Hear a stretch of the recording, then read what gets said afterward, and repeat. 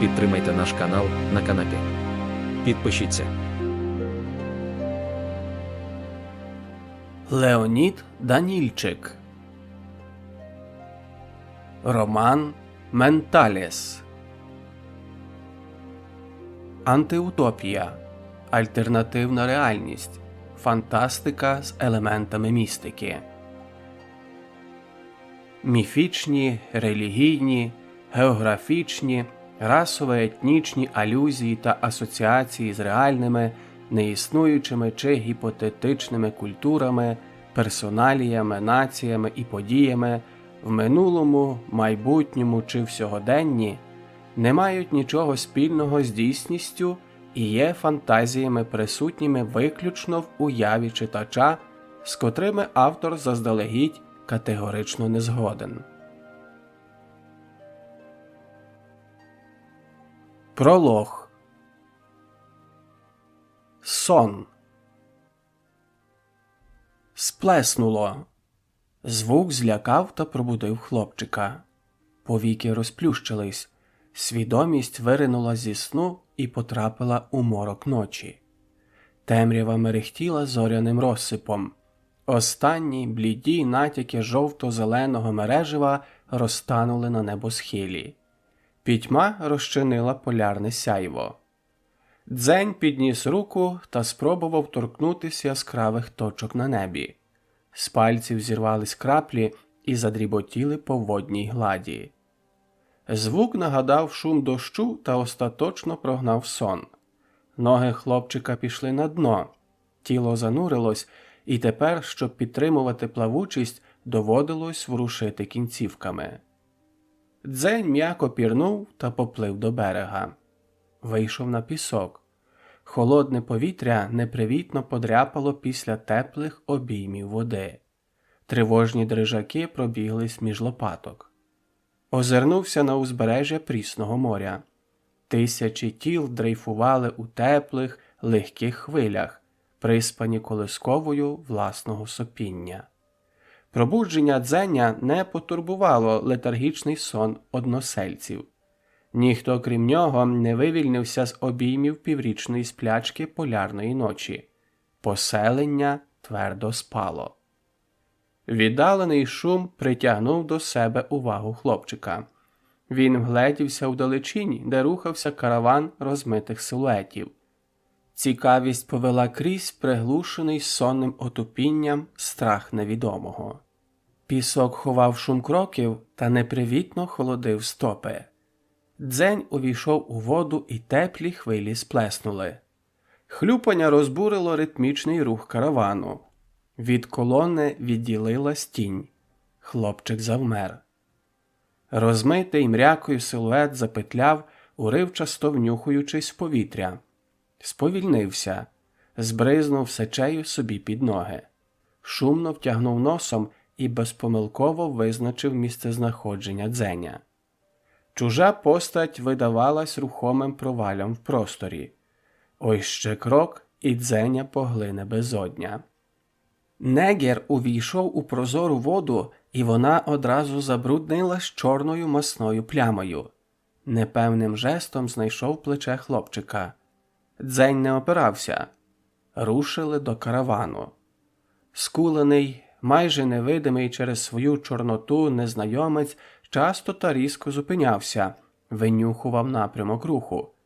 Наляканий хлопчик безвольно корився.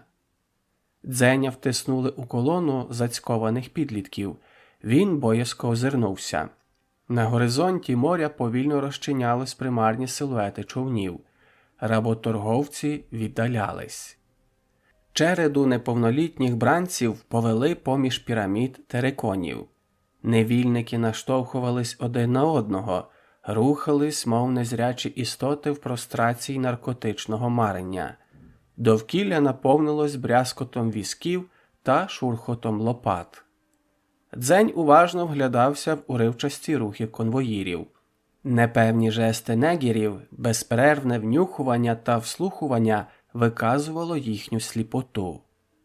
Попереду бляклий відблиск окреслив хрест короткого меча.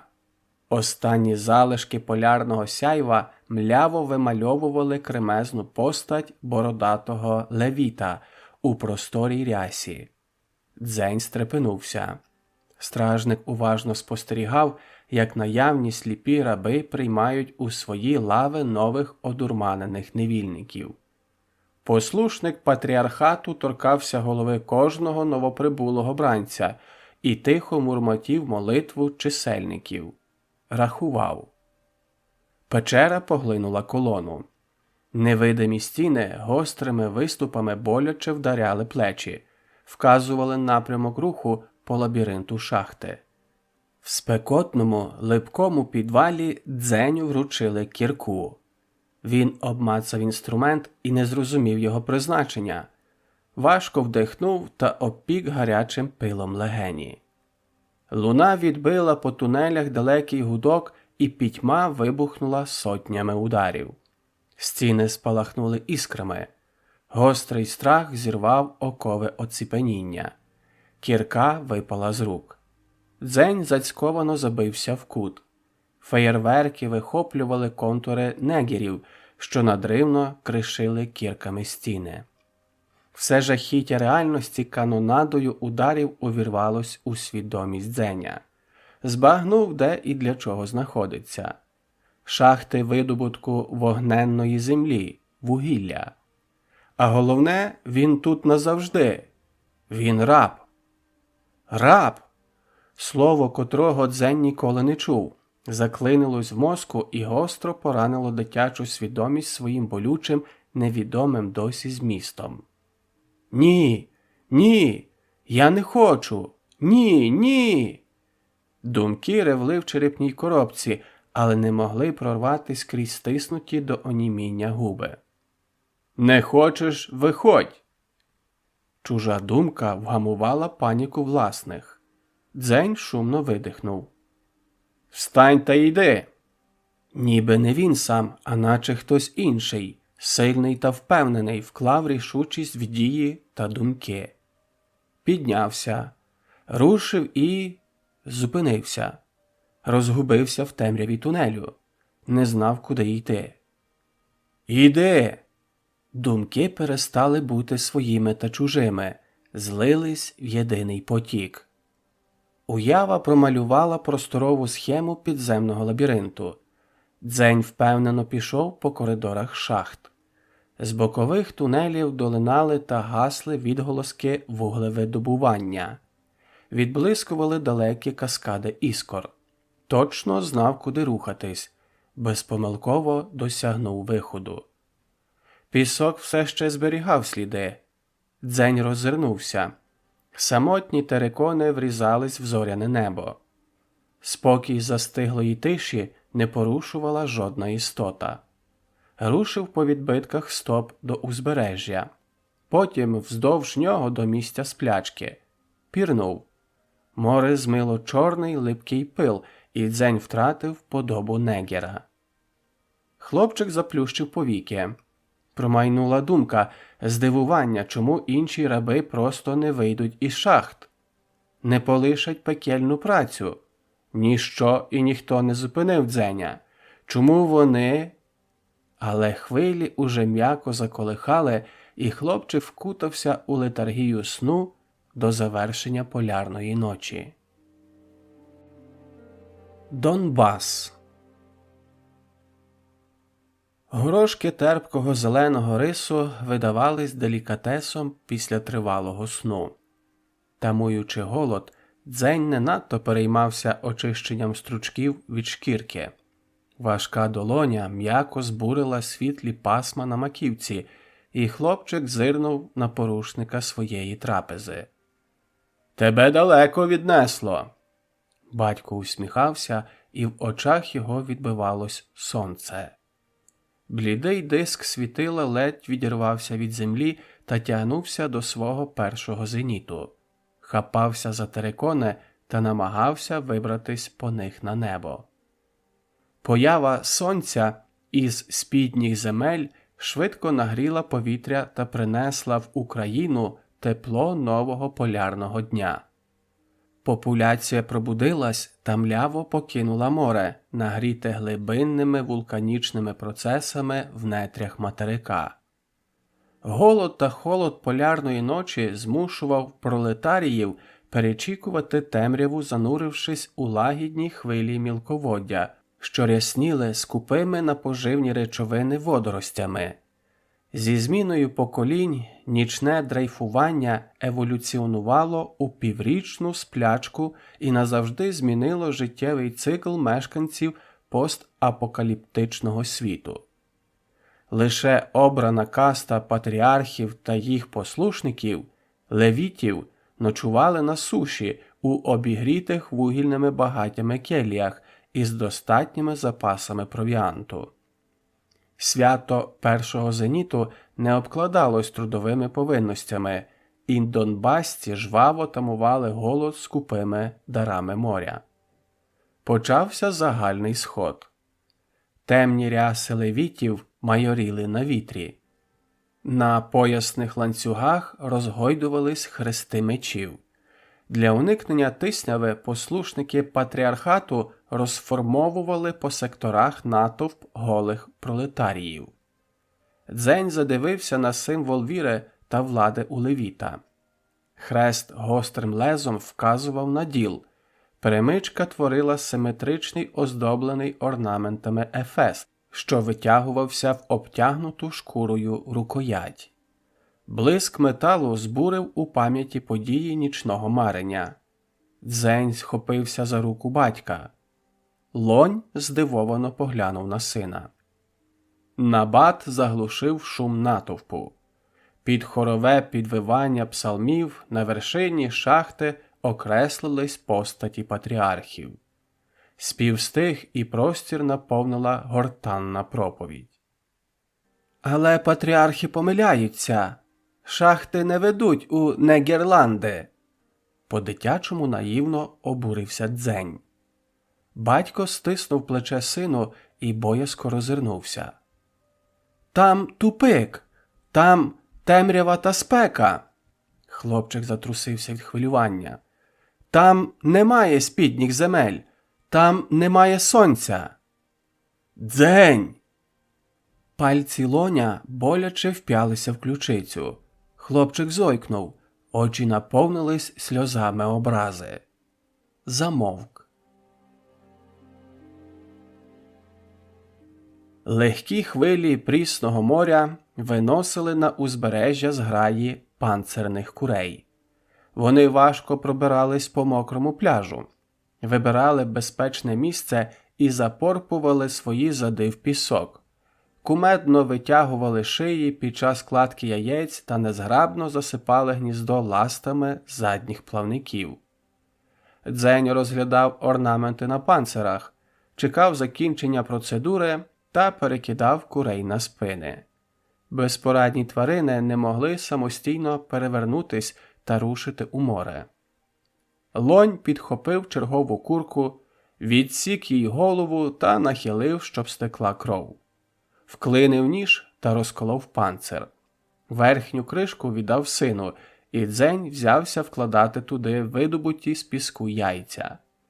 Вичищені курячі тушки опинялись в чаші масивного панцира сухопутної індички.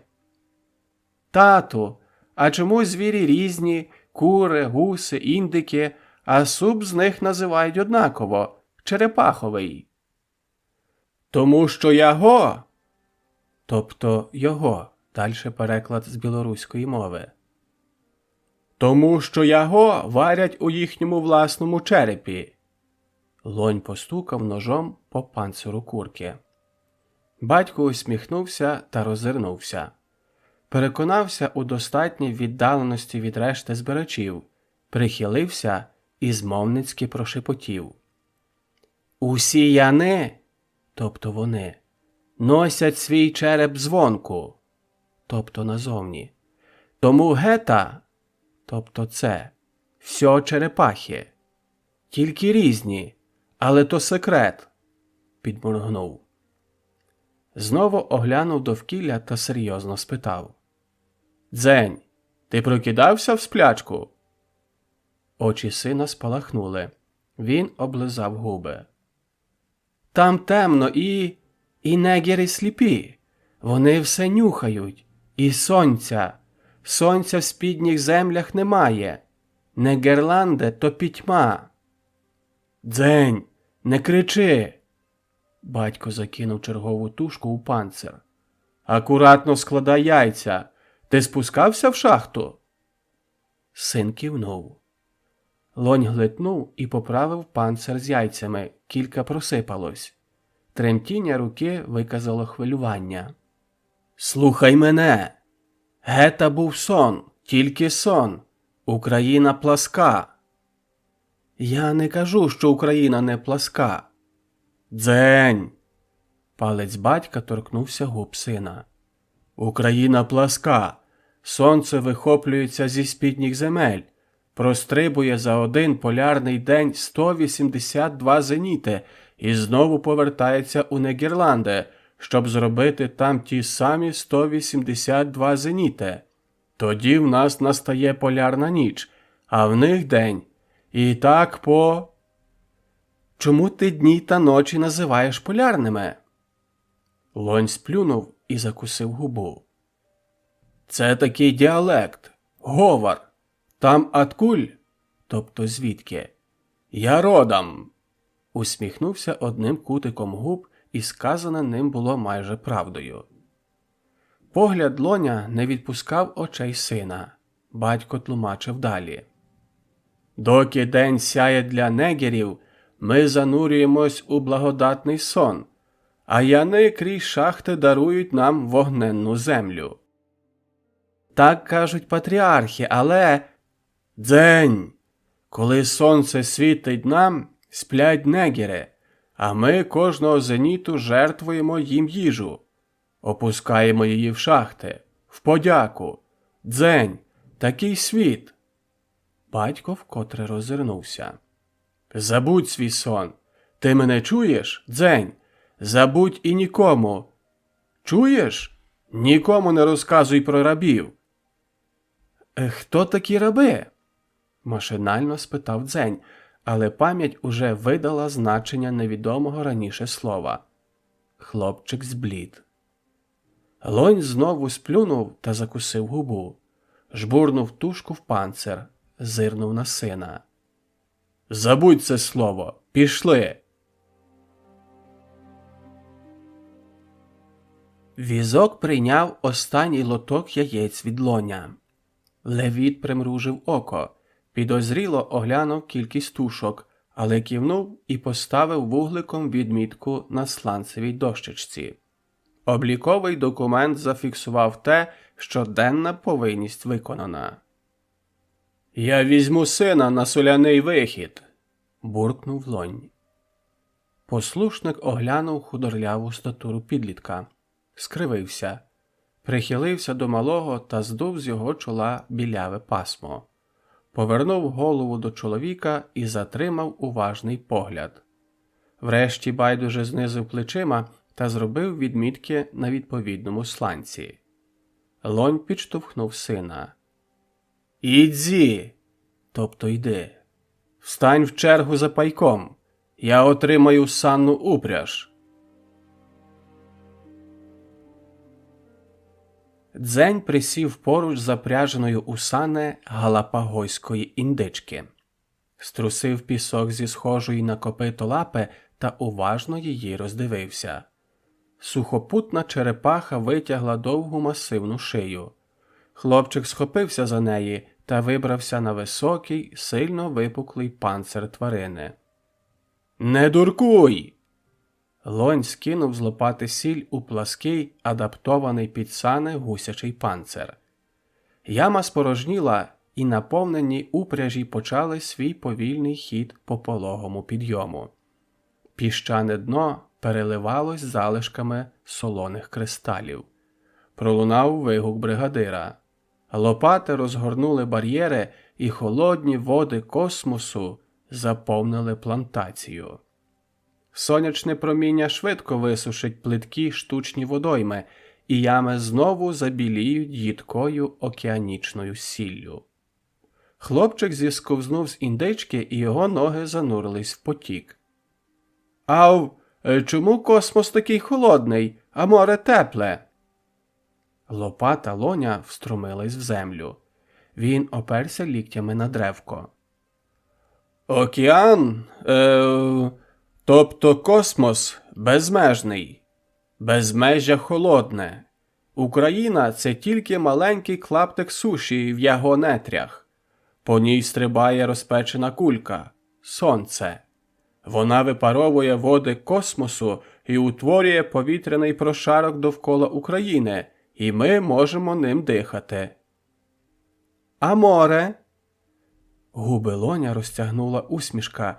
Він потягнувся і заклав білявий локон дзеня за вухо. «Море – це просто велика калюжа в центрі України. Вночі повітря холоне і знову перетворюється на воду, але вже без солі. Море – це такий собі конденсат космосу». «Що?» «Прісний космос». Лонь вкотре вкусив губу. Покартав себе за неуважність у виборі термінів. Дзень задер голову і випростував догори руку. Спитав. «А там, над нами, космос теж мокрий? Чому він не падає на нас?» Поглянув на розмитий горизонт океану і далі посипав запитаннями. «Космос єдиний? Тоді чому його хвилі тут, а увесь він підіймається десь там, далеко-далеко?» Лонь уважно продумував відповідь, щоб вона ретельно збігалась із загально прийнятим світоглядом. Остерігався знову вклинити єретичну недоречність. Мовив. «Випари, утворені сонцем, створюють повітряну бульбашку. Вона мандрує у безкінечних водах космосу, а Україна всередині неї, пласка і кругла. Ділить цю повітряну бульбашку навпіл, на дві півкулі. З одного боку живемо ми, а із зворотного – негіри. Суша врізається своїми краями в космос. Ось ми тут і стоїмо на такому узбережжі». «Але ж тоді на березі космос має підійматися стіною догори». Лонь розгубився. Складно обґрунтувати недолугу теорію світобудови, котра вимагає сліпої віри. Заперечення нав'язаного світогляду – це єресь. Єресь значить смерть. Страта – це головний контраргумент патріархату, що переважує усі логічні доводи єретика. Виказати сумніви значило добровільно піднятись на ешафот. Чоловік подряпав нігтями древко лопати і в задумі відповів кудись вбік. «Не всі відповіді можна отримати одразу. Будь терплячим, поки приймай усе на віру». Сухопутні індички поважно і впевнено волокли наповнені сіллю сани. Поруч гнали виловлених у космосі гусей. Океанічні черепахи застрягали у піску під вагою пласких масивних панцирів. Непристосовані до наземного пересування, закопувались ластами у сипучу поверхню. «Ми женемо гусей в море і будемо їх розводити, як курей?» Виснажений довгим переходом дзень шпортався та похитувався. Лонь не встиг відповісти. Поруч залунав густий бас його приятеля. Батько із сином сіпнулись. А сер непомітно наблизився позаду і навмисно жартома злякав своїх друзів. «Ні, ми женемо їх на м'ясо!» Мускулисті руки усміхненого асера підхопили хлопчину і висадили на індичку. «Вони здохнуть в прісній воді тому, що звикли до солоних вод космосу». Дзень із захопленням поглянув на груду м'язів, з котрої складався велетень. Асер повернувся до Лоня. «Ігорю, Ібісе, ти рано прилучаєш дитя до роботи». Батько покосився. «Лонь!» Асер ляснув себе по губах і зирнув у боки. Продовжив. «Лонь, там за курганом непримітним жестом ліктя вказав напрямок. Тягнеться дорога на Слобожанщину. Стежка плутана, з териконів її не видно. Пнув гусака та змінив тему. Гуси то витривала худоба і уперта, пожував губи. Можна відрізати їй задні лапи і хвіст і з'їсти, а вона не здохне, далі буде лізти. Уявляєш? А сер витримав коротку павзу і, не зустрівши в погляді Лоня розуміння, продовжив. Просто самохідний запас їжі. Надзвичайно зручний вид провіанту в тривалій подорожі. Береш з собою 2 гусака і мандруй хоч на край світу. Покосився в боки. Хоч на Слобожанщину. А, сер, що ти хочеш сказати? Те, що я мав сказати, я сказав. Вирішуй зараз.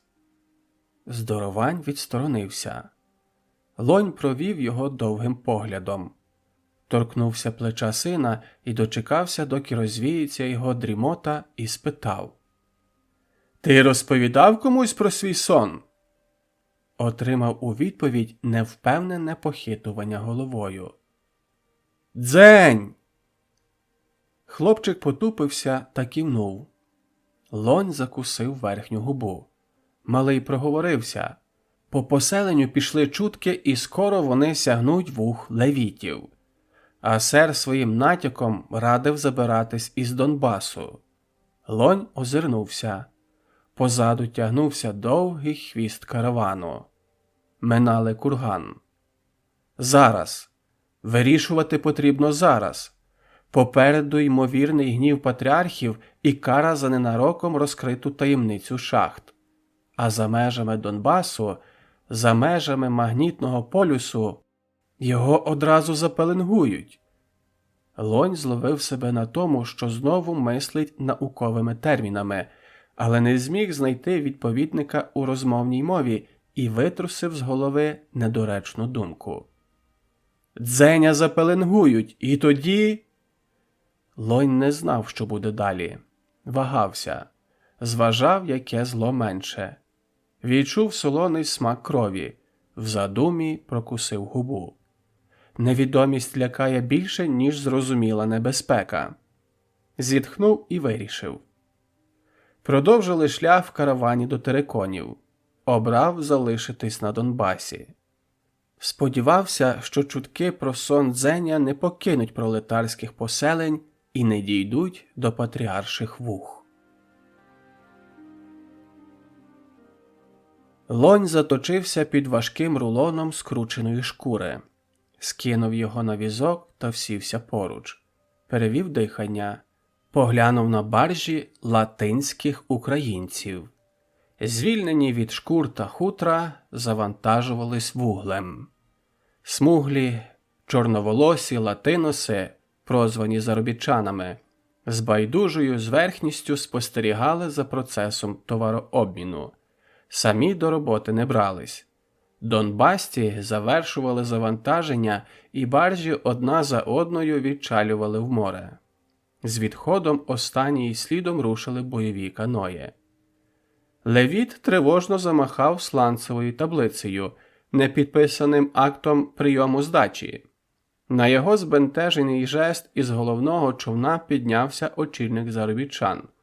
Латинос відкинув масну косичку, оправив широку юбку і зробив надміру ввічливий жест, запрошуючи Левіта увійти у воду та наблизитись до борту. В пальцях його лівиці застрибали намистини вервиці. Послушник злостиво скривився, роззирнувся, спіймав поглядом Дзеня і поманив до себе. Вручив йому сланець. Хлопчик бережно поніс документ до каноє. Лонь усміхнувся. Спостерігав, як Латино зневажливо, не зирнувши на сланець, а надалі іронічно розглядаючи Левіта, недбало дряпнув вугликом за карлючку на табличці та віддав її Дзеню. Батько перевів погляд на послушника. Їх було уже 2. Пролунало кілька коротких та різких фраз, і левіти стрімко рушили у воду назустріч Дзеню. Лонь стрепенувся. Щойно послушники бридились намочити ряси, і ось крізь брудні хвилі рішуче попрямували до сина. Бородаті обличчя перекошував гнів. Здогадка ошпарила потилицю Лоня. Очевидно, що переказ сну сягнув вух патріархів. Дитину чекали тортури? Смерть? Рабство? Можливо, лише залякувально-роз'яснювальна бесіда? Лонь не знав, не мав наміру дізнатись. Скинув благальний погляд на ватажка заробітчан. Їхні очі зустрілись. Латинос кивнув і підняв руку. Каноє зупинилось. Латинські українці із цікавістю стежили за розвитком незрозумілих їм подій. Батько рвонув. «Дзеню! Дзеню! Біжи! Біжи в каное! Біжи!» Сланцева дощечка впала у воду. Хлопчик поступився назад. «Дзеню! Біжи!» Лонь перегородив рух послушникам. Блиснула сталь хреста, і лезо обірвало крик батька. Він спіткнувся та повалився в ноги левітам. Багряна пляма крові оточила мокрі ряси. Дзень кинувся до батька. Коліна підкосились, впав. Долоні ковзнули по мокрому піску, і в обличчя вдарила кривава хвиля. На потилицю лягли тіні левітів. «Ні! Ні! Я не хочу! Ні! Ні!» «Не хочеш – борись!» Власні думки сплутались із чужими.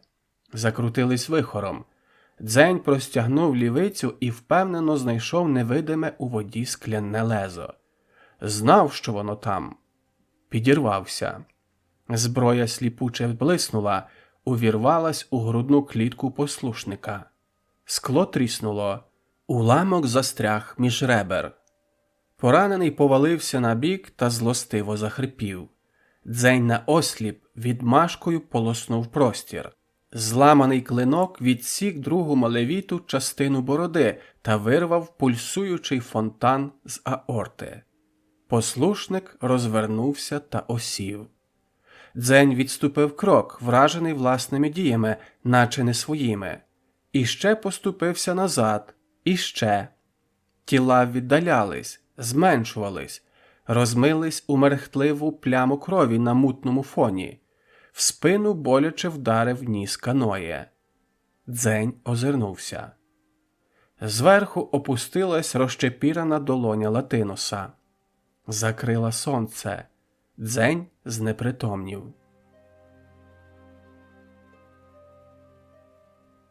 Пекучий біль у лівиці повернув до світу страждань.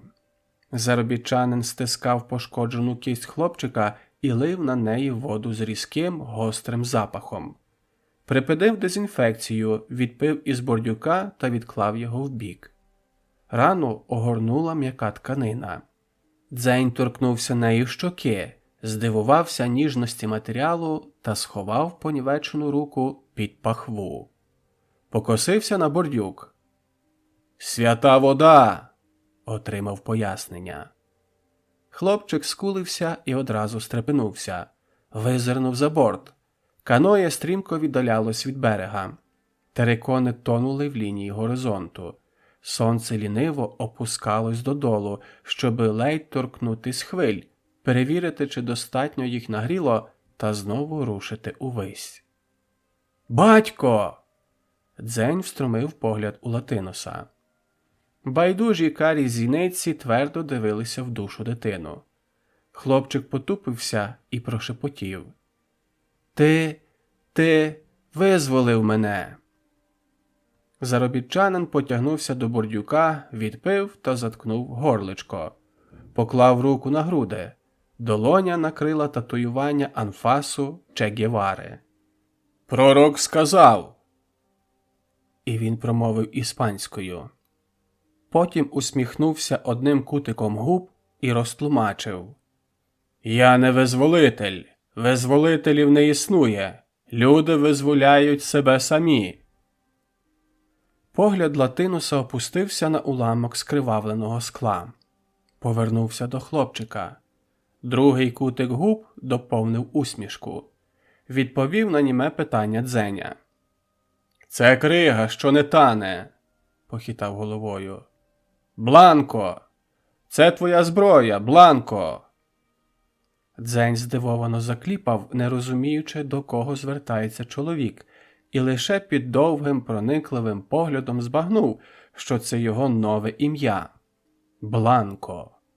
Дзень струсив білявими пасмами, і його раптово прорвало. Там в Негерландах немає сонця.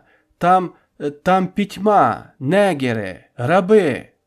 Йому здалось, що зараз це надзвичайно важливо, що це необхідно донести, сказати, розповісти якнайшвидше, негайно, вже. Він припіднявся, істерично затрусився. Думки посипались окремими словами, нездатними зібратись у речення. Остаточно збився на вигуки, сконфужено замовк. Заробітчанин відкинув коси за плечі, поправив широку юбку на стегнах і неквапно оглянув воїнів на веслах. В долоні ритмічно стрибала вервиця. Знову повернув свою увагу підлітку. «В кінці дня сонце прощається з Україною останнім зенітом. Пірнає у холодні води космосу, щоб виринути у спідніх землях. Тієра інферіон», тобто земля під землею з іспанської. «Нідерландах», тобто нижні землі, спідні землі з нідерландської мови. Зробив наголос на другий склад. «Нідер?» – розгубився Дзень. Його здивувала невірна вимова назви спідніх земель. «Негро» – значить чорний.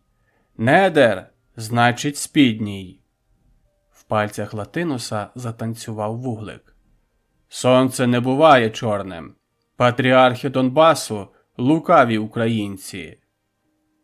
Дзень глитнув та подивився удалечінь. Лінія виднокраю зникла. Небесні води космосу змішались з морською гладдю. Світ перетворився на блакитно-сиву сферу з блідо-гарячим пупком сонця. Латинська Україна. Каноє із шурхотом увірвалось на піщаний берег. Заробітчани вистрибнули та на одному пориві втягнули судно на сушу. Перекинули. По натягнутій на каркас шкурі потяглись струмочки крапель. Слідом на пісок поважно осіли дерев'яні баржі. Латиноси прийняли троси і зашвартували важкі посудини. Підкотились вози. Золотисті зерна пшениці посипались у криво збиті діжки. Дзень загорнув пригорщу та закинув до рота. Жуючи, покривився на палюче сонце, проте одразу усміхнувся легкому морському бризу. Вітер приємно холодив привабливе, добре складене тіло високого парубка. Наповнені вози відкочувались, а пусті підганялись. Юнаки впрягались по четверо. Двоє тягли, двоє штовхали. Випханий з піщаної пастки пляжу, віз легко покотився по вкатаному ґрунту. Штовхачі полишили його та повернулись до барж. Двійко парубків тягнули далі самі. Піт оминав брови Дзеня, скрапував з носа. Рясні струмочки омивали засмаглу шкіру, натягнуту поверх пружних м'язів. Юнак облизав солону усмішку і, ведений бентежним перечуттям скорої зустрічі, весело додав ходи. Азуль покосився на приятеля та усміхнувся. Знав, кого так нетерпляче прагне побачити товариш. Розумів його сердечну тривогу і тому не турбував розмовою. Тягли віз мовчки. Почувся шум потоку, і незабаром показався млин. Він бадьоро закликав у гості скрипучим голосом жорен. Хвильки весело стрибали по лопатях його колеса, усміхались відблисками променів. Серце Дзеня занепокоїлось частими ударами. Він роззирнувся, але двір пустував. Юнак розчаровано потоптався. Парубки скинули діжки. Дзень ще раз оглянув довкілля і наткнувся на примружений посмішкою погляд Азуля. Роздратовано відмахнувся. Млин продовжував задоволено скреготати, виполіскуючи колесо у швидкій воді. Чагарники зашаруділи. Наближались наступні підводи. Дзень зволікав, нетерпляче покусував губу. Азуль спокійно розглядав пальці своїх босих стоп. Ніхто не вийшов. Чекання виявилось марним. Парубки покотили віз назад. При дорозі із гілочок маквісу показався хлібець. Дзень пустив голоблю, підхопив буханець і сховав у складках юбки. Засяяв усмішкою, і з його уст зірвався радісний оклик. Юнак схаменувся та скосився на Азуля. Приятель незворушно дивився поперед себе, лише кутик його губ тремтів насмішкою. Дзень примружився, але промовчав. Розминулись із зустрічним возом, рушили до узбережжя. Донька млинаря визирнула у двір, провела поглядом Дзеня і Азуля, покинула млин та грайливо привіталась із новоприбулими юнаками у підводі. Долоня Амарільї ковзнула по зернах у діжці, зібрала їх у кулачок та просипала злаковим дощем. Дівчина висмикнула за пояса хустку, сховала в неї каскади густих чорних кучерів, оголивши звабні плечі. Зирнула на чагарник маквісу. Залишений хлібець зник. Отже, Дзень отримав її таємну вісточку і уже знає, де його чекатимуть жадані обійми. Засміялась, крутнулась на місці та шмигнула у млин. Небесне світило здолало половину шляху від зеніту до обрію. Тренування завершилось. Юнаки втомлено склали дерев'яні мачете та поплелись на лежбище. Загорнулись у кокони з тонкої шкури і знадились спустошувати свої бурдюки. Один за одним тонули в легкому наркотичному забутті. Привчали свої організми до циклічного сну після кожного зеніту, в години, коли сонце наближалося до обрію. Таким чином, майбутні воїни набували здатності не впадати в піврічну сплячку та нести нічні варти. Дзень роззирнувся, змочив губи узваром і сховав повний бурдюк у кокон. Під тихе сопіння спостерігав, як сонце поволі котиться донизу. Подумки підганяв ліниву кулю. Врешті вичерпав усі запаси терпіння і обережно вибрався з кокона. Поповз до чагарників. В заростях маквісу та гариги ховалась юна зваба. Амарілля обіймала коліна і милувалась власними литками. Дзень торкнувся плеча коханої, не поворухнулась. Прибрав чорні пасма з її вуха та приклав вологі губи до мочки. Дівчина здригнулась, усміхнулась.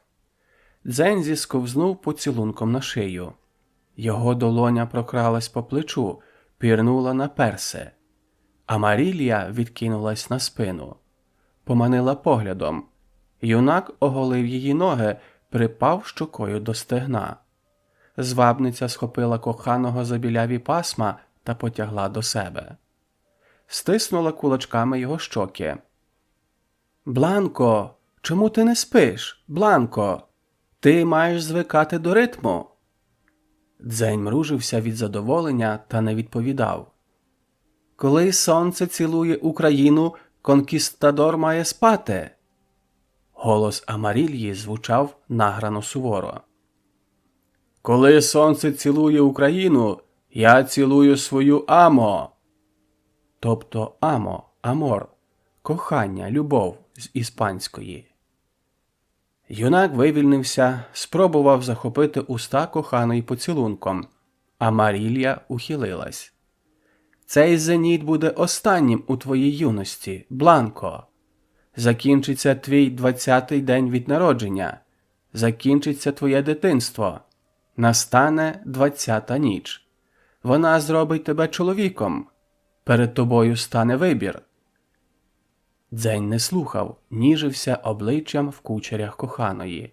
Цілував пасма. Знову спробував захопити її губи своїми. Невдало, ледь чутно промурмотів. І що? Прийде ніч, всі підуть спати. Амарілія відштовхнула Дзеня та вислизнула з його обіймів. Сіла поруч, огорнула руками коліна. Уже без натяку на романтику мовила. «Бланко, конкістадори не сплять уночі. Я не кохатиму заробітчанина. Лише воїн гідний мною володіти». «Ми усі латинські українці», – Дзень обійняв кохану за плечі та пригорнув. Покрив маківку Амарілії поцілунками. Дівчина сіпнула плечима, скидаючи його руку. Наче грайливо загарчала, але звук пронизували реальні нотки роздратування. Дзень не вловив тривожного сигналу.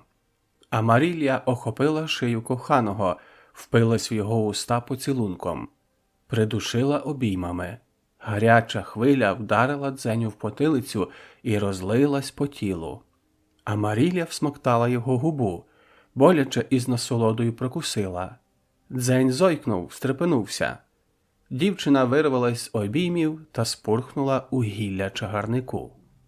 Крізь шарудіння листви долинуло. «Я кохатиму лише конкістадора!» В 20-ту ніч від свого народження юнаки Латини приймали рішення. Увійти в касту конкістадорів, воїнів та охоронців, до котрої їх готували змалку, чи перейти в стан мирних заробітчан, купців та землеробів. Заробітчани працювали вдень і впадали в сплячку на ніч. Лишень не дрейфували у водах моря, а спали в коконах на піску. Конкістадори цілорічно забезпечували охорону краю та супроводжували денні торгові вояжі. Отримана в юності військова підготовка та здатність переходити на циклічний кількагодинний сон давали чоловікам право змінити плуг на мачете. А в час загрози зобов'язували до цього. Дзень промайнув змієм між сплячими воїнами, добрався до свого місця та закляк. У його мішку хтось спав. Дзень підняв голову, роззирнувся. Не знайшов пустого кокону. Ще раз промацав поглядом лежбище. Розгубився. Захопник спальника повернувся набік. Шкура зісковзнула і оголила на його грудях татуювання Че Гевари. Дзень оціпенів. Капюшон кокона відкинувся і відкрив посічене вітром усміхнене обличчя вождя. Че вибрався зі спального місця, демонстративно з докором струсив невипитий бурдюк, втиснув його Дзеню. Доки юнак пив, вождь м'яко поклав слова на тепле повітря. «Пробудишся, молись на всевидяче око. Коли воно пірне у спідні землі Нідерландів в Україну, прийде закон темряви, настане довга ніч. З першими зорями ти зробиш вибір. Мачі чекатиме тебе в своєму тіпі». Примітка. Мачі – це шаманка у індійців Мапуче, Південна Америка. Тіпі – це конічний намет, навколо складених у піраміду жердин натягується шкура.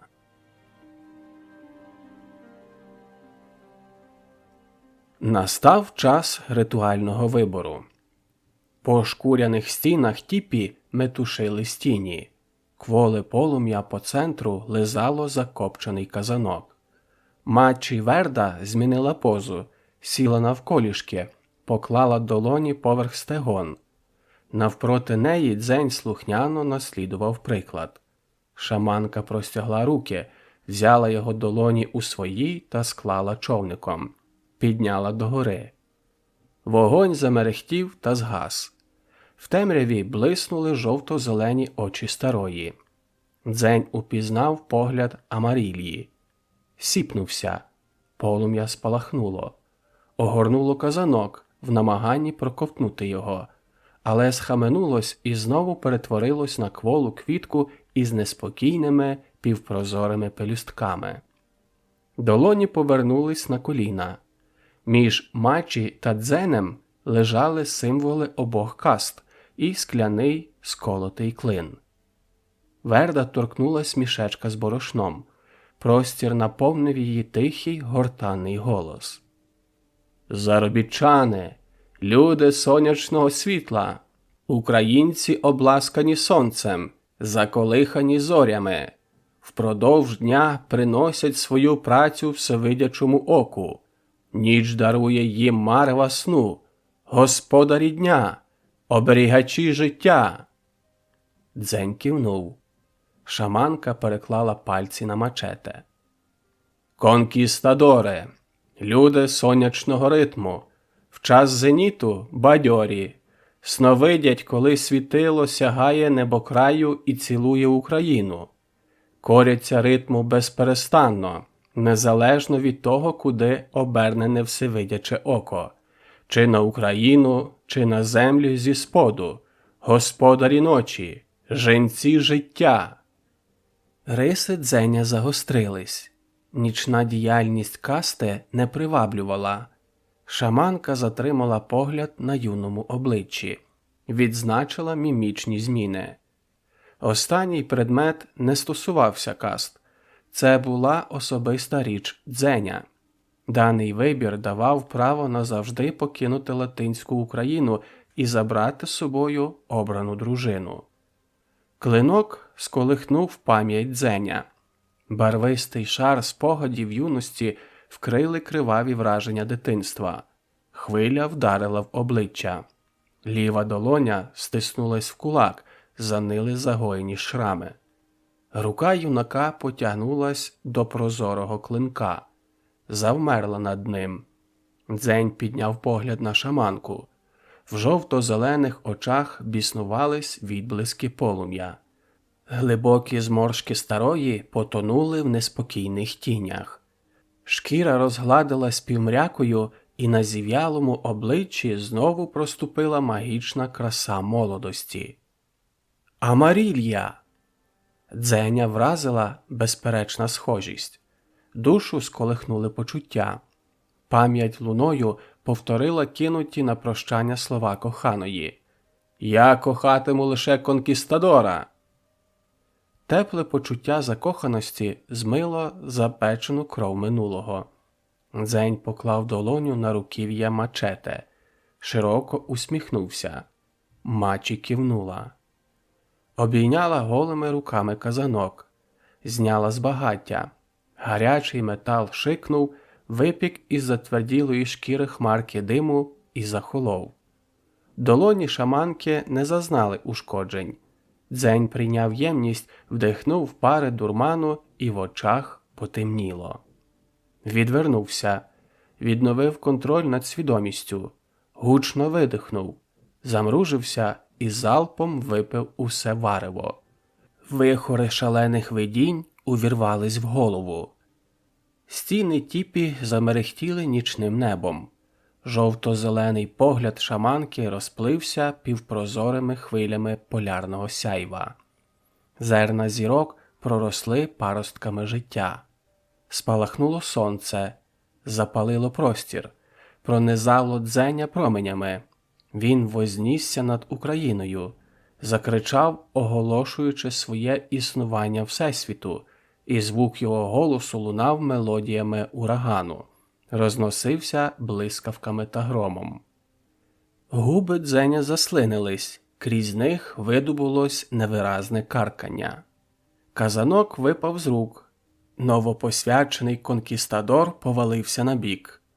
Прабабуся Амарільї підклала йому під голову скручену шкуру, вкрила юного воїна, погасила багаття і залишила насолоджуватись наркотичними видіннями. Незважаючи на задекларовану рівність каст, конкістадори займали суттєво більш шановане місце у суспільстві латинської України. Такий стан зумовлювала постійна потреба залучати нових юнаків у шереги воїнів через бойові втрати. Престиж конкістадора навмисне культивувався. Амарілія керувалась не лише дівочим романтизмом, а цілком реальними амбіціями. Донька заробітчанина-млинаря прагнула сягнути вищого соціального статусу. Шаманка обігнула Тіпі. В темряві ночі її зустрів нетерплячий палкий погляд. Мачі ствердно кивнула, і Амарілія, зблиснувши білосніжною усмішкою, щасливо пурхнула у пітьму до дівочого табору для ночівлі. Конкістадори. Каної тонкими голками прошивали простір, заледь черкаючи морську гладь. Дзень підняв голову, і ніч повернула його у дивний сон дитинства. Юнак простягнув руку до неба та спробував торкнутись зорь. Че прослідкував жест і назвав обране дзенем сузір'я. «Поділля!» Парубок опустив руку і глянув на вождя. Че продовжив пояснення зоряної мапи. «Сузір'я Поділля!» Посунув руку у просторі. «Там Таврія. Це Азов». «Там?» Дзень кивнув на сузір'я по носу каної. «Полісся!» «Ми прямуємо на Полісся?» – уточнив для себе юнак і спитав. «Зорі вказують, де?» «Де пробились паростки життя після великого спустошення і виходу із спідніх земель?» «Що таке велике спустошення?» «Вогненні гриби вкрили всесвіт. Полум'я випалило життя і розсіяло радіоактивні спори». «Спори? Радіоспори?» «Отруйні спори!» Че театрально зітхнув. Поклав руку на татуювання пророка Гевари. Продовжив. «Безтілесні паразити, демони зла, що отруюють кров, розсіяні смертоносним промінням вогненних грибів. Променева хвороба вразила українців. Заражені гнили із середини. Всевидяче око змилостивилось і розтопило кригу холодної України. Космос втопив епідемію в солоних водах. Старий інфікований світ канув у глибини. Новий заселили українці, врятовані у спідніх землях». Че подав сигнал, і ритмічна гребля відновилась. Розмова обірвалась. Дзень замислився. Весло висковзнуло з його рук. Він підхопив його і знову увійшов в загальний ритм. Почався дрейф. Че оперся на борт каної. Зачерпнув долонею воду та пролив її на легку морську брижу. Продовжив обірваний монолог. «Космос – це холодна смерть. Смерть – це ґрунт життя. Зорі – це зерна життя». Повернув голову до обрію і зробив широкий жест. «Пророк сказав, космос сіє, конкістадор жне». Замовкли. Тишу довго бентежило шарудіння вервиці у руках вождя. Намистини прудко пробігали у вправних пальцях. Че торкнувся плеча Дзеня. Подав чорну хустину та жестом наказав вкрити голову. Дочекався, доки той сховає під тканиною білі пасма, і продовжив. «Вісь космосу пронизує Україну. Стрижень виходить назовні крізь полюси добра і зла. По ньому лежить шлях у спідні землі. Хто знайде його, той здобуде владу над Україною. Керуватиме полюсами. Він стане владикою світу». «Я знайду шлях у спідні землі». «Бланко, ти хочеш володіти світом? Підкорити Україну?» «Не хочу». Брова Че сіпнулась. Він здивовано повів головою. Дзень задумався, але не зміг пояснити свого прагнення. Підняв очі на Че. «Я не знаю, я знаю, що я повинен знайти. Це не моє бажання. Це не моя воля, це моє призначення, струсив головою. Не знаю чому, але знаю, що обов'язково маю знайти. Мушу. Щось зовні так мені наказує. Че повів плечима і глянув повз Дзеня у темноту ночі. Ти їх знайдеш, Бланко. Че, ти пророк? Латинос поклав руку на серце, накрив 2 пальцями портрет Че Гевари. Пророк тут. Човни конкістадорів увійшли у води Полісся. Серед легких хвиль у полярній сплячці коливались тіла поліщуків, тобто мешканці Полісся. Латиноси беззвучно крались, вглядались у темні дрейфуючі силуети, що ховались у теплих хвилях від холоду полярної ночі. Че підняв долоню, і веслярі занурили весла. Рух човна припинився. Шмата, просочена наркотичним узваром, лягла у ліву долоню конкістадора. Він перехилився через борт до води, схопив правицею потилицю юного Поліщука і отруєною тканиною накрив його обличчя. Дитина сіпнулась та обм'якла. Стегна почали тонути. Дзень схопив Поліщука за стопи. Разом ще втягнули у каноє. Вождь висмокнув з коси короткий шип.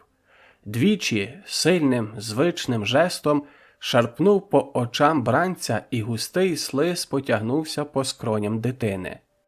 Вістря зачепилось за повіку лівого ока та глибоко подряпало щоку. Залишило вигнутий, схожий на мачете шрам. Хлопчина назавжди осліп. Навантажені живим товаром судна покинули тиху дрімоту гавані. Вийшли у відкрите море. Дзень глянув на сузір'я по носу каноє. Донбас. Щелепи звело судомою. Він зрозумів мету набігу на Полісся. Работоргівля. Знову спалахнула забута ненависть до патріархату. Вперше заворушилась відраза до латиносів, але це ще непевне відчуття Дзень придушив. Закрив повіки та сконцентрував усю свою злобу на очільниках Донбасу. Че повернувся на скрегіт зубів. Оглянув Дзеня, проте нічого не сказав. Негери конвульсійно винюхували повітря.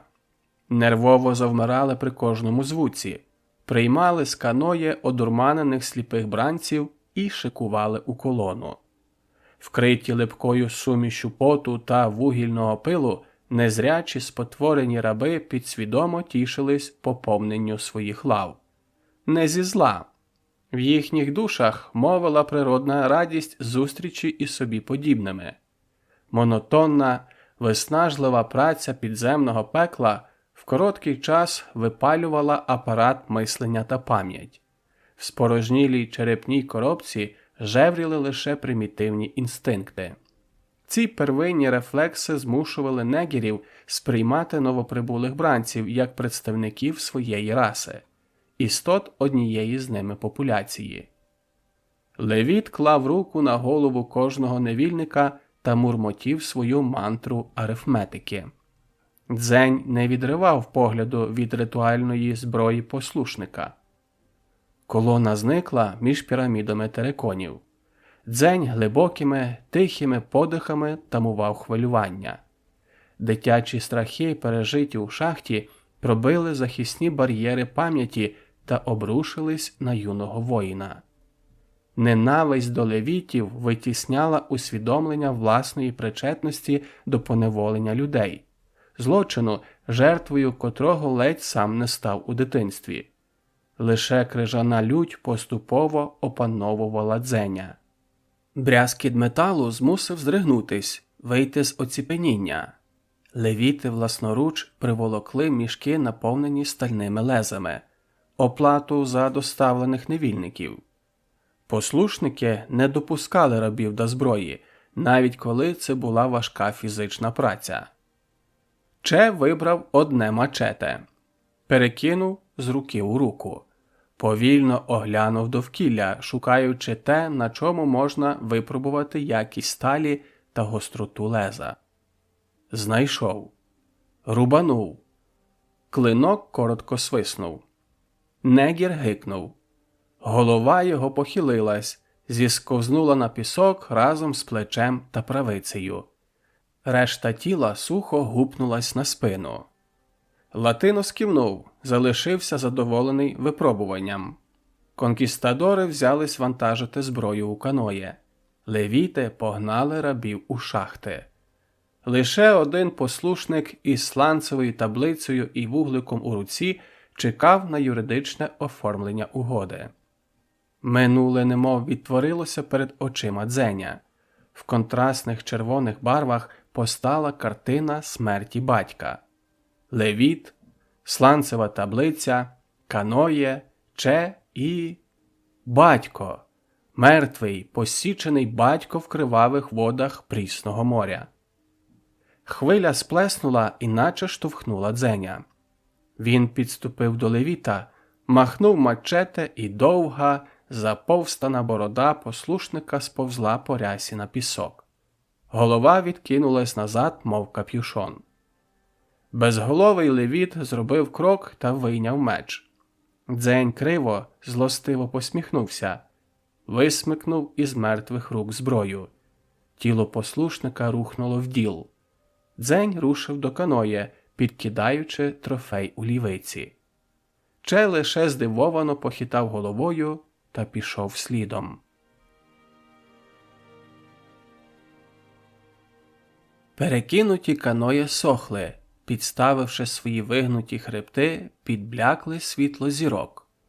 Укутані в кокони конкістадори сопіли в полоні наркотичного сну. В Нідерландах сонце торкалось горизонту. Скоро воно почне свій рух до зеніту, і жінці життя прокинуться, щоб вирушити в наступний рейд. Дзень всадив лезо трофейного меча у пісок. Проорав борозну, висмикнув та вкотре повторив дію. Закусив губу, вмостився в позу лотоса. Ніч – час свавілля конкістадорів. Вночі всевидяче око в Україні сліпне, його погляд обернений до спідніх земель. Те, що вдень для Латини злочин, вночі перетворюється на законні жнива. Погляд ліг на дзеркальну поверхню моря. Рука відпустила зброю. З води на нього дивилось чуже обличчя. Мокрі білосніжні пасма обліпили масивні вилиці. Незвично широко розставлені блакитні очі блищали холодною кригою. Дзень скинув хустину. Покрутив головою, розсипаючи сухе волосся по плечам. Відображення не поворухнулось. Його неадекватний вигляд та поведінка чомусь зовсім не дивували. Думки юнака бентежив вихор суперечливих почуттів. Перша слабка відраза, що зародилась в поліському рейді, проросла отруйним плющем. Він обвив душу і роздушив почуття гордості за свій високий статус воїна. Статус конкістадора. Отрута просочилась у кров та розціклась почуттям ганьби за вкоєний вчинок. Работорговець, викрадач долі, гвалтівник життя. Ні, ні, це не мої жнива, ні, я не хочу бути женцем. Не хочеш – не будь. З води тонкими струменями піднялась пара. Сплелась у хмарину та загусла. Відображення просочилось у створений туман. Перетворилось на постать. По плечах прибульця збігли крапельки. Дзень махнув рукою, щоб прогнати мару. Його долоню спіймало рукостискання. Спробував висмикнути кисть, і вона наповнилась болем. Водночас відчув чітке ментальне єднання. Тисячі чужих думок поглинули його власні та об'єднались у цілісне загальне мислення. Дзень рвонув руку на себе, але натомість сам подався вперед. Вперся чолом в чоло. По обличчю Арія, потяглись татуювання багряних блискавок. Він відпустив руку Дзеня, встав. Похилився легким поклоном. Зі злиплого білосніжного волосся задріботіли краплі, збентежили воду танцем концентричних кіл. Дзень підняв погляд. Арій різко випрямився і стрибком через спину пірнув у море. Сплеснуло. Хвилі захопили в свої обійми тіло. Розмита світла пляма промайнула під прозорою поверхнею та зникла у глибині. Дзень стрепенувся. Встав. Пнув хрест і рвучко рушив до поселення. Втратив свою власну особистість. Став частиною спільного, великого і неподільного. Його вело покликання. Робив те, що мав робити. Поглинутий колективним єством аріїв, не вирізняв себе окремою індивідуальністю. З-під шкур тіпі шаманки визирали зеленкуваті відблиски полум'я. Дзень обережним жестом відгорнув вхід. Верда чекала. Її руки ковзнули по довгих сивих косах і долоні лягли на пісок. Витягла з-під мотлоху згорток та поклала перед гостем. Дзень глянув на мачі. Кивнула. М'яка шкура ховала кригу, що не тане. Дзень намотав шкуру на його основу. Уламок перетворився на клинок зі сколотим, прозорим лезом. Стиснув новоутворену рукоять у лівиці. Зламане вістря занило старою раною. Поверхня леза вкрилась морозним візерунком білих капілярів. Клинок став частиною організму. Розтиснув пальці, орнамент зник. Дзень підняв очі на Верду. Її зміїний погляд усміхався жовто-зеленим полум'ям. Юнак зняв з поясу мачете, але короткий жест мачі зупинив намір повернути зброю. Залишився при обох клинках. Прийняти свою сутність не значить перестати бути конкістадором. Верда випрямила спину, підняла голову і вказала рукою на вихід. Дзень пішов.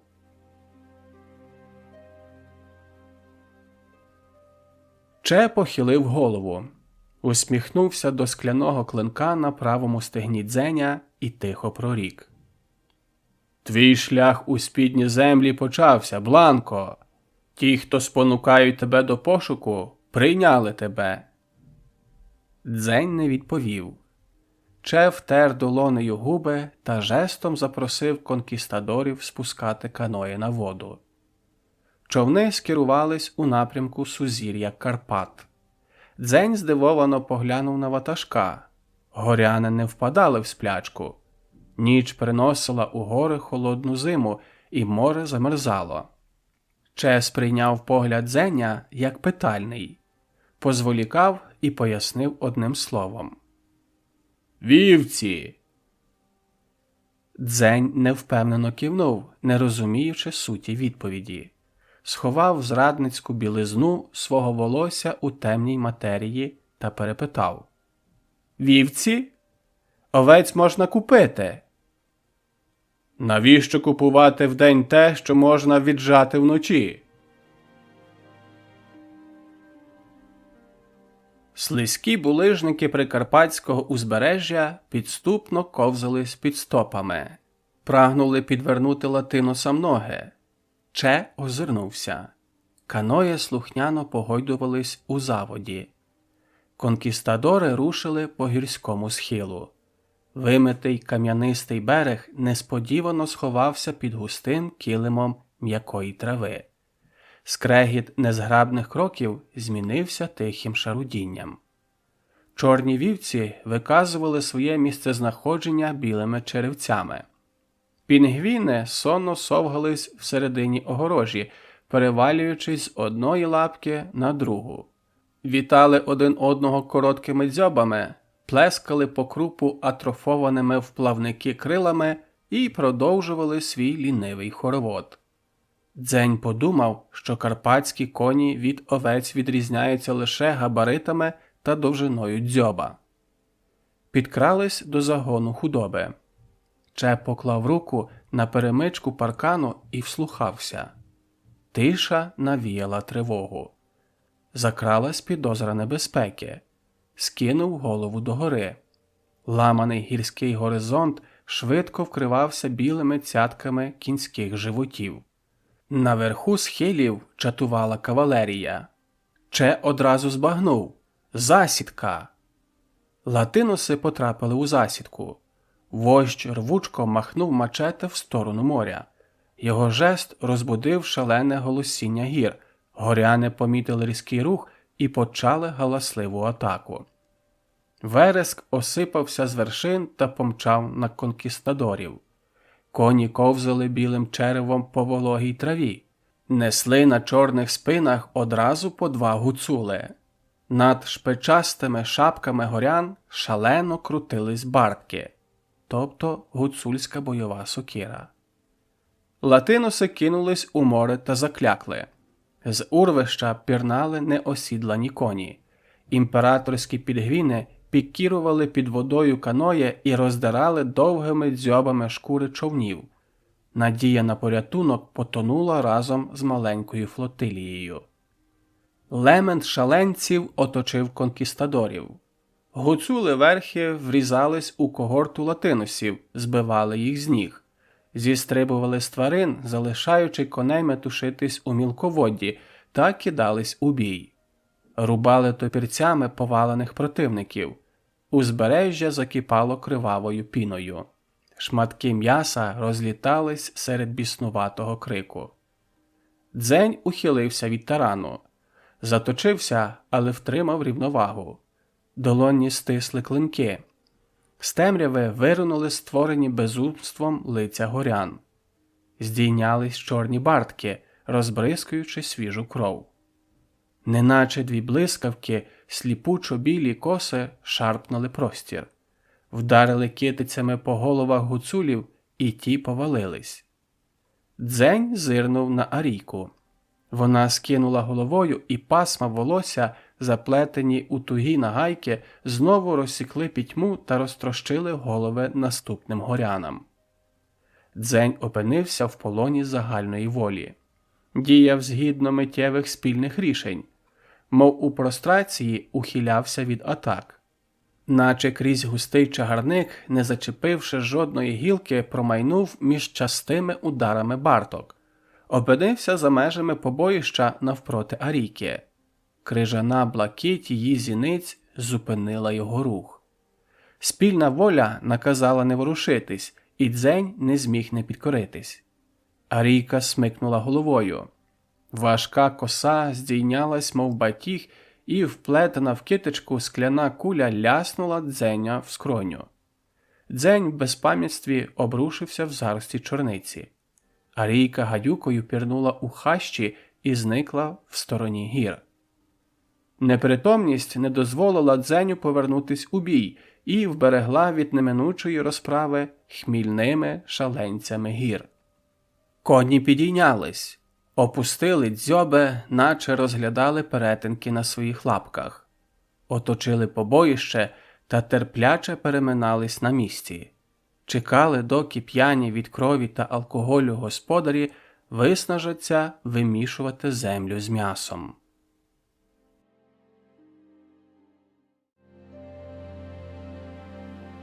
Гуцульщина. Розправа закінчилась, і гуцули оглядали побоїще у пошуках поранених. Стефко стягнув хустку з голови Дзеня. Біляві пасма розсипались по вогкій траві. «Тато білий, курва! Дивино! Мертвий?» «Тю, нечисть! Не чіпай його!»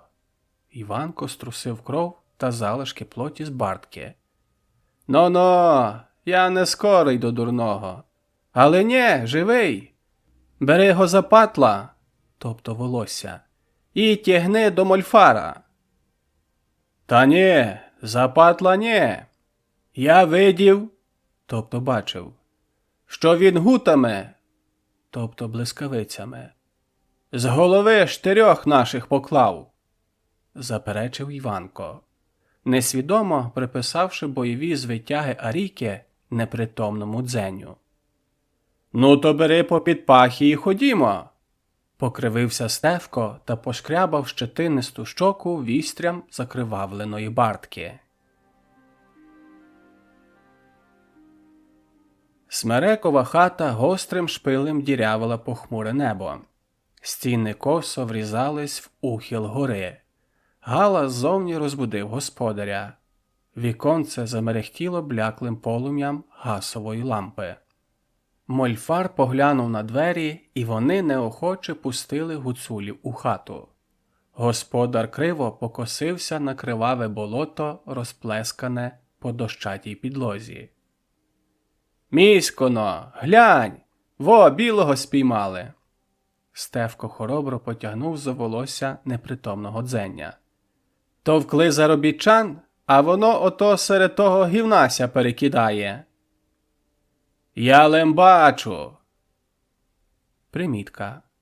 Лем – це лише, тільки, усього, ось, адже, отож, хоч, тобто, тощо. Надзвичайно часто вживане діалектне слово лемків, що використовується майже з будь-якого приводу, навіть як артикул. «Я лем бачу! Того гівна ми в хату наносили!» На зауваження гуцули машинально затупали чоботями та натрусили ще більше багна та залишків плоті. «Гейно! Досить гупати, лем коні в стайні! Клади на лаву того біса!» Положили Дзеня на дощате ліжко. Іванко спитав. «Місько, то що?» Чаклун нахилився над пораненим. Прибрав скривавлені пасма зі скроні. Покосився на гуцулів. Дотик до рани видобув важкий стогін із Дзеня. Мольфар відсмикнув долоню та піддер по віку непритомному. Присвітив гасовою лампою і констатував. «То не білий, в очі сірі, не сині, в білих лем сині бувають, моцно сині». «А то хто?» – поморщився Стефко. Мольфар потягнув заспану шию і відповів. «Лем шахрайно! Мо бранить заробітчан? Ті опришки людей крадуть, мо де вхопили?» Тінь Стефана вкрила Дзеня. «То що, затовкти? Він 4 наших хлопа втовк». «Чекайно!» Мольфар розігнувся і поставив лампу на полицю. «Мій кум шваграми забив. І то гуцул, Лемка. Лем, що ми тепер з ним ворогувати?» Убивства через дрібні чвари являлись частим явищем серед горян та не викликали особливого резонансу у суспільстві. Суд вершила місцева громада, і якщо вона визнавала вчинок обґрунтованим, то убивця не ніс жодної кари. «Та нє!» – погодився Стефко, повернувся до Іванка і спохмурнів. Товариш, намагаючись не створювати зайвих звуків, прудко спустошував міст бурдюка Дзеня. Стефко рвучко відібрав шкуряну тару, внюхався в горличко та ображено вигукнув. «Паланка, курва!» Тобто це міцний алкогольний напій, виготовлений методом перегону, переважно з фруктів. Спроба нишком спожити цінний трофей викликала праведне обурення Стефана, і він з розмаху вгатив кулаком у скивицю Івану. Вражений ударом гуцул похитнувся і вихопив бартку. Топірець промайнув півколо та встромився в згуслий простір поруч зі скронею Стефана. Застряг у повітрі. Іванко шарпнув руків'я, але не зміг видерти зброю із невидимої пастки. Гуцули боязко покосилися на чаклуна. Мольфар злостиво харкнув під ноги. Відібрав бурдюк, клацнув язиком, і бартка впала на підлогу. Гуцули винувато потупились, боялись гніву міська та його чар. Господар хати приклався до пійла. «Файна!» – підтвердив якість алкоголю. «Пішли геть! Лем ми тут ганделик зробили. Лемся битими в хаті будуть. Геть звідси. Плеснув долоною по стегну, і двері рвучко розчинились. То що з тим? Обережно заткуючи, кивнув на Дзеня Стевко. Ми то в сраці. Лем нех громада покладе слово. Пітьма м'яко розсіялась та змінилась півмрякою. Знову згустилась. Розплющування повік відібрало левову частку сил, і Дзень знову провалився у бентежний сон. У запаленій свідомості усміхалась Амарілія. Її смарагдово-жовті очі замерзли синьою кригою. Чорне волосся спалахнуло, вигоріло у білизну, і образ перетворився на арійку. Навколо завирував хаос розправи. Крякали коні, верещали вівці, у галасі свистали та чмакали плоттю леза мачете і барток. Зблиснули прозорі кулі в косах. Удар. Дзень скинув голову, витріщився. В очі вдарило яскраве світло. Замружився. Сів на лаві, спустив ноги на підлогу. Теплі дошки приємно торкнулись стоп. В глибінні пустої кімнати біснуватим вогником мерехтіла гасова лампа. Дзень з подивом оглянув довгу вишивану сорочку на собі. Піднявся та рушив вздовж стіни. Штовхнув двері. Тіло здригнулось. Обличчя защипав мороз. Дзень мимоволі усміхнувся незвичним відчуттям. Під босими ногами заскрипів тонкий шар снігу. Ошпарив стопи. Ніч підсвічував білий килим, вкриваючи собою горбатий ландшафт довкілля. Захмарене небо сніжило зірочками. Дзень підставив руки та зачаровано спостерігав, як вони тануть в долонях. Подумав, що зерна космосу спадають на Україну. Засівають землю новим життям. «Змерз!» Голос позаду ляснув по спині та змусив здригнутись. «То лем лізь в хату, то не пускай холод!» Мольфар сидів за щойно пустим столом та гортав книгу. Розтер пальцями покручене зморшками чоло. Несподівана матеріалізація Газди не викликала подиву. Дзеню видалось природнім, що господар виникає нізвідки. Свідомість ще туманилась лихоманкою тривалої хвороби після травми голови. «Кинь на патиків в піч та лізь на лаву!» Дзень повернув голову на тихий тріск і зрозумів, що джерелом тепла є викладена з каменю конструкція у кутку. Єдине віконце переливалось відблисками. Всередині вогонь лагідно лизав обвуглені дрова. Мольфар уважно вивчив міміку Дзеня і спитав. «Лем печі не видів? Ти звідки?» «З Донбасу». «Теплий край». Чомусь втішився та заусміхався чаклун. Видно, спогад про літо покращив його настрій. «Там вогненна земля з долу море гріє. Ти, лем, у воді спав, як темно було? Як-но зараз спалось на лаві? Лем довго спав. Не натиснуло?» Дзень ледь помітно усміхнувся. Мольфар перегорнув сторінку та, не відриваючи від неї очей, перепитав. «То ти, лем, ночі ще не видів?» Отримав у відповідь легке заперечне похитування. Дзень вирішив не вдаватись у подробиці свого минулого. Мольфар розгадав думки парубка. Криво, проте лагідно усміхнувся. Продовжив розпитувати. «Лем спав цілу ніч? І на Донбасі, і на Латині? Допіру Латини тянно посвятили в опришки?» «Тобто, допіру Латини тебе щойно посвятили в опришки?» «Першу ніч грабуєш?» «Першу», – зізнався Дзень. Зміст запитань Дзень розумів лише частково, але достатньо для того, щоб не перепитувати. Щодо опришків парубок уточняти не став. Здогадався, що Газда так називає конкістадорів. Дзень повагався, але наважився спитати. Ви патріарх? Га? Чаклун крякнув саркастичним смішком на такий титул і пояснив.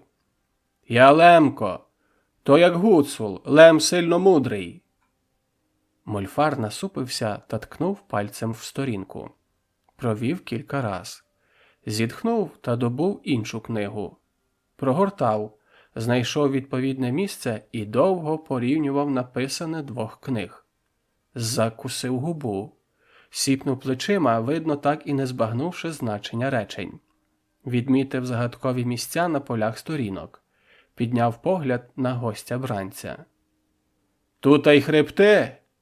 Місько зробив широкий жест, і Дзень пошукав поглядом на стінах те, що мав описати виказаний термін. Мольфар примружився і рохкнув, стримав сміх та пояснив. «Горе! Гірські хребти! Лем не то, що в тебе зі сраки стирчить, а на ним лем-глек на штахеті голова си бовтає». Обличчя Дзеня відобразило повну розгубленість, і голосний сміх Мольфара задзвенів по усім куточках хати. Парубок зморщився та машинально прикрив вуха. Це викликало у чаклуна нову хвилю радості. Врешті він перейшов на крякання, а згодом на хриплий кашель. Вгамувався і спокійно пояснив природу гір. Переконавшись, що співрозмовник збагнув, за що йде мова, Місько продовжив. «За дня сонце пару випалює з космосу. Вона гусне.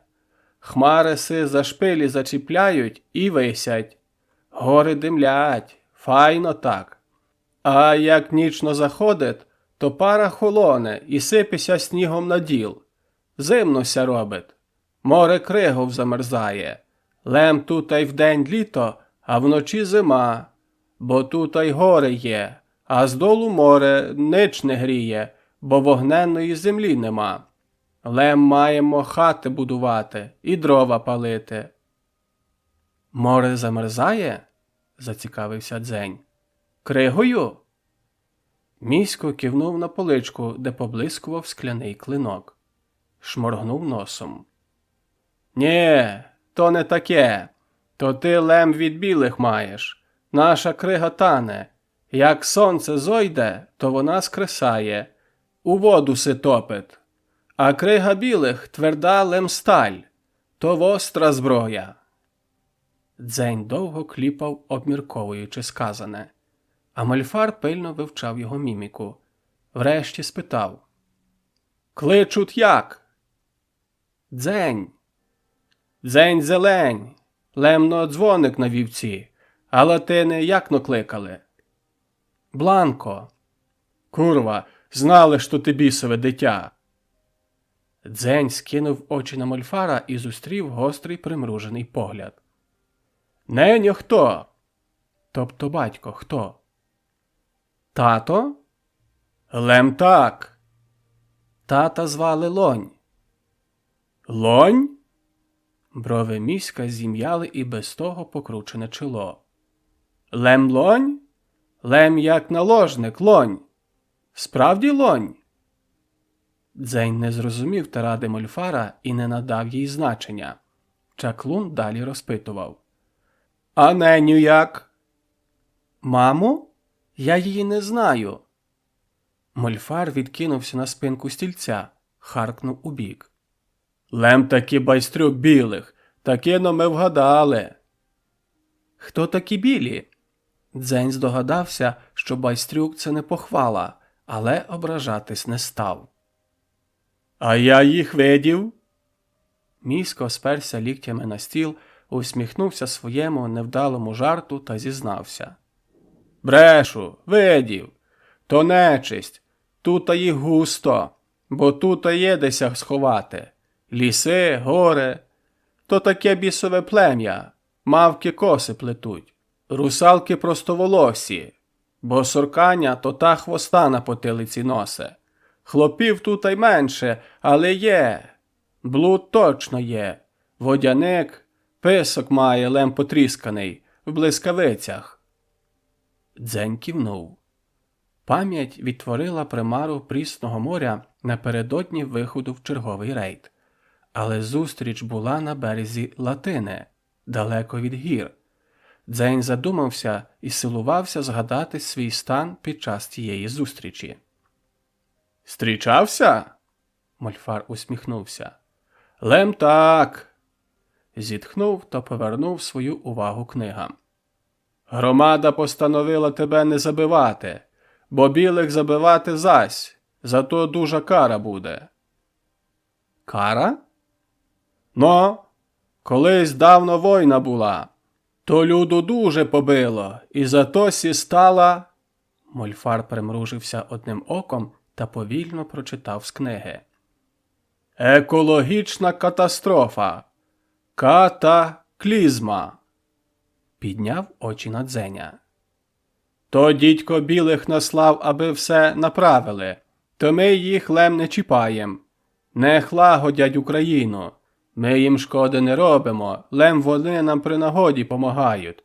Тож і тобі шкоди не буде». «То білі добрі?» «Не добрі, не злі, чорти бісові. То лем...» Мольфар задумався. Дістав ще одну книгу, розгорнув на закладці. «Слон знає, що то?» «І я не знаю. То щось більше за коня. Лем мусить бути більше. Павук?» Дзень коротко тикнув пальцем на павутиння в куті хати. Мольфар кивнув. Перечитав обведений текст і пожував губи, розмірковуючи, як доступніше переказати притчу. Вирішив замінити міфічного слона на зрозумілого коня. «Білі то лем коні, що до моря ковзають. Павук на нього скоче та їде на водопій. Думає, кінь файний, бо везе до води. Кінця напив, стає на свої лапки і геть іде. Та й не побачить павука, стане на го і заб'є. Павук вмер та думає, що кінь злий, а кінь не злий і не добрий.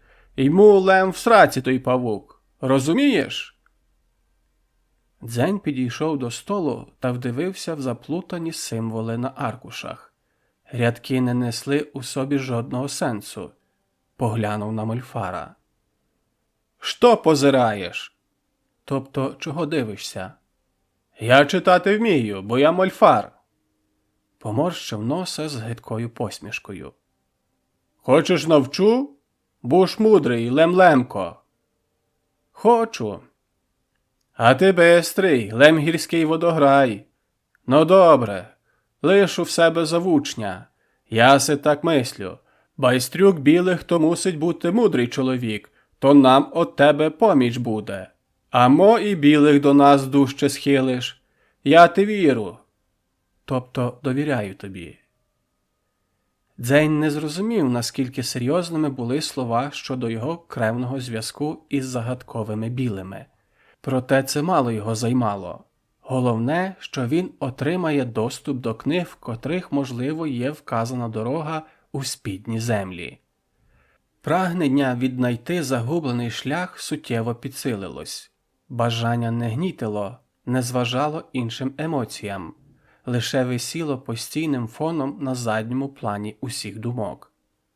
Мольфар встав та заклав на себе яскраво розшитий кожух.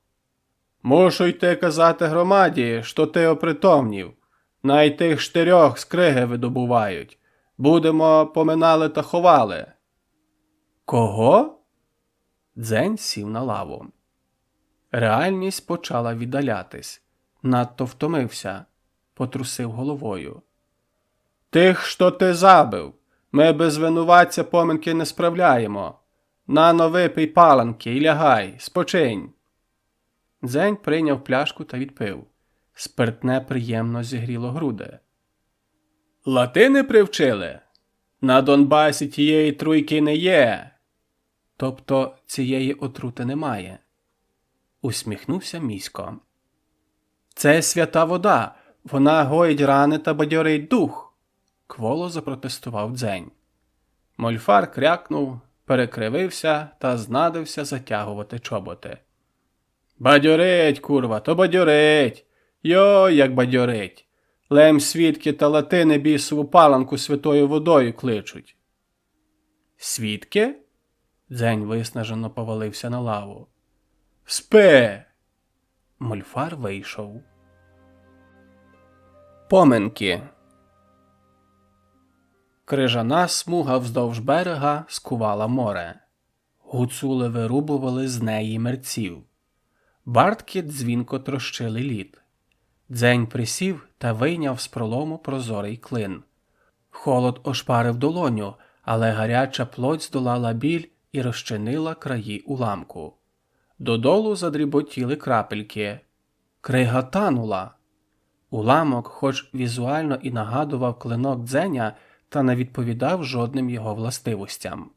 Юнак озирнувся на Мольфара, зустрів іронічний усміх. Слова чаклуна підтвердились.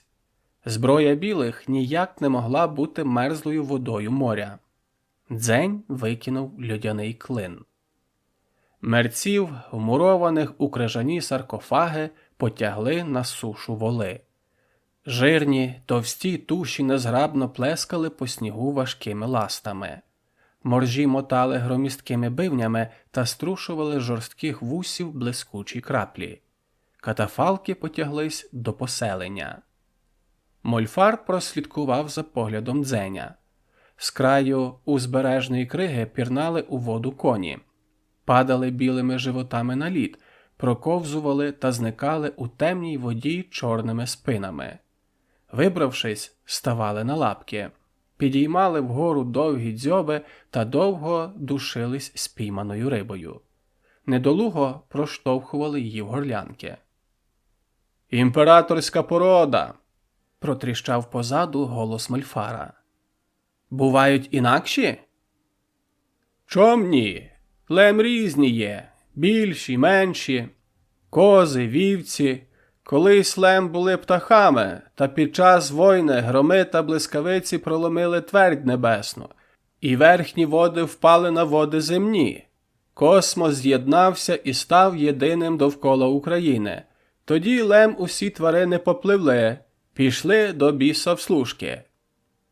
«І воли?» Ні.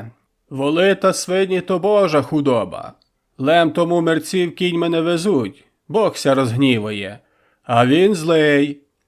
Мольфар помовчав і додав.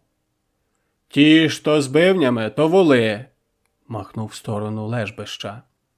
«Мерзле любить, зато в діаспорі їх моржами кличуть. А свиней – тюльпені, лем-тюльпани, о, тюлені». Рушили слідом за процесією.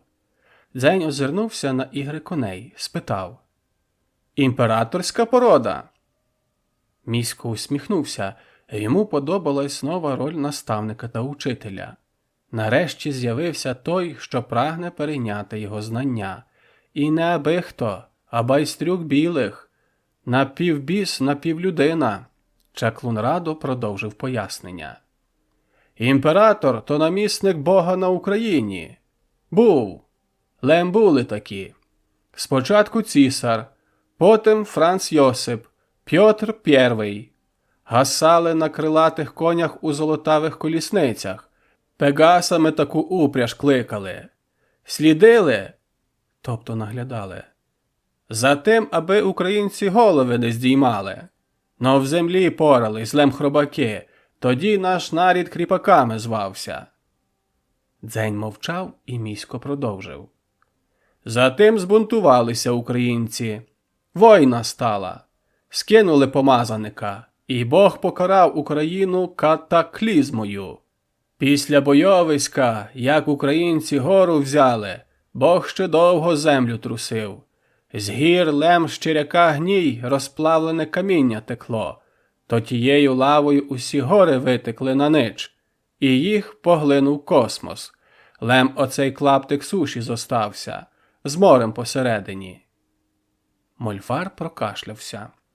Через довгу промову морозне повітря подряпало горло. Підвів підсумок. «То, щоб се врятувати, коні, вівці, кури, гуси пішли у воду, а люд під землю». «В Нідерланди?» Чаклун розреготався. «В пекло! До чорта! Ховались но від гніву Божого, а тих, що не пішли, то Бог понищив страшною гнилою хворобою. Проміння Господнє проникало у тіло та руйнувало його. Лем хто з гнилих вижив, тих дідько на білих перетворив, і їм же нич не страшно. Вони лем пчоли, по єдному нич, а вкупі сила». Дзень машинально звів зіниці вліво і догори. Задумався. Потім скосився на Мольфара. Юнак вже був певний в тому, що пеклом горяни називають Нідерланди, саме те місце, котре він так прагнув віднайти. Парубок невпевнено мовив. «Я шукаю пекло». «То ти пастор розкаже, як бистро туди трапити». Місько знову затрусився сміхом. На схилах гір заблищали потічки вогників. Через перевали до поселення прямували люди.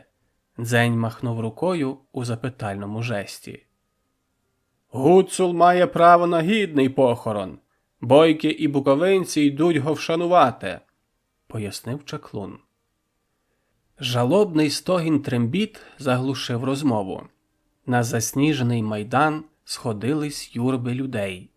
Простоволосі жінки без головних уборів поважно підтискали краями кожухів пишні груди. Зовсім юні дівчата лише в одних довгих вишитих сорочках, наче не відчуваючи лютого морозу, шаруділи босими стопами по хрусткому снігу. Кидали на дзеня цікаві, грайливі позирки. Дівочі голови прикрашали яскраві вінки, з котрих каскадами осипались різнокольорові стрічки. Темні постаті чоловіків колом оточили майдан. Всередині площі довгі стовбури зрубаних смерек утворили 4 високі конуси. Довкола спинами до них стояли музики, одягнуті в однакові барвисті кожухи, прикладали до уст неймовірної довжини труби. Задерті вгору трембіти погойдувались і тягучим сумом благали небо зглянутись над душами покійних. Волів звільнили від упряжі та погнали геть. Родичі покійних притягли скрині і почали поволі роздавати речі мерців. Отримавши подарунок, простоволосі жінки заходились фальшивим голосінням. Падали та бились в груди поруч людяних саркофагів. Плач та вереск хутко заглушив реквієм труб. Музики припинили грати і приклали інструменти до смерек. Присіли та заіскрили кресалами. Спалахнули язики полум'я і боязко поповзли по смолистим стовбурам догори. Першими зайнялись трембіти. Їх віддавали вогню, адже те, що одного разу послужило мертвим, уже не могло більше служити живим. Візерунки на одязі затанцювали у мерехтливих тінях багать. Дівчата оточили ватри. Крізь тонкий матеріал окреслились звабні форми гнучких тіл. Руки сплелись, і збентежені постаті утворили живий вінок довкола вогнищ. Хоровод хаотичними течіями плутався між багаттями, оминаючи історичні острівки плакальниць. Чоловіки потяглись до храму. Залишили за спинами лемент прощання. Темний церковний фасад переливався дрібною та густою різьбою. Відблиски полум'я урухомили мертві картини, і давно забуті легенди ожили на бурих стінах. Полювання на ведмедя, сплав лісу по білій воді, тобто буйна, піниста ріка, бій горян з імператорськими військами, притчі, перекази – усе сплелось у шалену, переповнену подіями та персонажами виставу. Церква наповнилась, по натовпу побігли бурдюки, паланки та вина. Алкоголь і сперте повітря затуманило свідомість дзеня. В темний храм не проникало світло багать, і різьблені, закопчені ікони блякло мерехтіли серед нечисленних свічок та гасових ламп. З-під кривої арки понурого іконостасу загудів голос пастора. Тягуча промова м'яко проникла в уяву парафіян. Фрази проповідника важкими брилами опали з порожнечі бань. В'язко розвалились і загусли глиняними образами, поступово розфарбовувались у тьмяні барви. Проповідь перетворилась на містичне візуальне дійство. Створені словами образи ожили. Парафіяни затихли, захоплені колективним маренням. Разом із ними у ньому потонув дзень. Ікона ліворуч заворушилась, і непевним кроком з неї виступив рудий чорт. Його копиця боязко простукали по брусу, хвіст підхопив свічу, і біс промайнув до вівтаря. Тихо вигукнув: «Господи, Боже, га!» Темний іконостас розмила пітьма. Натомість проявились монументальні золоті ворота. Масивна брама розкрилась. У жовтуватому тумані означилась громістка постать. Хмара розсіялась. На троні велично сидів старець. Блідо-жовті пасма сплелись із бородою, огорнувши могутнє тіло. Творили собою вишивану білим по білому сорочку. Дрібний, не більший за палець Бога, біс мостився на його коліні. Скулився, притиснув свічу до кудлатих щуплих грудей. Віск бризнув і застиг смоктульками на шерсті. Дідько плаксиво заблагав: «Господи, дай-но люду землі! Тожно мокро, люд тож не худоба, дай-но!» Пискляве прохання покрила хвиля Господнього басу. «Пощо вийшли з-під покори моєї? Пощо опустили волю намісника мого? Пощо ослухались помазаника? Хіба не імператор їм наказ?» У павзу знову запищало: «Та то ж бідний люд, то він ненароком голову підняв. Пусти ного на землю, верни Україну. Нех се люд тіше, Господи, ти ж любов, ти ж прощення».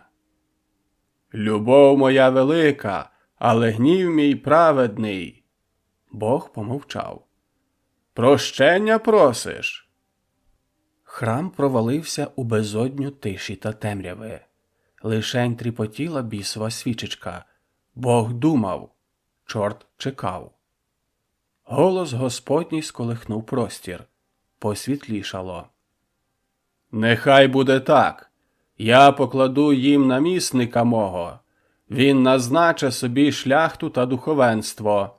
Решта люду має закріпостити во благо православія».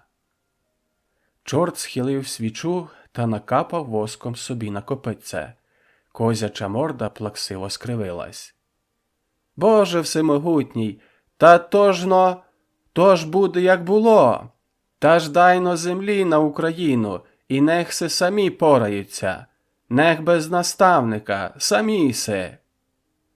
Бог мовчав.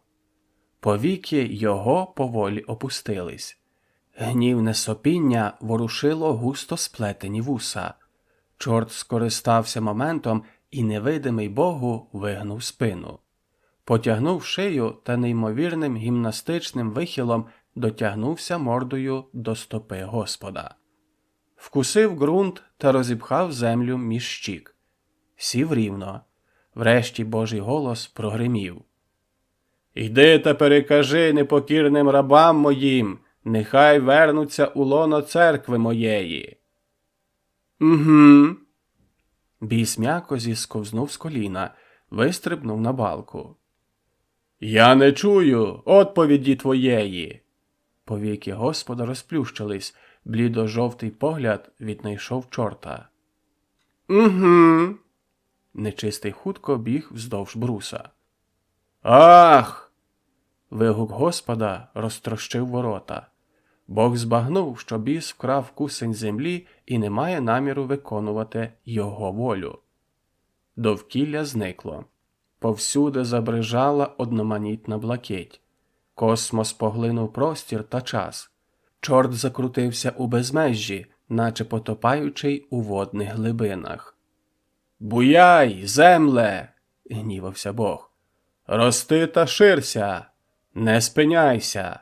Нехай тобі, чорте, твоя крадіжка писок розідре. Рости, земле, порви пащу нечистому. Щоки біса набрякли. Він зригнув, харкнув. Грудка землі плеснула в космос, і на її місці виросла гора. Щоки знову наповнились. Біс вдавився, закашлявся та виблював згустки ґрунту, засіяв гірський хребет. Нечистого било епілепсією, конвульсії дерли горло. Украдена ним жменька землі хутко розросталась в неймовірні обшари. Чорт розкидав твердь і стражданням творив нову Україну. Тож біс знехтував собою та хитрощами змусив Бога наповнити порожнечу космосу землею. Голос пастора пробився крізь марево. Господь в гніві своєму, з наміром покарати крадія, сам необачно дав люду ґрунт під ноги. Так чорт урятував Україну від потопу та смерти в космосі. Видіння остаточно розвіялось. Слова проповіді продовжували лунати. Тож не робіть пакостей чорту, не чіпайте нечисть, не займайте білих, та не трапляйтесь на вочі Богу, бо гнів його праведний та немилосердний, а любов го тяжча за покути в бісовому пеклі. Коріться Богу і бійтеся го. Довкілля повернуло звичний вигляд. Навколо з'явились стіни храму. Дзень закліпав, вивільняючись із гіпнотичного стану, та розвернувся. Прихожани хрестились. Коли чоловік гине, то мусить чоловікся раждати. То є життя, життя вічне, життя – коло. То спаліть тлінне і зачніть нове. Промова скінчилась. Пастор зник за вівтарем. Натовп рушив на вихід. Назовні в обличчя вдарив жар та сморід паленої плоті. Мерці палали у багаттях. Ватри сягали хмар, лизали небо. Плач спинився. Із тріскотом вогню мішався п'яний передзвін сміху. Оголені дівчата жбурляли вінки у ватри. Кидались до храму, вихоплювали чоловіків та втягували у біснуватий танок. Жінки приймали в обійми юнаків та вели у не такі спекотні закутки. На талий сніг кидали кожухи. Поміж вогнищ утворилось суцільне ложе. Простір наповнював галас втіхи та насолоди. Жар розпікав бажання. Дзень заплутався у враженнях та емоціях, розгублено роззирався. Його руку схопила гаряча долоня. Юнак спантеличено зустрів палкий погляд. Без опору втонув у вихорі розпусти. Діаспора. Полум'я свічі стрепенулось. Мольфар увійшов у хату та щільно причинив двері. Вогник зітхнув та заспокоївся. Дзень не відірвав очей від книги. Вказівний палець правиці далі ковзав по шершавих рядках фоліанта. Лівиця швидко нотувала тези на окремий аркуш. Місько усміхнувся. Здібності учня приємно тішили наставника. Лише в кілька полярних днів Дзень спромігся осягнути усе, чому здатен був навчити його Мольфар. Подальше перебування юнака на Гуцульщині втратило сенс. Навіяне аріями бажання віднайти Нідерланди підсилювалось і тягло юнака в мандри. Настав час продовжити пошуки шляху у спідні землі. Як не шкода було Мольфару прощатися з учнем, але опиратись покликанню кревного родича аріїв чаклун не міг. Надто високо шанували горяни бісове плем'я – білих. Тривале вивчення сакральних книг доводило, що єдині, хто напевне знають дорогу в пекло – це свідки Саваофа, мешканці Едему. В їхньому віросповіданні Нідерланди носили ім'я Шеол, тобто царство мертвих згідно Старого Завіту, тобто Тори. Теологічна рада в складі Мольфара та пастора розробили ризиковий, проте цілком реалістичний план проникнення Дзеня за стіни земного раю і докладно підготувала юнака. Дорога в місто свідків пролягала через діаспору – канадську Україну. Невдовзі закінчувалась полярна ніч, і на світанку гуцули поженуть туди худобу на щоденний випас в холодних водах космосу. Деякі традиційні анахронізми залишились щільно вплетеними у побут горян, і спільнота надалі вперто слідувала не завжди змістовним звичаям. Мольфар прийшов готувати Дзеня до подорожі. «Ти, милем, усі сторінки в порох простираєш. Сядь-но тутай», – пожартував чаклун, проте в голосі бриніли журливі нотки. Підіпхав ногою на середину кімнати таборик, тобто стільчик без спинки. В руці блиснуло лезо бритви. Мовив: «Буду ти красу на макітрі наводив». Дзень поморщився, але неохоче підкурився. Мольфар огорнув плечі учня рушником, спінив попільний луг у тарелі та намилив юнаку голову. Лезо ковзнуло по шкірі, і біляве пасмо волого плеснуло на підлогу. Місько почав давати настанови. «Скоро світання! Лем-чабани поженуть отару до Канади, бо тута й крига скресне, і вівці ся лишуть без риби. Вона піде на зимне дно. Коні то прудкі, лем глибоко пірнають, а вівці нє, то будуть дохли без харчу». Відігнув Дзеню вухо та почав обережно виголювати пейси. «Там же є діаспора. Мися колягуєм, тобто товаришуємо. Пойдеш з чабанами. От Канади до свідків лем недалеко. Ще но ніч буде, а едем місто їхнє, світися лем пожежа. Не зблудиш. Тільки но пойдеш, якся наші повлягають, аби дурного ти не питали. Нич їм знати не треба». Дзень машинально кивнув. «Не крути макітров, бо ти вуха вділю. Як дойдеш там, що казати знаєш?» «Знаю». Місько пригнув голову учню допереду та зайнявся потилицею. «Лемнич не сплутай. Все, як ти пастор вчив, промовляй. Тільки так, не інакше. Бо лем ти запідозрять, то одразу ти заб'ють. Мусиш бути дуже уважне. Що і як кажеш. Пам'ятай ще, що свідки Саваофа нечий знищуть. За білі пасма так само ти смерть чекає». Закінчив гоління. Ретельно витер бритву та поклав на стіл. Зірвав рушник, накинув на голову Дзеня та навмисно жорстко розтер лису голову. Учень вивільнився. На коліна йому впав шкіряний гаманець. «То сушені афени, тобто ягоди чорниці. Лем стерня проб'єсі», мається на увазі щетина на вибритій голові.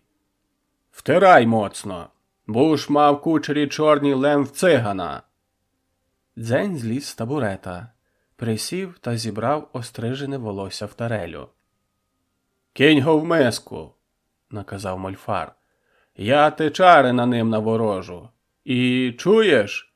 Добре пам'ятай, гуцули дідька люблять. Бога бояться та шанують, але дідька люблять. І бойки, і лемки, і закарпатці, і буковинці, і цигани. Він українцям землю в Бога вкрав, то ти так білим і кажи». Юнак коротко усміхнувся нехитрому підлещуванню чаклуна на випадок, якщо Дзень раптом воз'єднається з аріями. Мольфар зітхнув, приклав уста до лисої маківки учня. Попереминався з ноги на ногу, але наважився і спитав. «На що білим пекло тра? Як то ти звеш го, Нідерланди?» Усміхнувся. «Домів хочуть. Ти ж лем для них шукаш». Не знаю. Дзень уважно вдивився в полум'я свічі і повторив. Не знаю. Помовчав і додав. Вони знають, я ні. Наміри білих мені невідомі, але я не можу опиратись цьому бажанню. Лембілі до тебе мовчки говорять? Мовчки? Не зрозумів Дзень. Долоня міська лягла на чоло учня. Тутай, в думі. Дзень невпевнено поводив головою. Схоже, може, щось, примружив одне око. Наче так. То наче мої думки сплітаються з чужими, і ми мислимо спільно. Не можу пояснити. То спитай в них, на що їм пекло. Не вмію. То лише коли вони хочуть, тоді ми разом. А так я сам. Усміхнулись навзаєм. Дзень криво, Мольфар хитро. Не до кінця повірив учню. То таке. Чаклун гепнув Дзеня по плечу. Бережи свою бісову душу. Лем свідки люті українці. Вівці зливались у суцільну чорну пляму на сніжному підйомі. Чабани не поспішали, до світанку було ще достатньо часу, і перший зеніт приносив не надто багато тепла. Сягнули перевалу. Через хребет поважно перевалювались хмари. Густа вата накочувалась на вершини, зачіпалась за вістря та зісковзувала по схилу. Видерті пасма майоріли пошарпаними стягами на піках. Ковдри хмар хапав вітер і розтрушував у тонке мереживо. Згодом рвав його на ганчір'я та тягнув вниз. Закручувався вихорами.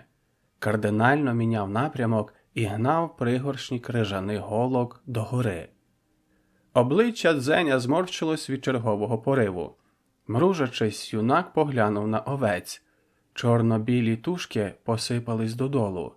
Цільна пляма розкришилась на окремих пташок, що зісковзували шаленим польотом по схилу.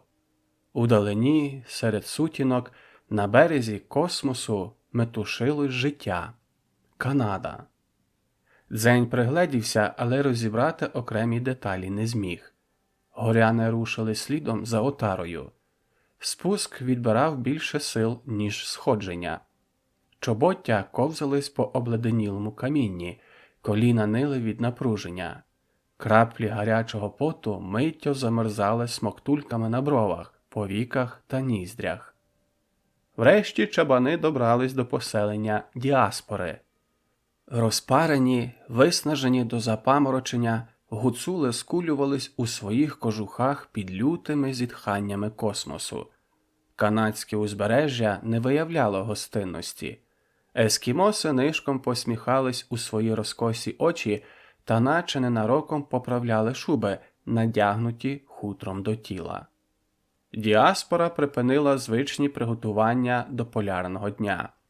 Схожі на церковні дзвони у своїх парках, тобто верхній чоловічий одяг, шуба, чоловіки покинули розбирати скелети драконів та рушили приймати гостей. Жінки облишили шкіряні килими, зникли у крижаних півсферах іглу. Іглу – це сфероподібні будівлі з криги, житло заполярних народів. Отара задріботіла на незграбних лапках до води. Люди оточили багаття. Притягнуті гуцулами сани обтяжували подарунки. Залізне та кам'яне знаряддя, голки, шила, ножі, наконечники гарпунів, кресала тощо. Різноманітні дерев'яні приспособи. Самі сани також залишались ескімосам. Натомість мешканцям гір забезпечували житло, харч та паланка. Вівці отримували доступ до необмежених ресурсів риби, котрої критично не вистачало за дня у прісному морі. Дзень вмостився, прийняв бурдюк з паланкою та шматок в'яленого м'яса. Оглянув поселення. Поодаль берега, наче сніжні бульбашки, тіснились іглу. Вздовж самого узбережжя, у відблисках вогнищ, переливались величні скелети китів та кашалотів. Білі кістки драконів складались у довгі каркаси колись могутніх, неймовірних за розмірами істот. Стало зрозумілим походження просторих шкіряних килимів, котрі широко вживались усіма етносами українців. Зазвичай говіркі гуцули мовчки та жваво жували, щедро запиваючи гостинці паланкою. В шумі хвиль пробивалось лише жадібне цмакання щелеп, котрі з усиллям долали супротив в'язкого м'яса. Гості шанували мовчазний уклад діаспори.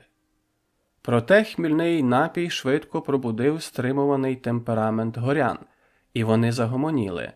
Це послужило сигналом до закінчення трапези. Канадці тихо підвелись та рушили до покинутих справ. Гуцули, весело посміюючись та похитуючись, поплентались до входів у сніжні будови. Дзень потягнувся, відшукав поглядом очільника діаспори, попросив жестом дозволу приєднатись до ескімосів. Розкосі очі Тадібєя, тобто шамана, блиснули усмішкою. Розцінивши це як згоду, Дзень встав і рушив. Канадські українці прудко від'єднували ребра від скелетів, викладали їх на крижані опори та туго змотували між собою. Конструкції швидко перетворювались на каркаси широких пласких човнів. Майбутні ум'яки, тобто жіночі човни, великі за розміром, призначені для перевезення кількох десятків людей, перекидали догори дном, готуючи для подальшого обтягування шкурою. Нижні короткі ребра та спиці, видобуті із хвостових плавників, йшли на виготовлення вузьких каяків. Каяк – чоловічий човен, призначений для однієї особи – мисливця, що наближається до кита з метою встромити в нього гарпун.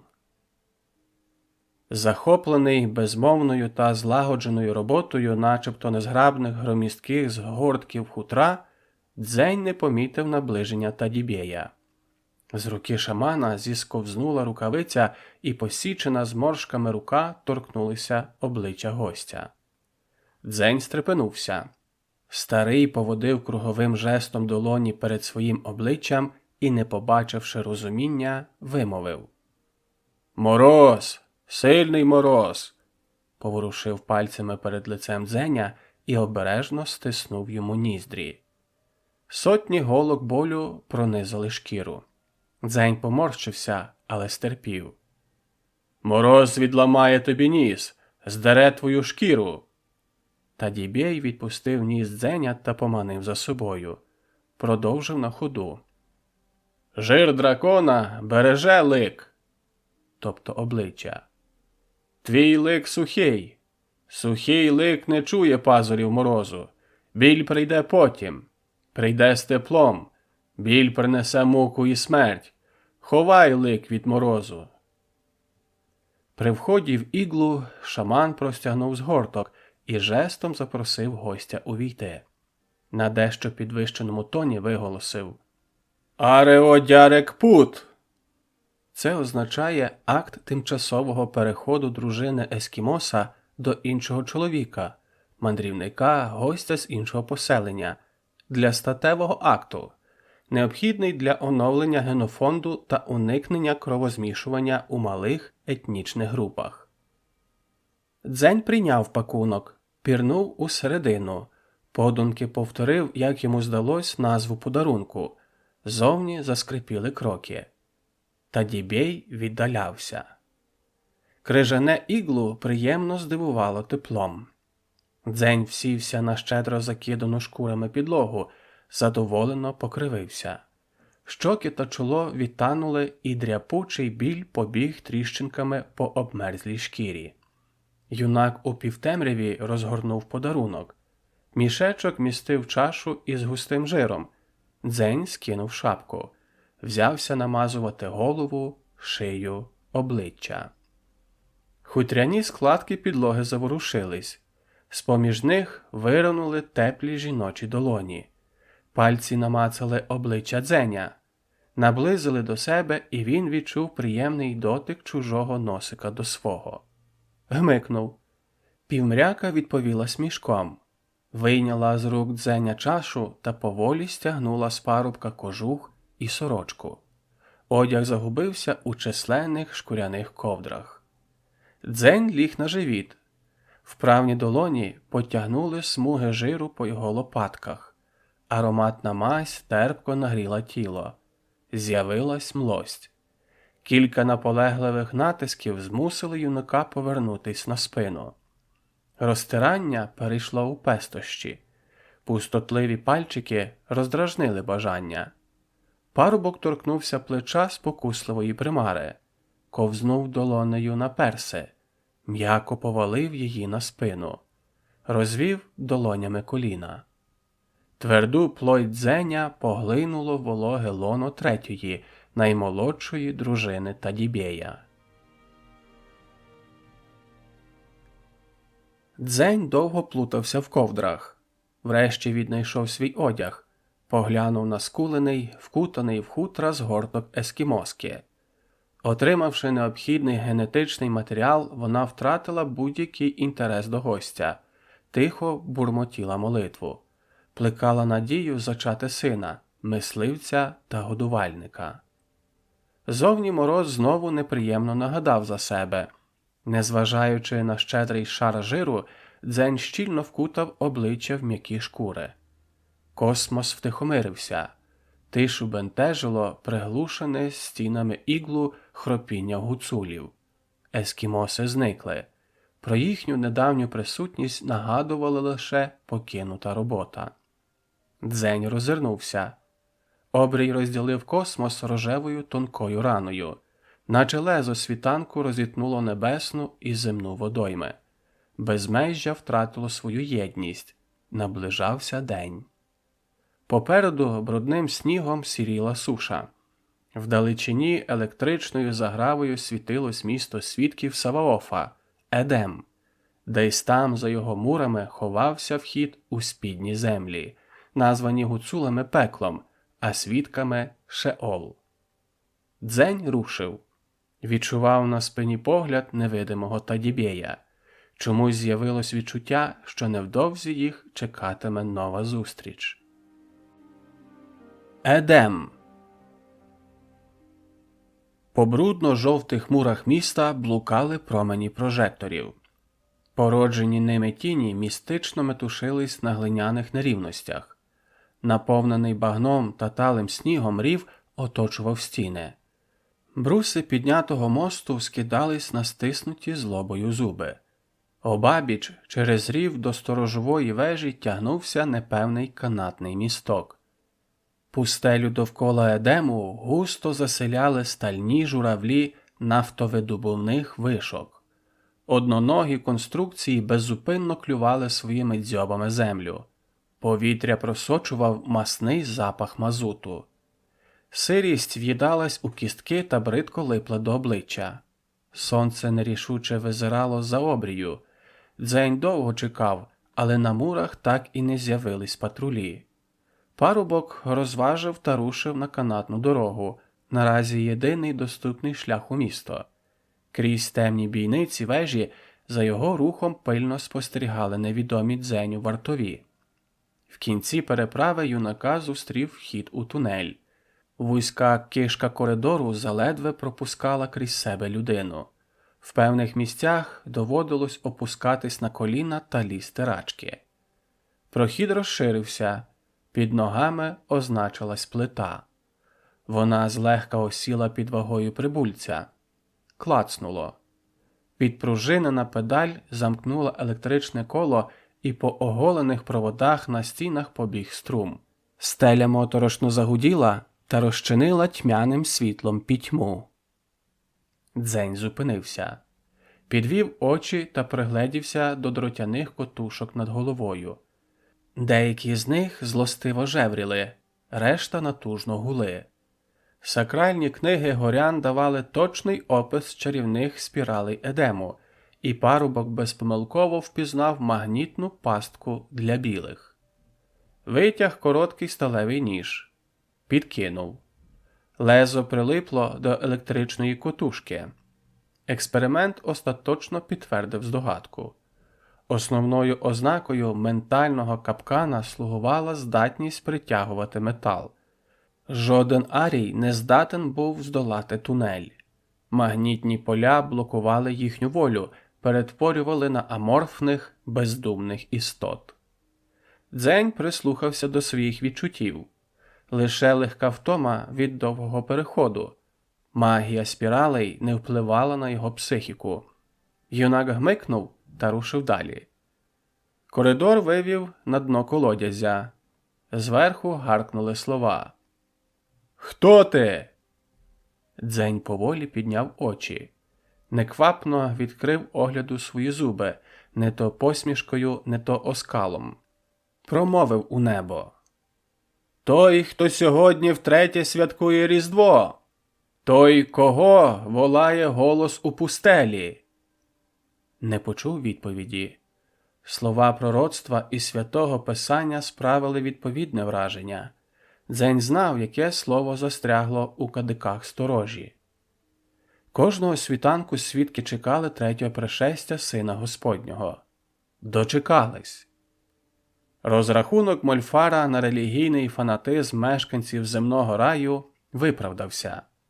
Дзеня прийняли за Месію, того самого сина, народженого від Вседержителя космосу, Бога воїнств Саваофа. «І зійшли сини Божі на Україну, та прийняли в свої обійми дочок людських, і прийняли доні України сім'я Господня у лона свої, та породили синів». Дзень замовк. Площею полинула хвиля гомону. Свідки вглядали в струнку високу постать Месії на балконі ратуші. Тіснява та цікавість вичавила людей на дахи глиняних халуп та електричні стовпи. Син Господній, оповитий білосніжною тунікою, виступав з темного півкола кардиналів. Промова Дзеня дослівно відтворювала святе Писання. Месія зі здійнятими руками, неначе читаючи з неба, безпомилково переказував зміст пророцтв та безапеляційно доводив свою автентичність.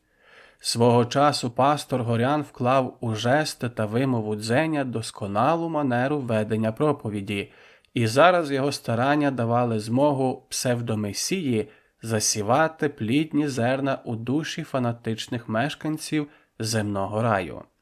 Народ Едему проймала непохитна віра у здійснення давно очікуваного чуда. «Возгнівався Бог на безчинство синів своїх та проломив твердь небесну, і линули води космосу на води земні, та поглинули вони твердь України, і не стало більше тверді, і загинули у водах сини синів, онуки Господні і решта українців. Лише одному Ною, праведнику та послушнику слова Господня, явився Янгол Божий і сказав: «Я посланець Бога воїнств Саваофа. Я велю тобі збудувати ковчег та зібрати на ньому синів своїх та дочок, зібрати кожної тварини пару та чекати потопу, бо буде дощ 40 днів та 40 ночей, і поглине космос Україну. А як втамую я праведний гнів свій, то прибуде до тебе птах з гілкою в дзьобі та вкаже тобі шлях до гори, і постане там нова Україна». Пауза. Попереду схвальний шум вірян. Позаду непевне шарудіння ряс першосвященників.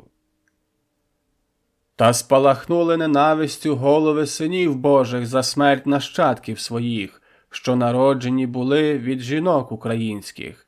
І восстали сини проти Господа. І вийшов Люцифер перший серед невдоволених, і опанувала гординя помисли його, і виказав непокору Господу своєму, Богу воїнств Саваофу, і нарік себе Богом вогню та світла, владикою космосу та України, і зачалась велика битва у небесних водах космосу. І палало небо, і кипіли води, і падало вогненне каміння на Україну, І скинув Господь Бог воїнств Саваоф Люцифера в діл, і провалився непокірний під твердь України, в гієнну вогнену звану Шеолом. А поплічникам його та відступникам від Господа запалив Бог голови, щоб упізнавані вони були серед інших, і відтоді волосся їхнє біле та безколірне. Натовп бездиханно завмер. Увага скувала кожну наївну душу. За спиною з ноги на ногу переминались сповнені сумнівів кардинали. Дзень продовжив.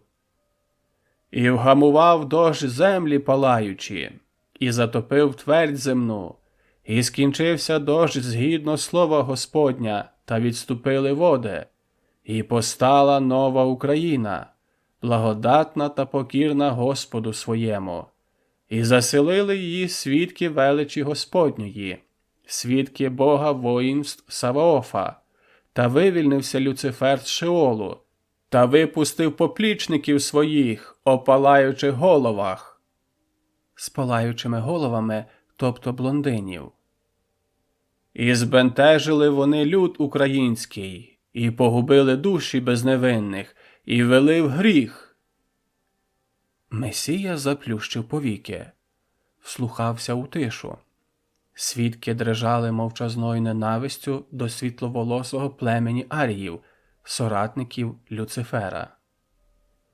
І прийшов я вперше від Отця свого, Бога воїнств Саваофа, і віддав тіло за гріхи українців, і воскрес на останній день Песаха, та не вгамувався Люцифер, та намагався спокусити мене перед Отцем моїм, та невдало, і вознісся я та воз'єднався з Отцем та Духом Святим, і не вичерпались злодіяння Люцифера. І прийшов я вдруге, і були предки ваші свідками цього, і стали вони свідками пришестя Бога Триєдиного, і повернув я вам рай, Отцем моїм даний, і назва йому Едем, і благословите ви Отця мого Саваофа. Дзень опустив руки, відступив крок назад. Кардинали розступились. Прийшов я сьогодні втретє, і востаннє, і ви є свідками цього, і не буде більше влади Люцифера на Україні, і пошириться Едем на усю твердь земну, і стане слава Господа Отця мого по всій Україні. Готуйте зброю, мужі Господні, бо поведу я вас у гієнну вогненну, в лігво Люцифера, в царство Шеол під твердю земною, і винищена буде погань, і зникне непокора, і не буде більше гріха на Україні, бо рай прийде на її терен, Едем постане усюди. Сонце досягнуло свого першого низького піку та завмерло у в'язкій тиші. Месія розплющив повіки. Свідки уклінно тягнули долоні до Сина Божого. Тисячі поглядів палали релігійним екстазом. В німій ейфорії похитувались, мов густі водорості в стоячій болотній воді фанатизму. Месія обернувся до кардиналів, зазирнув кожному в очі. Невпевнений, обережний скепсис безслідно розчинився у шанобливих, покірних поглядах служителів Верховного Віче. Сумніви змінив трепетний страх. Дзень успішно склав іспит на божественне походження своєї персони. Влада кардиналів, що трималась на пропаганді ненависті до аріїв та боротьбі проти міфічного Люцифера, отримала нову опору. Фундамент державотворчої релігії скріплявся монолітним нерушимим доводом – пришестям Месії. Син Бога воїнств перетворив містичні вірування фанатиків у реальну дійсність, абстрактну мрію у конкретну ціль. Локальний конфлікт з біловолосим плем'ям набував нового масштабу.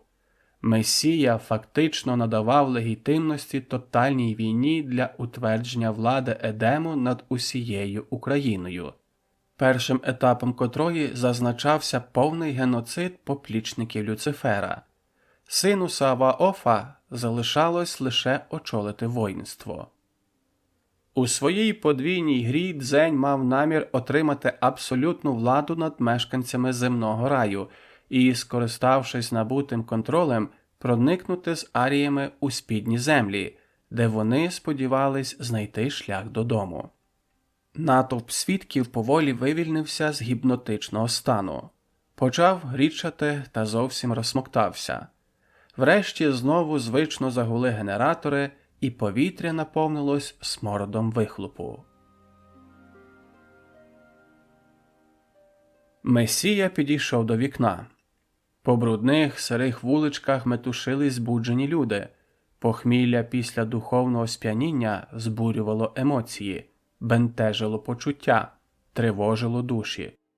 З вологих, пліснявих стін обвисали неізольовані кабелі та дроти.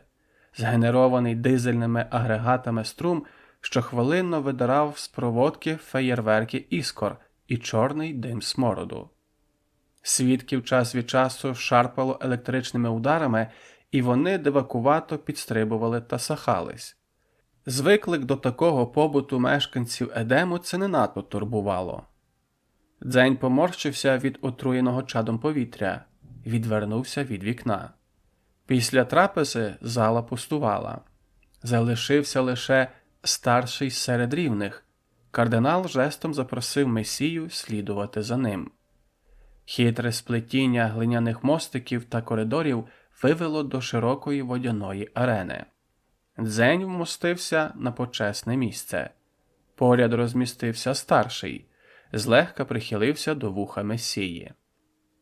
«Я не смію, але таки наважусь», – зам'явся, позволікав і спитав. «Де саме починається шлях у Шеол?» «Відати шлях – значить прийти та перемогти. Не відати – блукати та загинути. Поплічники Люцифера проведуть Господнє воїнство в свою обитель на свою погибель». Брови кардинала смикнулись. Зерна підозри дали нові паростки.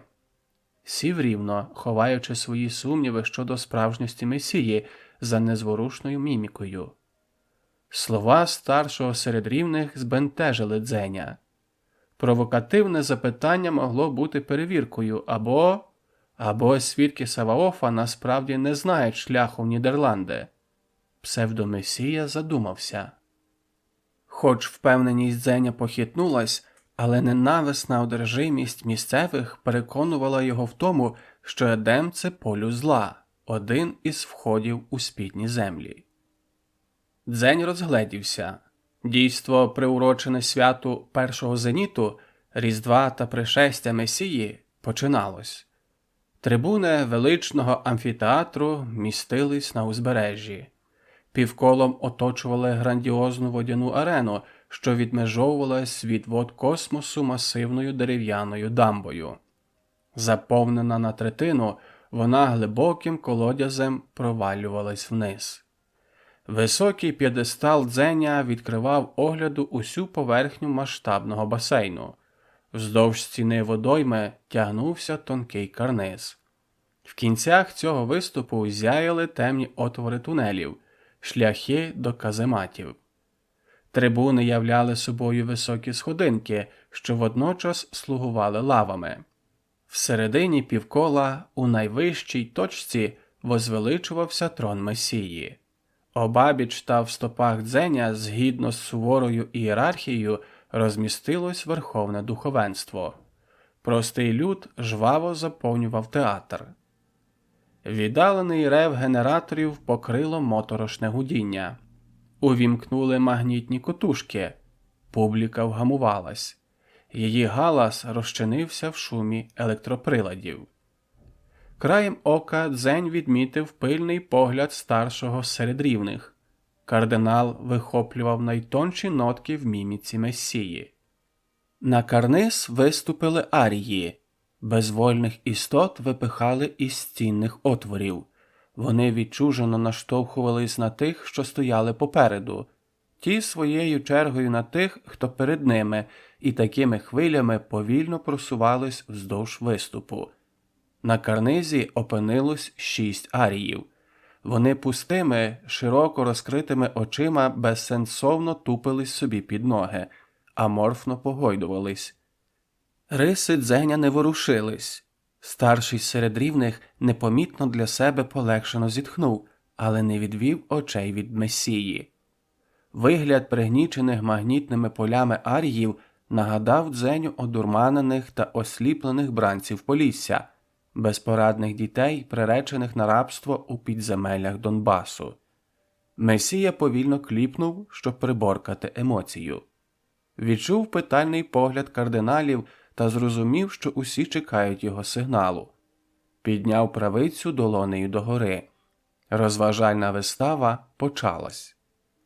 Клацнули рубильники, і котушки затихли. Позбавлені гнітючого впливу магнітних полів, арії скинули біляві голови. В блакитних зіницях заблищали іскри. Дзеня оглушило ментальне багатоголосся. Він сіпнув від несподіванки плечима, збагнув скоєну помилку і опанував себе. Помітив, як на коліні нервово затанцювали пальці старшого серед рівних. Дамба натужно скрипнула. Крізь відчинені шлюзи хлинув космос.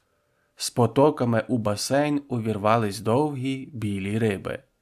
Гострі плавники сікли поверхню води. Видовжені морди виринали і роззявлені пащі демонстрували часті ряди трикутних зубів. Акули! Крізь спільне мислення Дзень пізнав досі невідомих йому істот. Синхронно, єдиним рухом, арії пірнули у воду. М'яко, еластично оминули перші атаки риб. Сплелись у швидкий і плавний танок. Граючись, дражнили акул. Неквапно розганяли темп забави. Доводили хижаків до шаленства. Басейн закипів спіненими вихорами. Дезорієнтовані риби істерично метушились. Швидкість танцю вражала.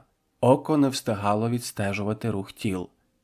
Дзеня поглинув потік об'єднаних думок.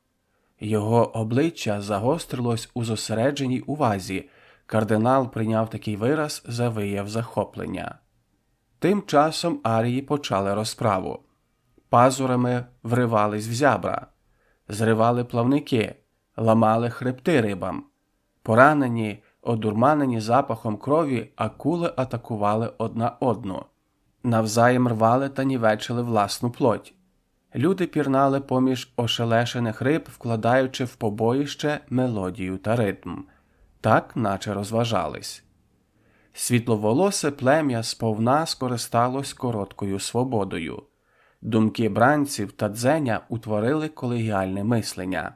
Знання об'єднались, і спільники в ментальній змові погодили подальший план дій. Арії припинили видовищну бійню. В кривавій піні плескались лише люди і куски риб'ячого м'яса. Месія скинув руку. Рубильники повернули гнітюче гудіння котушок. Візерунок підводного танцю розвалився. Арії втратили над собою владу, їхні тіла заколихались безвольним дрейфом. Свідки довгими киями заштовхали немічні тіла в стінні отвори.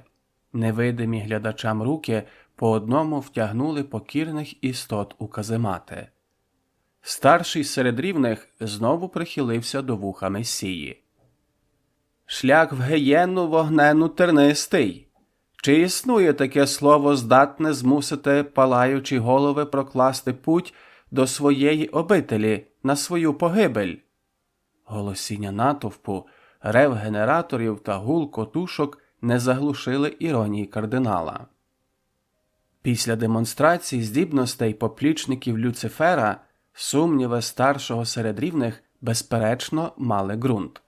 Таке войовниче плем'я добровільно не перетвориться на покірне стадо, та думки Месії заповнювали відголоски спільного мислення. Дзень на силу відволікся від власних роздумів. Підняв погляд до неба та промовив: «Воістину існує, і це слово – слово Отця мого, Господа Саваофа!» Повернув голову до кардинала. Лише той, хто не має сумніву в серці, вбереже душу свою. Докір подіяв, і старший потупився. Месія піднявся та владним жестом поманив співрозмовника. «Проведіть мене у каземати до палаючих голів!» Вузька дорога містками та тунелями не дозволяла підтримувати бесіду, і Дзень, мовчки прямуючи за кардиналом, напружено аналізував отримане від аріїв знання. Криваві побоїща розважали міський натовп і водночас вселяли страх, а з ним і ненависть до плем'я Люцифера. Кардинали добре розуміли вплив видовищ, і календар Едему ряснів святами. Арії виходили на арену не лише заради можливості нетривкого спілкування. В разі відмови прирікали себе на інтенсивне катування магнітами. Свідкам Саваофа не був відомий путь в Шеол. Земний рай не являється полюсом ані добра, ані зла. Дзень закусив губу і зирнув на спину кардинала.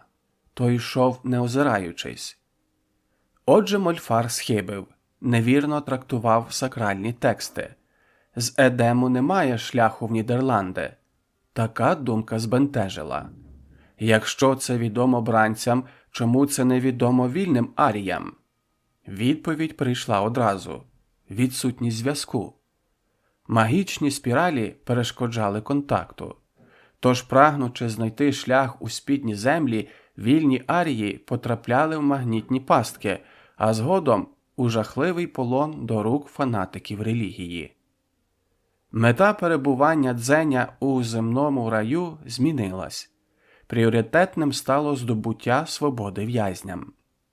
Тільки зараз, відокремлений як особистість, Дзень почав докладно усвідомлювати суть прийнятого спільного рішення в час водної битви. В загальному потоці думок він не зазнав індивідуальних вражень, не осягав власних знань. Усе зливалось в простору, зрозумілу суть. Тепер Дзень дивувався, як швидко колективний розум склав детально продуманий план. План звільнення самих себе з полону. Здійснення задуму ставало реальним лише за наявності непідвладного магнітам, але здатного вливатись у загальнодумство спільника. Самозваний син Саваофа іронічно посміхнувся в спину кардиналу. Ті, хто терпіли покути в казематах, отримали свого істинного месію. Ті, хто плекали ненависть, підступну зраду. Пригадались слова пророка і вождя Латини Че Гевари. «Немає визволителів, люди визволяють себе самі». Спогад стер зловтішні помисли та зверхню посмішку з обличчя Дзеня. Думки повернулись в попереднє русло. Засоби реалізації плану жахнули. Але це відчуття одразу витіснив самокритичний докір. Впливати на загальне рішення потрібно було тоді, у спільному потоці мислення. Наразі пізно. Магнітні хвилі нівелювали ментальний контакт. Тепер Дзень наодинці і уже нічого не змінити. Останній спуск і подорожні опинились в казематах. Підземелля гнітили. Від гудіння електричних котушок та високої концентрації чадних газів у Дзеня запаморочилось в голові. Він похитнувся, і це не залишилось поза увагою кардинала. Месія пройшовся повз розсаджених під стіни 2 десятків аріїв. Позбавлені живої іскри, скляні погляди безцільно блукали. Брудні біляві пасма облипали плечі та обличчя. По стінах та тілах розповзалась пліснява. Іноді хтось скидав руку, шарпав ногою, смикав плечима, виявляв рефлекторні реакції на зовнішні подразники. Жодних ознак інтелекту, ніяких емоцій, склад біомеханічних заготовок. Дзень взяв у долоню підборіддя бранця. Уважно роздивився. Відпустив. Глянув на стелю. Котушки блищали рясним конденсатом. Спитав: «Це постійний стан утримання?» «Здебільшого». Відповідь пролунала зневажливо сухо, і кардинал, додавши шанобливості в голос, доповнив її: «Раз на зеніт подача струму припиняється для короткої трапези нечистих». Месія кивнув. Отже, комунікація між в'язнями присутня. Дзень підійшов до арійки, провів рукою по косі. Намацав вплетені кришталеві кулі. Різко шарпнувши, видер їх з волосся. Одну кинув кардиналу, другу затис між вказівним та великим пальцем. Подивився на просвіт. «Це звичайне скло, розплавлений пісок». Старший гидливо поклав кулю на виступ глиняної стіни. Месія кивнув і впустив кульку на землю.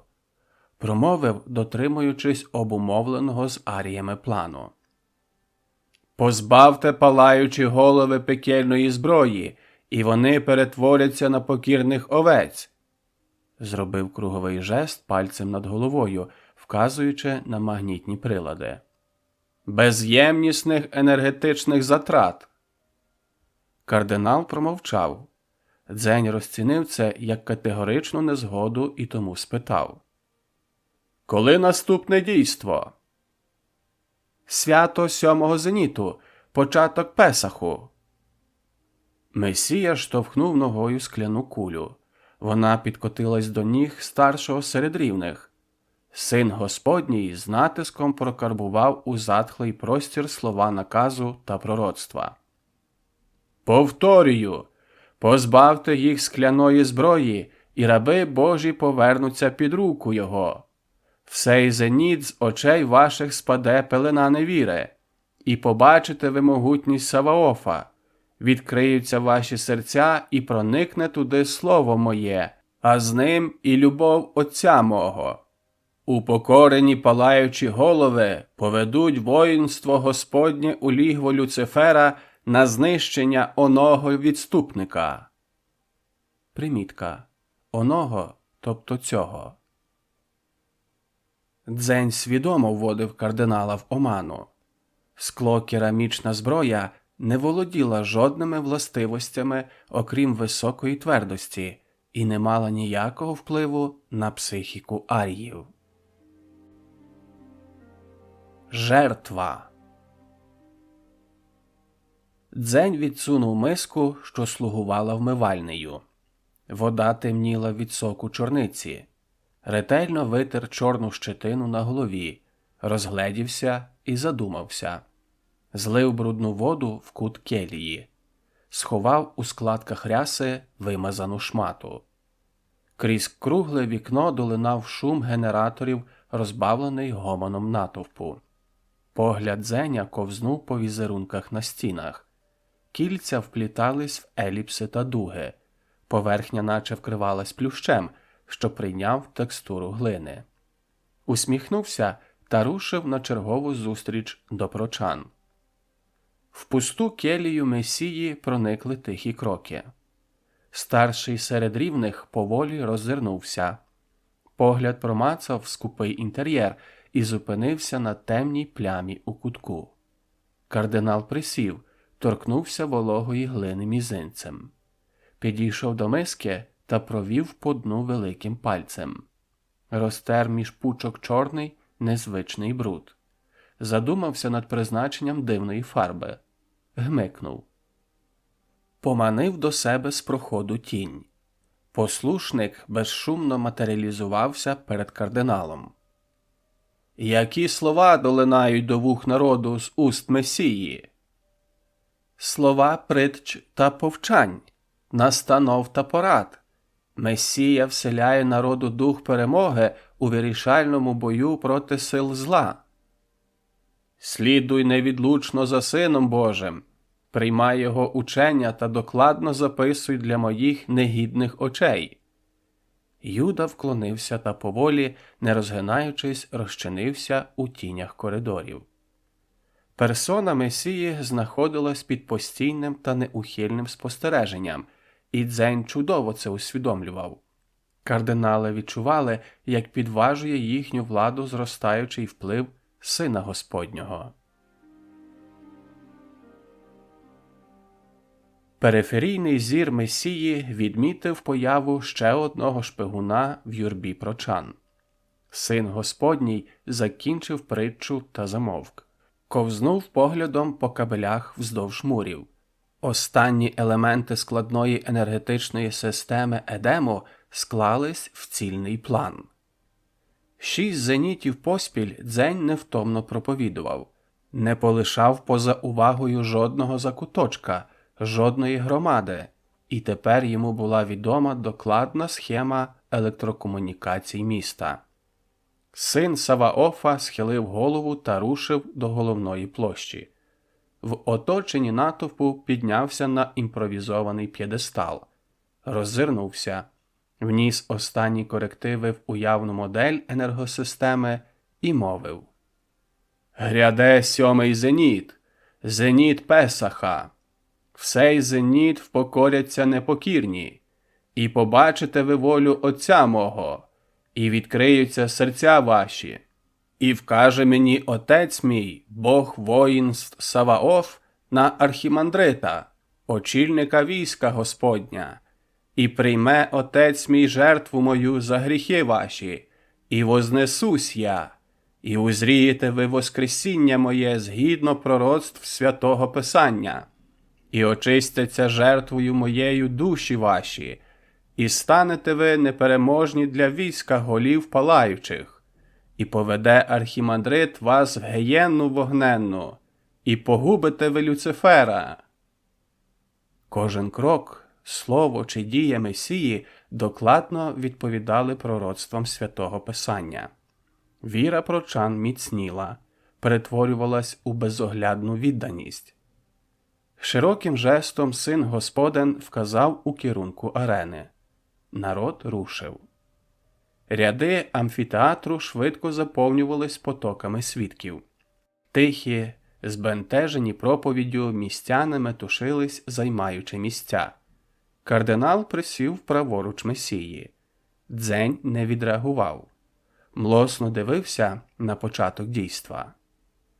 Загули котушки магнітів, і на карнизі по периметру басейну вишикувались четвірка аріїв, на цей раз позбавлені своєї склокерамічної зброї.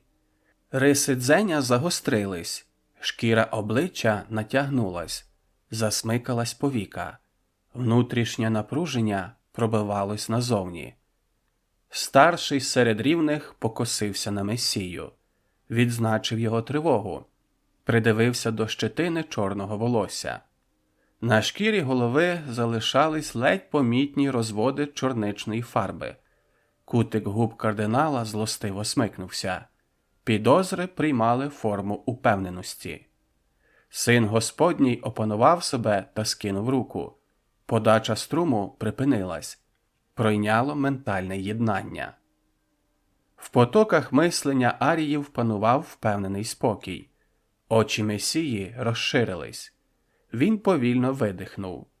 Спільне смирення втамувало бентегу Дзеня, і риси його пом'якшали. Незважаючи на відсутність магнітного впливу, арії надалі аморфно похитувались на карнизі. Блакитні погляди бранців не відірвались від водної гладі. Наче посковзнувшись, вони разом повалились у воду. Закружляли безладним візерунком. Скрипнули шлюзи, і спінені струмені космосу впустили у басейн голодних хижих риб. Акули увірвались в танок невільників та погнали хаос кривавого бенкету. Із багряної піни виринали понівечені людські тіла. Вертикальні плавники сікли воду. Загострені морди вистрибували з хвиль. Схоплювали на люту куски плоті та знову занурювались. Шарпали трупи впрагнені роздерте м'ясо на шматки. Риси Месії заклякли. М'язи обличчя оніміли. Дзень фізично відчув біль видертих суглобів, розірваних тканин та зламаних кісток. Нестерпність відчуття вирвала із ментального єднання. Кров відхлинула від обличчя. Зусиллям волі стримав зойк. Канонада в скронях почала дещо затихати. Крізь тріумфальний галас свідків до слуху Дзеня долинув тугий, невимовно жалісливий стогін. Страждали бранці казематів. По наказу кардинала знеструмили підземні магнітні пригнічення. Жахлива смерть аріїв через ментальне єднання катувала решту в'язнів. Месія поглянув на старшого серед рівних. Губи кардинала тривожила легка злостива посмішка. Першосвященник вразив Дзеня жорстокістю свого вчинку. Месія з зусиллям волі посміхнувся навзаєм і схвально кивнув. Похвалив цим жестом кардинала за садистську винахідливість, прийняв вдячний уклін. Дзень зрозумів, що виказав себе, не знав, як сильно. В очах духовника більше не читалась трепетна покора, зіниці його чорніли твердою підозрою. Дійство завершилось. Увімкнули магнітні котушки і підняли дамбу. Хвилі космосу винесли ситих хижаків та залишки їхньої трапези. Пророцтво Месії справдилось. Позбавлені своєї магічної зброї, поплічники Люцифера впали у неміч, упокорились. Трибуни завили, заглушаючи шум генераторів та гудіння електромагнітів. Свідків Саваофа штормило релігійним екстазом. Ейфорія вибухала ревом тисяч ошелешених фанатизмом голосів. Устами Месії промовляє Саваоф, пророцтва його – істинно слова Господні. Дзень отримав необмежену владу, абсолютні повноваження Бога на землі, цінною жертви, добровільної жертви 4 аріїв. Перший етап плану визволення завершився. Дзень глитнув, тамуючи душевний біль. Поклав важкий, повний зверхньої зневаги погляд на кардинала. В очах старшого серед рівних брижів страх. Сильний, стискаючий горло страх. Боязнь негайної розправи. Але не було віри, не було покори. Месія бездоганно відгадав змішані почуття кардинала. Завагався. Достатньо одного жесту, його божественного жесту, одного слова Сина Господнього, і едемці роздеруть першосвящеників, втопчуть в глиняний бруд обшарпаних вулиць земного раю. Але стримався. Нагальна розправа не надавала жодних додаткових переваг. Варто виявити терпіння. Хвилинне прагнення жорстокої помсти витіснив здоровий глузд. Потрібно далі втілювати задум, замикати пастку. Месія встав. Амфітеатр провалився в глуху тишу. Містяни заклякли в трепеті очікування. Син Господній повернувся до старшого серед рівних і гучно мовив. «Отець мій вказав мені на істинно вірного раба свого. Встань, старший серед рівних. Ти гідний серед гідних. Ти архімандрит війська Божого. Твоєю рукою Господь упокорить непокірних. Ти поведеш воїнство Саваофа в лігво Люцифера і винищиш оного». Простягнув руку. Кардинал зирнув на тріумфуючий натовп і смиренно вкляк. Приклав тремтячі губи до перстів владики свого та притис чоло до тильної сторони його долоні. Завмер. Дзень відчув, як вкрилось холодним потом чоло духовника. Сонце відірвалось від поверхні космосу та потягнулось догори. Зазирнуло через міський вал. Відблиски його променів відбились в латах воїнів господніх. Організовані в каре, тобто бойове шикування піхоти. Когорти свідків Саваофа оточували 5 аріїв, провідників у лігво Люцифера. На вулицях відімкнули магнітні поля, і бранців не гнітило, проте вони навмисне покірно похитувались, шпортались та бездумно блукали поглядами. Дзень вийшов із затінених лабіринтів келій і поморщився на світло. Зирнув на архімандрита. Старший серед рівних сяяв у розшитій золотом рясі.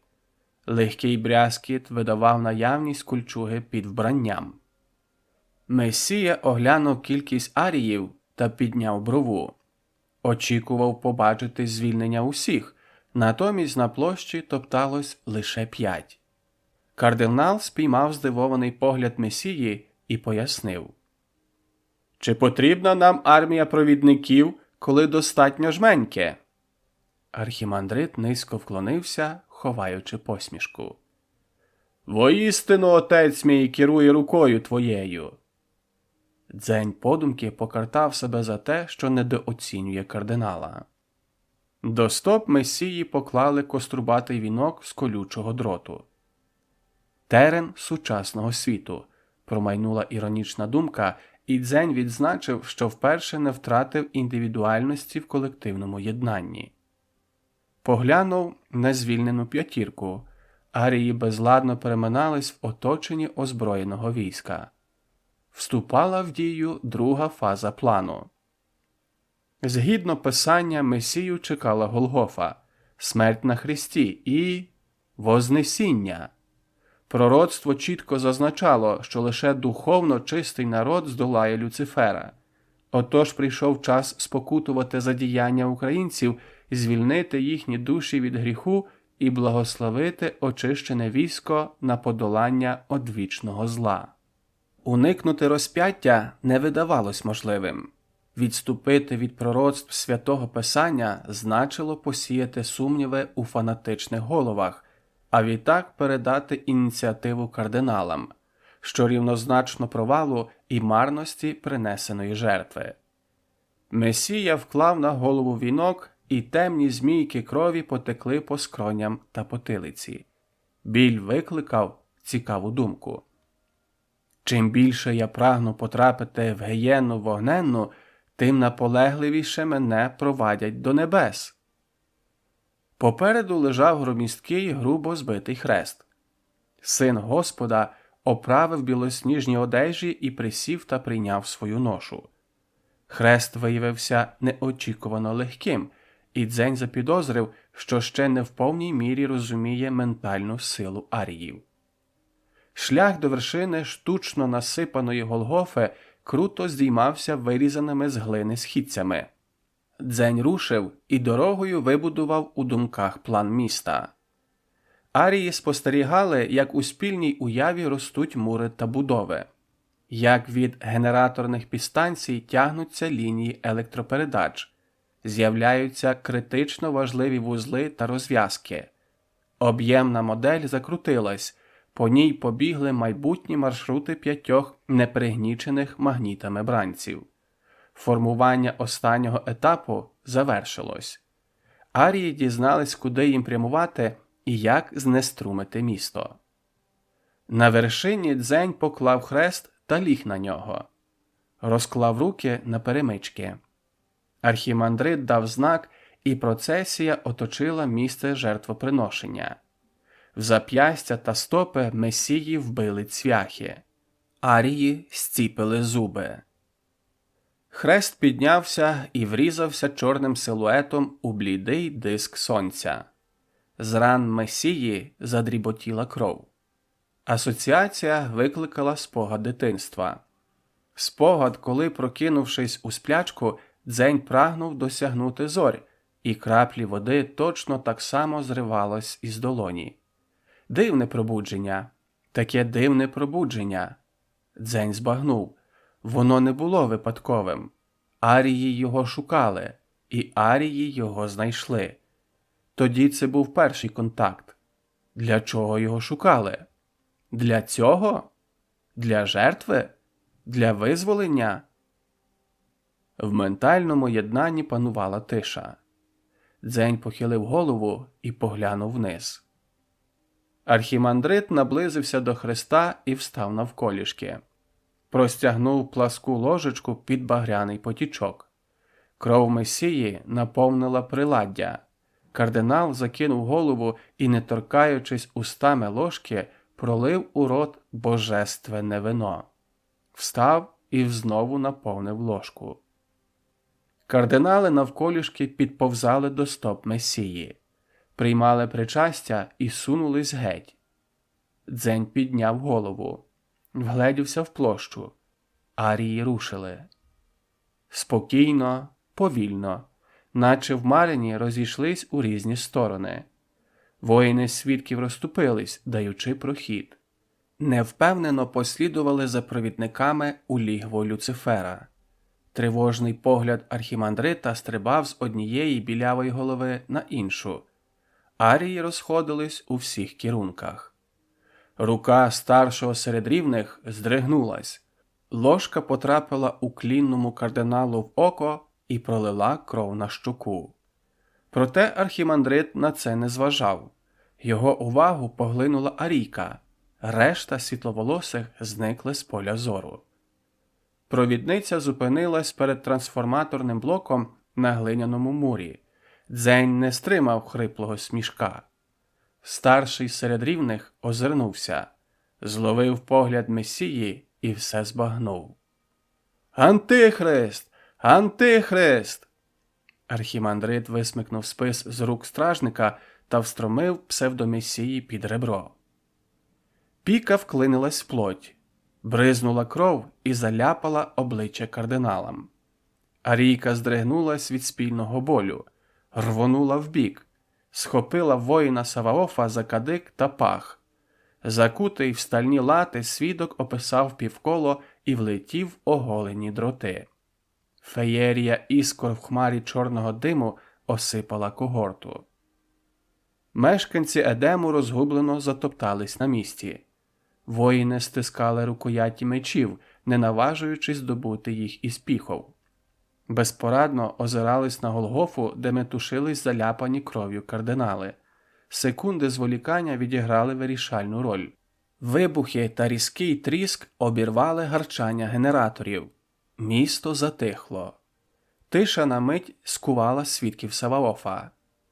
Простір розірвав пронизливий фальцет архімандрита. «Антихрист! Антихрист!» Воїни Едему зірвали з місць, але вже пізно. Електричний струм припинив свою циркуляцію по мідним жилам земного раю. Магнітні котушки втратили владу над колективним розумом. Один з провідників розкрив ворота тюрем, і з казематів вирвались колишні в'язні. Хаотичні лави війська Саваофа безладно вступали в бій із синхронізованим загоном аріїв. Свідки втрачали у зіткненні ініціативу, збивались у натовп та зминали власні ряди. Дезорганізована більшість гинула під злагодженими атаками нечисленного противника. Дзень відчув, як ментальне єднання шириться, збагачується потоками думок. До мурів міста стікались вільні арії. Підйомний міст впав.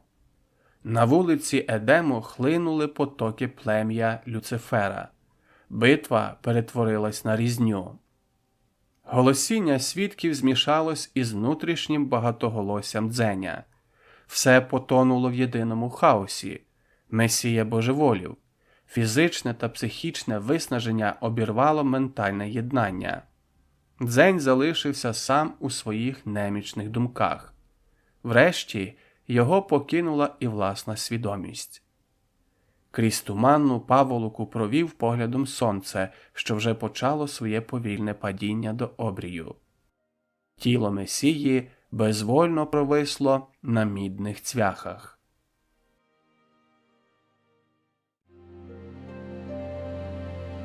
Полювання на дракона. Дзень видобувся із забуття, скинув руку. Із наскрізної рани стирчали травинки. Примружився і роздивився долоню. Отвір щільно закривала брудна суміш трав та багна. Поморщився від смороду.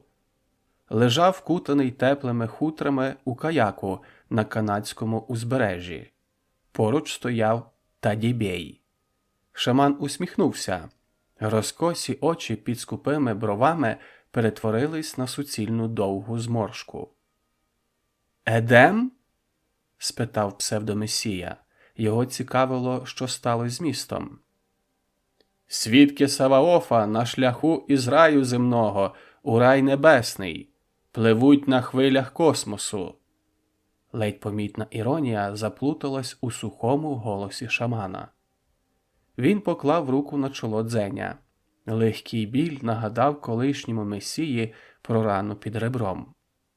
Човен скрипнув. Старий всівся на борт. Дзень підсунувся, вибрався з ковдр. Вмостився півлежачи, роззирнувся. Сніг змінила мерзла земля. Іглу змінили шкіряні яранги. Яранги – це переносне житло північних народів із жердин та шкіри. Сонце нагріло Канаду, але холодні вітри космосу жорстоко дряпали шкіру. Мовчали. Дзень потер долоні. Лікувальний бруд осипався, оголив зарубцьовані рани. Юнак сіпнувся, хутко видобув стопи та очистив їх. На шкірі кривим візерунком заплітались шрами. Задер одяг. Загоєна рана під ребром ще містила струп, але вже сухий і готовий відірватись разом з налиплим трав'яним бальзамом. Дзень питально глянув на шамана. Той поважно підняв долоні догори та повільно похилив голову набік. Очі доброзичливо сміялись. Погляд Дзеня повернувся до ран. Чарівні медичні здібності Тадібея вражали.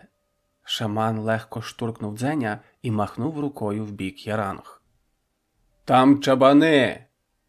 Перевів долоню в керунку узбережжя, де на хвилях космосу погойдувались уміаке та каяки. «Діаспора виходить на полювання у безмежжя!» Дзень задумався над запропонованим вибором – повернутись до гуцулів чи вирушити у подорож із канадцями. Спробував отримати пораду у аріїв, але у ментальному просторі панувала тиша. Колективний розум не сягав думок Дзеня. Його залишили самого. В пам'ять юнака повернулись останні пережиті ним події.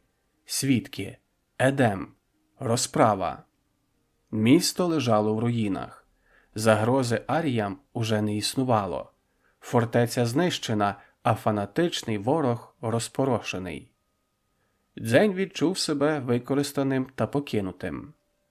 Однак прагнення відшукати вхід у спідні землі не покинуло, лише підсилилось. Дзень усміхнувся, скільки назв приймало це невизначене місце. Нігерланде, Нідерланди, пекло, Шеол. Юнак озирнувся на космос, цвиркнув слиною крізь зуби і спитав: «Чому я тут?» «Тебе принесли світловолосі діти Сіля», тобто Верховний Дух у ескімоських народів. Дзень припустив, що так ескімоси називають аріїв, але не став уточняти. Просто не знав, як це зробити. До того ж його займали уже зовсім інші думки. «Безмежжя то куди?» «Безмежжя – це космос». «Що там?» «Там дракони». Тадібей розсміявся німим демонічним сміхом. Покришені чорнотою зуби затанцювали у темній проймі рота. Наявність гнилих ясен у цілителя здивувала Дзеня. Тадібей не надто переймався власною особою. Юнак розтер обличчя.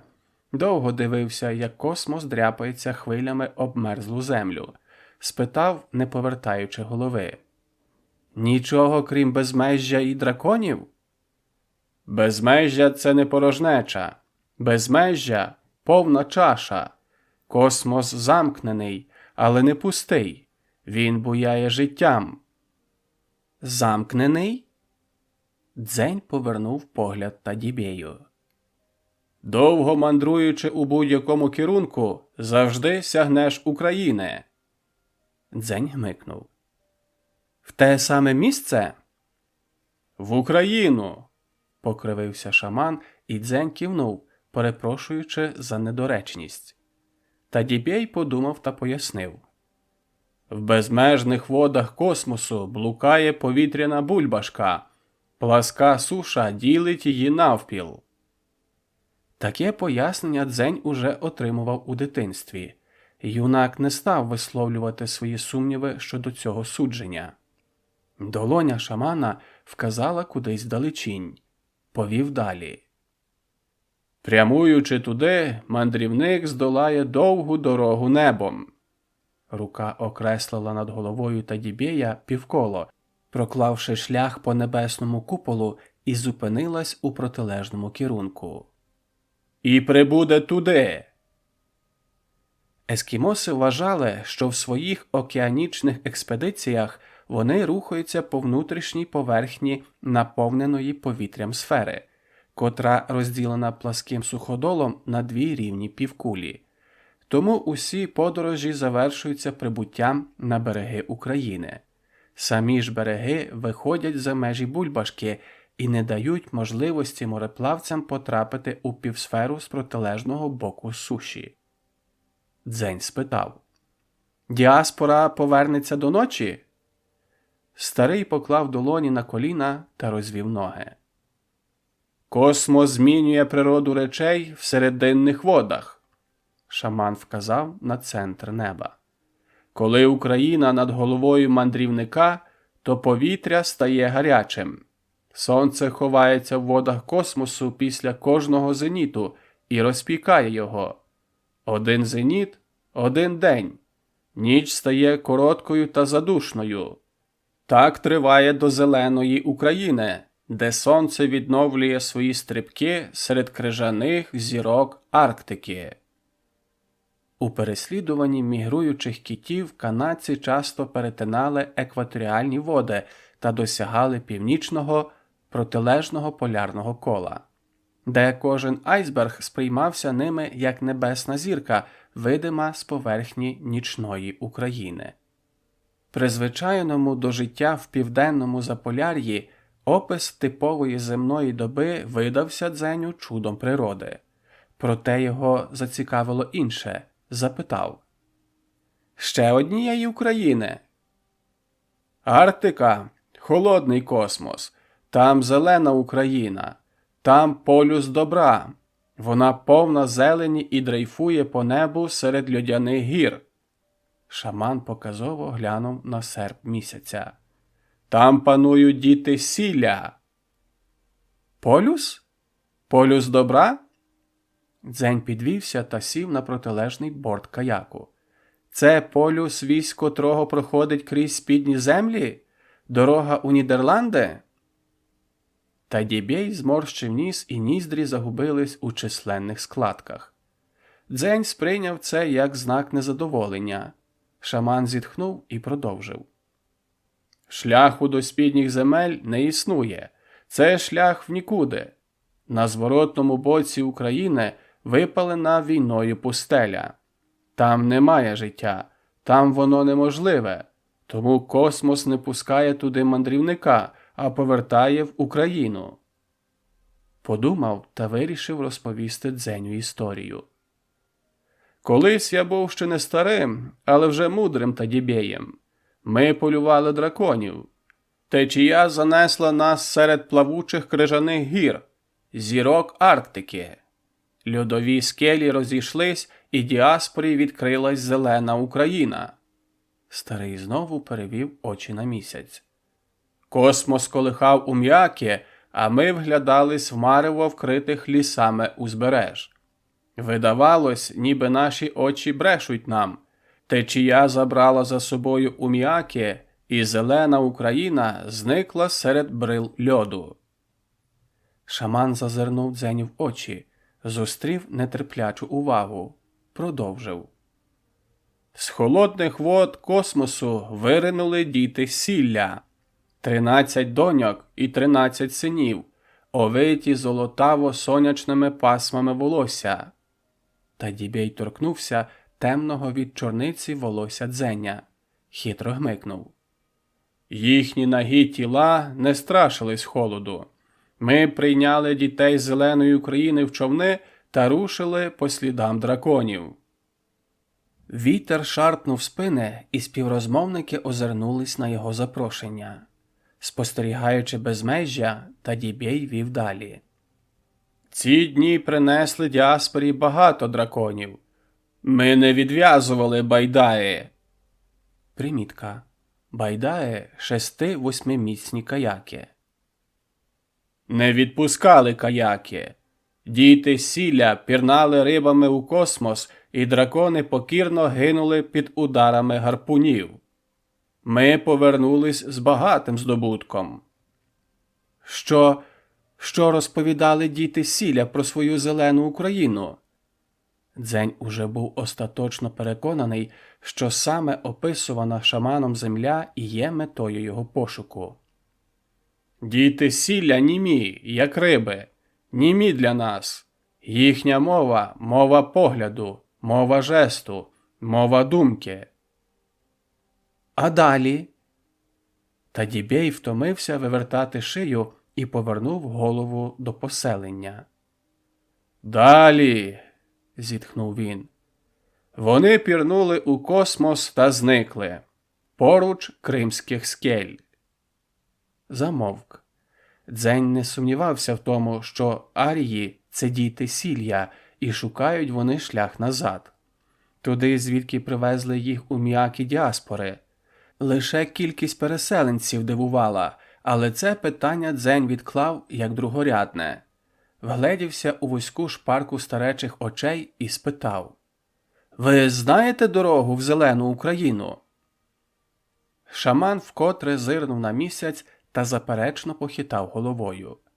Дзень зрозумів, що діаспора неодноразово і марно намагалась віднайти шлях до загубленої землі. «Де вони зараз, ці доньки та сини Сільї?» Дзень поглянув на шамана. Тадібей скинув брови, і шпарки очних розрізів зробили невдалу спробу округлитись. Рука окреслила широкий жест, відповів. «Не я з ними говорю. Ти з ними говориш. Я не знаю, ти знаєш». Шаман уважно поглянув на Дзеня. «Ти дивний внук сілля. Що ти шукаєш?» Дзень примружився, задумався. Глянув на яранги, де спали п'яні чабани. Перевів погляд в напрямку знищеного раю. Скинув плечима. «Зелену Україну?» Помовчав. «Я хочу вполювати дракона. Я хочу піти на полювання з вами». Тадібей похилив голову в знак згоди, і його очі роздушила моторошна усмішка. Витяг за пазухи згорток та простягнув Дзеню. Краї м'якої шкури зісковзнули. У руці зблиснув скляний клинок із зламаним вістрям. Юнак поглянув на лезо на просвіт. Арії повернули Дзеню символічну зброю свого племені, а отже і надалі покладали на нього певні сподівання. Юнак глянув на шамана, але той уже крокував геть. Виснажений Дзень спробував упорядкувати свої думки. Складалось так, що в давнину Україну спустошила жахливого масштабу війна, але частині населення вдалося знайти притулок у підземеллях – Нідерландах. Після тривалого переховування люди забули шлях назад і вибрались на іншу сторону пласкої України. Розвинулась нова цивілізація, в пам'яті котрої залишилась згадка про рятівні спідні землі. Етнічні вірування та релігії внесли свої корективи у призабуту історію апокаліпсису. Тому різні регіони трактують її кожен на свій лад. Загальним являється єдине твердження, що полюси добра і зла пронизують віссю землю і розташовані по різні боки України. Слова Тадібея ламали цю теорію. Він стверджував, що полюс добра знаходиться на відокремленому клаптику суходолу – місяці, котрий постійно змінює своє розташування у небесних водах космосу, і тому досвідченим мореплавцям діаспори не вдається добратись до нього знову. Саме звідти прибули арії, здолали надскладний шлях. Для чого? Щоб знайти дорогу на зворотній бік України, на спустошену, винищену, заражену радіоактивними спорами землю. Який сенс? А можливо, Тадібей помиляється. І зелена Україна не на місяці. Може, насправді його уміаки випадково знайшли водний шлях на нижню сторону України, оминули берег та потрапили у другу півкулю повітряної бульбашки, на інший бік суходолу. І зворотна Україна зовсім не пустеля, а відновлена благополучна земля, населена біловолосим плем'ям. Думки Дзеня почали гаснути у втомі, проте все ще зберігали кволе мерехтіння. Ймовірно, частина аріїв впустилась у необачну пригоду з ескімосами. Заблукали і зараз в розпачі шукають шлях додому?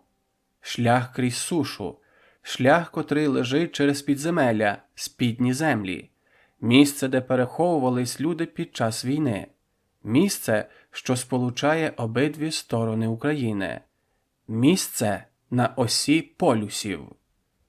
Це наче пояснювало все, і запалений мозок Дзеня вгамувався. Юнак вкутався у шкури, десь в глибінні душі зажевріла образа на аріїв, за їхню недовіру, за те, що відверто не діляться з ним усіма думками, лиш користають так ніби інструментом. Дзень з-під важких повік поглянув на клинок. Згадав, як неодноразово арії рятували йому життя, про їхні покути в казематах Едему. Зважив, що, можливо, у цієї загубленої зграйки є причини бути вкрай обережною. Зітхнув, вмостився зручніше, і сон виснаження розчинив у собі бентежні думки парубка. По неосяжному полотнищу космосу ковзали пласкі уміаки. Позаду, прив'язані на лінях, плентались пусті каяки та байдари. Дзень спостерігав за сходом сонця. Блідість світила погрожувала неминучою спекою.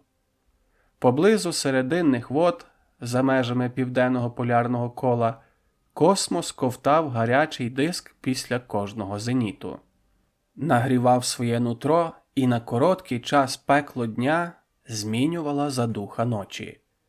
Розпечена куля знову вивільнялась з води та швидко відновлювала усю повноту своєї влади у небі. Космос, втративши внутрішнє джерело тепла, холов, і пориви його рятівного вітру здували безжальні промені із солоних та мокрих від поту тіл мисливців. День та ніч замість полярного року утворювали звичайну добу. Врешті багатоколірний обрій остаточно витиснув із себе сонячний диск та засалютував високими водяними фонтанами. Неподалік проходило стадо драконів. Ескімоси заметушились. У найближчому до китів ум'яку опустили вітрило. Підтягнули мисливські човни, і частина чоловіків шумно засипалась у каяки та байдари. Рушили в сторону стада. Уміак залишився дрейфувати. З нього потягнулись довгі гірлянди лінів з приєднаними до них буями. Шкіряні, надуті повітрям кулі застрибали по водній гладі. Один кінець мотузок кріпився до гарпунів у каяках і байдарах, інший був міцно прив'язаний до уміаку. Дзень притягнув борт байдари, але жест Тадібея вказав, що їхній уміак надто далеко і не братиме участі у полюванні. Залишалось лише спостерігати. Події відбувались стрімко. Вузькі, гострі човни розсікли нерівну поверхню космосу та оточили відокремленого кита. Два каяки налетіли на гладку тушу дракона, просковзнули по ній бортами. Гігант спантеличено оросив мисливців фонтаном.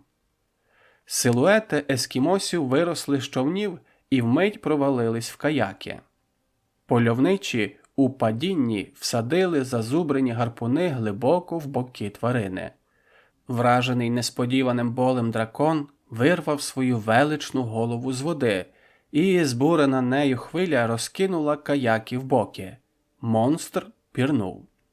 Широкий хвостовий плавник піднявся до вертикалі та люто вгатив навмання, намагаючись влучити у один із човнів своїх кривдників.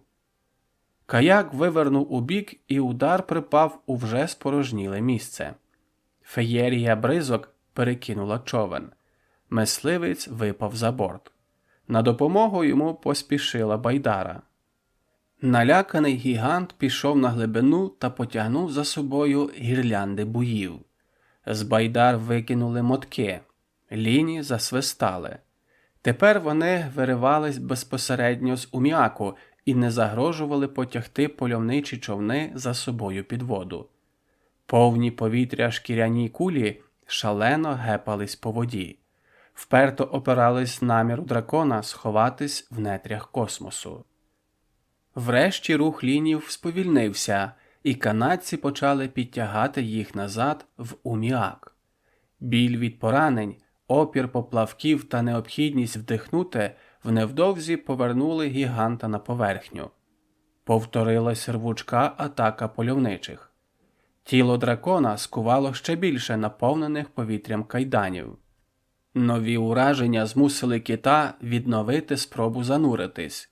Знову засвистали лінії, але, як і попереднього разу, опір буїв та потреба кисню підняли монстра догори. Черговий напад, чергове пірнання, нетривалий опір і чергове повернення назустріч гарпунам. Сонце ще не сягнуло зеніту, коли дракон здався, і, виснажений боротьбою, перекинувся на бік. Поневолений між двома уміаками кит почав свій шлях смерті у Канаду. Решта діаспори продовжила рухатись до екваторіальних вод океану. «Скоро день перетвориться на вогнище, а ніч стане душною піччю», – промовив до Дзеня Тадібей і вмостився на вологі шкури. Юнак підсів поруч, запитав: «Чому над нашими головами не видно України?» Не відриваючи погляду від горизонту, шаман відповів: «Космос ховає її, щоб мандрівник не знайшов путь на випалену сторону». Старий підняв руку і цим категоричним жестом припинив розмову. Його погляд уважно вивчав обрій, вихоплював нікому непомітні прикмети ймовірної міграції китів. Врешті зробив певні висновки та дав знак мисливцям. Почалась зміна вахти. Дрімота м'якого хутра випускала одних та приймала інших. Тадібей глянув на Дзеня. «В темряві прийде нове стадо. Спи. Твоє полювання починається після заходу». Теплі хутра не викликали довіри у Дзеня. До цього він спав просто неба. Юнак втер під з чола. Повагався, але послідував прикладу решти. Всупереч сподівань, м'які ворсини шкур втримували таку жадану прохолоду і рятували від променів немилосердного сонця. Дзень хутко заснув. Повня малювала світлу доріжку на скляній поверхні космосу. Дзень зачерпнув білу воду, але вона одразу потемніла. Тихо розсміявся. Місячну стежку порвали темні плями. Рухалось стадо драконів. Дзень зайняв місце у байдарі. Лягли на весла. Стріли човнів полетіли на повню. Стадо зникло. Мисливці сповільнили хід. Роззирались. Поверхня води по правому борту натягнулась. Стала гладкою і випуклою. Заблищала, і з її центра вирвався фонтан. Байдара лежала бортом на драконі. Короткі весла човна, мов крила, склались, і в темному небі загрозливо зачорніли ікла гарпунів. Силуети смерті коротко свиснули та продерли гладкий місячний відблиск на тілі дракона. Монстр рвонувся в сторону від байдари. Ліні натяглись. Канадці не встигли викинути мотки гірлянд, і човен похилився на борт. Встромлені гарпуни роз'ятрили рвані рани. Біль розвернув дракона. Кіт коротко та рвучко протаранив тупою мордою байдару. Човен викинуло в повітря. Його політ різко обірвали короткі струни лінів. Мотузка пекуче шарпнула плече Дзеня. Наступної миті підстрибнув буй і жорстко влупив по обличчю. Юнак відчув невагомість. Отримав удар бортом впоперек, перевалився через нього і плеснувся у мокрі обійми космосу. Дзень рефлекторно вдихнув, і носоглотку ошпарила солона вода. Один з лінів огорнув груди, заклинився буєм під пахвою та поволік свого бранця під воду. Намагання виплутатись лише спорожнили невеликий запас повітря з легень. В скронях заколотилась панічна думка. «Ні! Ні! Я не хочу! Ні! Ні!» Слова істерично метушились в самотній свідомості. Відсутність ментального єднання залишила Дзеня сам на сам зі своїм страхом. Він силувався вивільнити лівицю. Пальці заледве сягали скляного клинка. Охопити руків'я ніяк не вдавалось. Пута, призначені жертві, скували мисливця. Дзень підняв безнадійний погляд вгору. Буї іронічно коливались темними силуетами гірлянд. На хвилях байдуже гойдалась біла пляма повні. Дзень стиснув усе своє нутро, опираючись бажанню вдихнути. Інстинкт, крихта за крихтою, ламав супротив свідомості. Киснева недостатність ослабляла волю. М'язи розслабились, і напівпритомний Дзень з ревом втягнув у легені повітря. Розлючений дракон неглибоко пірнув і хутко виринув. Цей маневр врятував Дзеня. В останній критичний момент лінії виволокли юнака на поверхню, і він, заплутаний в гірляндах, борсався поруч корпусу кита. Гігант злостиво шарпнувся в один бік, в інший. Але щоразу натягувались мотузки, і гарпуни безжально рвали плоть. Лише один керунок не ніс страждань – назустріч ліням, на таран у Міаку. Ескімоси, завжди готові до агресивної поведінки дракона, прудко покинули головний човен та розійшлись на байдарах і каяках. Потужне зіткнення зім'яло судно, проте Уміак зберіг плавучість та скалічено закрутився довкола себе. Дзень висвободив правицю і вчепився в край плавника.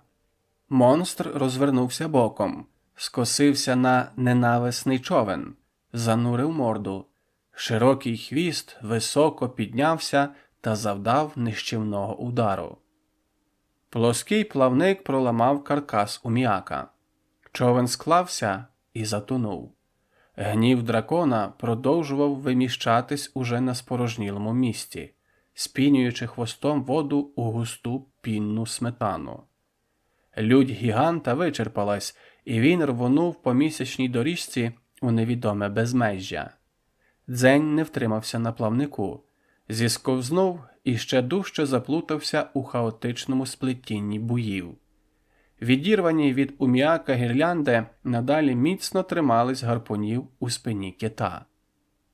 В шаленій погоні, скутого лінями, бранця жорстко било об воду.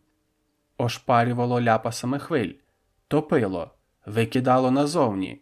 Не маючи змоги вхопити повітря, Дзень захлинався соленою водою і одразу вивергав її хриплим уривчастим блюванням. Врешті кит вгамувався. Дзень охопив буй і спромігся розвернутись. Цільний у своїй темноті космос переливався відблисками зірок вгорі та хвиль унизу. Лише місяць продовжував малювати на воді непевний шлях до самого себе і жодного силуету човна. Дзень вибрався на спину дракону. Виснажений ранами, гігант втратив здатність пірнати. Жалюгідний фонтан хрипло виплюнув залишки води з легень монстра.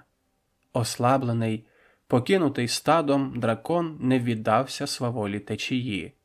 Він кволо, але наполегливо дотримувався закладеного інстинктом керунку.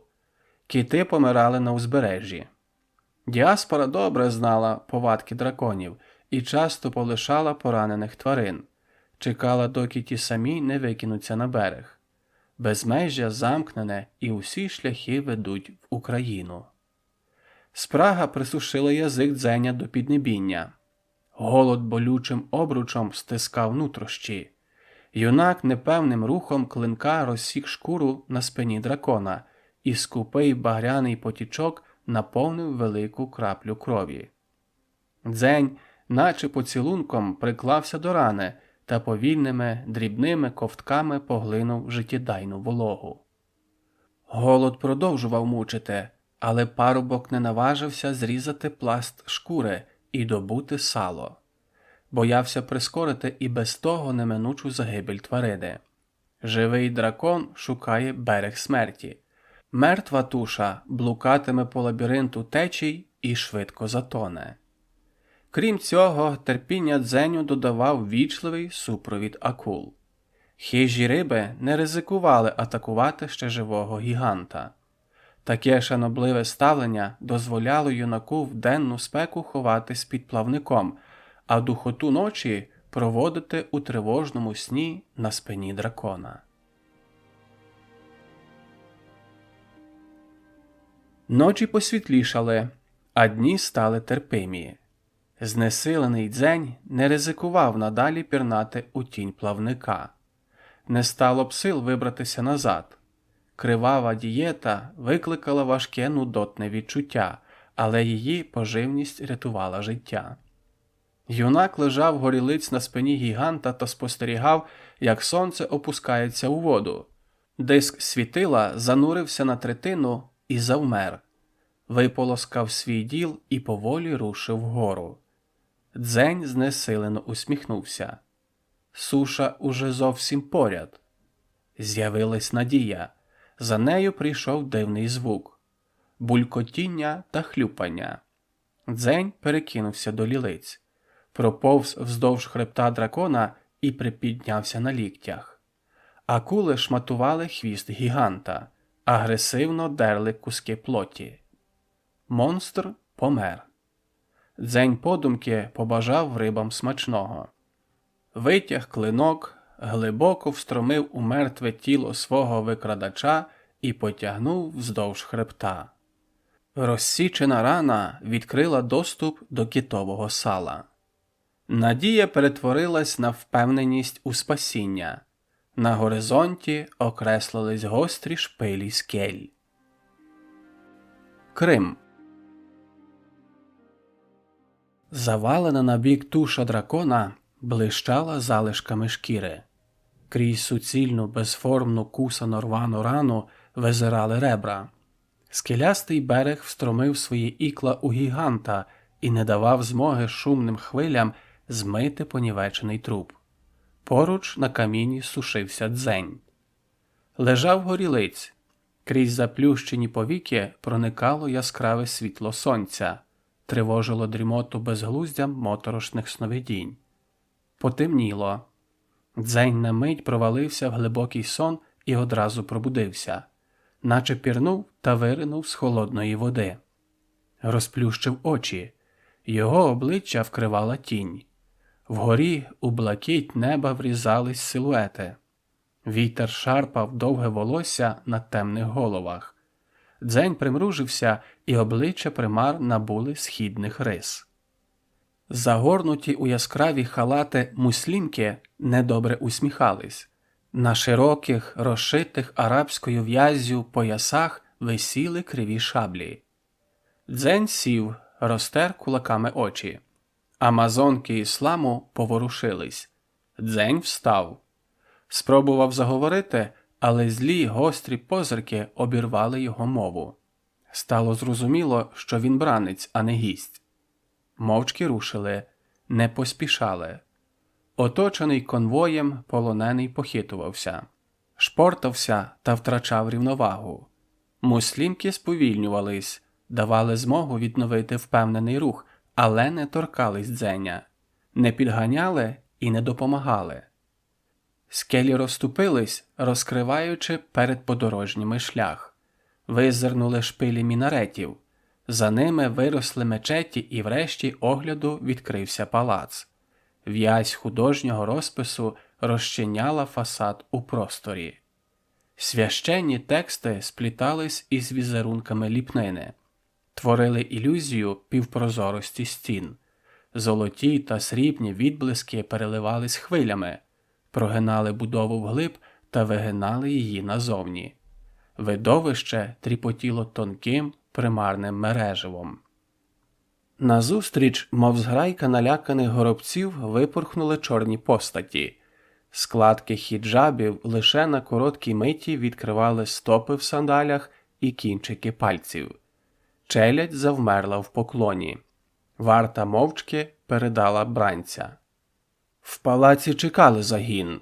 Дзеня давно помітили на узбережжі, і всі подальші дії муслімок були уже чітко розплановані. Рушили усередину. Стопи втонули в м'якому ворсі килимів. Витончений розпис коридорів та тьмяна гра тіней розмивали реальність. Дзень спробував торкнути стіни. Супровід покірно зупинився. Чекали, доки юнак задовольнить свою цікавість. Пучки пальців ковзнули по оксамиту, і вражений дзень вихопив погляд у прорізі хіджаба. Обрамлені яскравим макіяжем очі терпляче кліпали. На неймовірно довгих та густих віях ковзали масні відблиски. Контрастно підкреслювали глибину їхньої чорноти. Дзень буквально потонув в цих трепетних озерах непотривожених сліз. Відірвав руку від стіни, подивився вниз, поворушив пальцями ніг у барвистому ворсі, знову глянув у карі колодязі очей, смикнув кутиком губ. Здогадку змінило переконання – хіджаби ховали розніжених юнаків. Широка діжка шуміла мильною піною. Бруд та сіль космосу поволі розчинялись в лужній рідині. Дзень струсив з голови бульбашки дрімоти і виліз з ванни. Підбіг наложник та огорнув розпарене тіло гостя-бранця прозорими мережевними тканинами. Незвичні, відверті одежі ніяково скували рухи.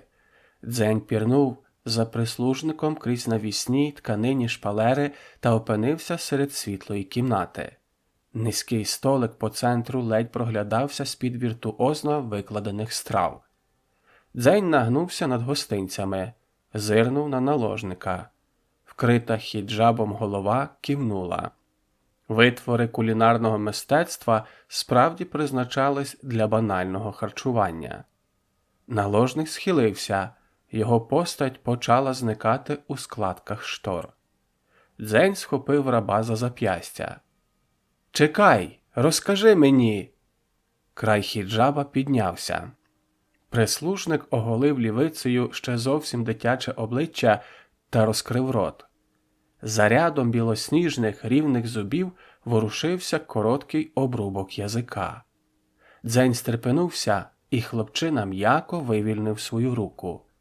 Зник.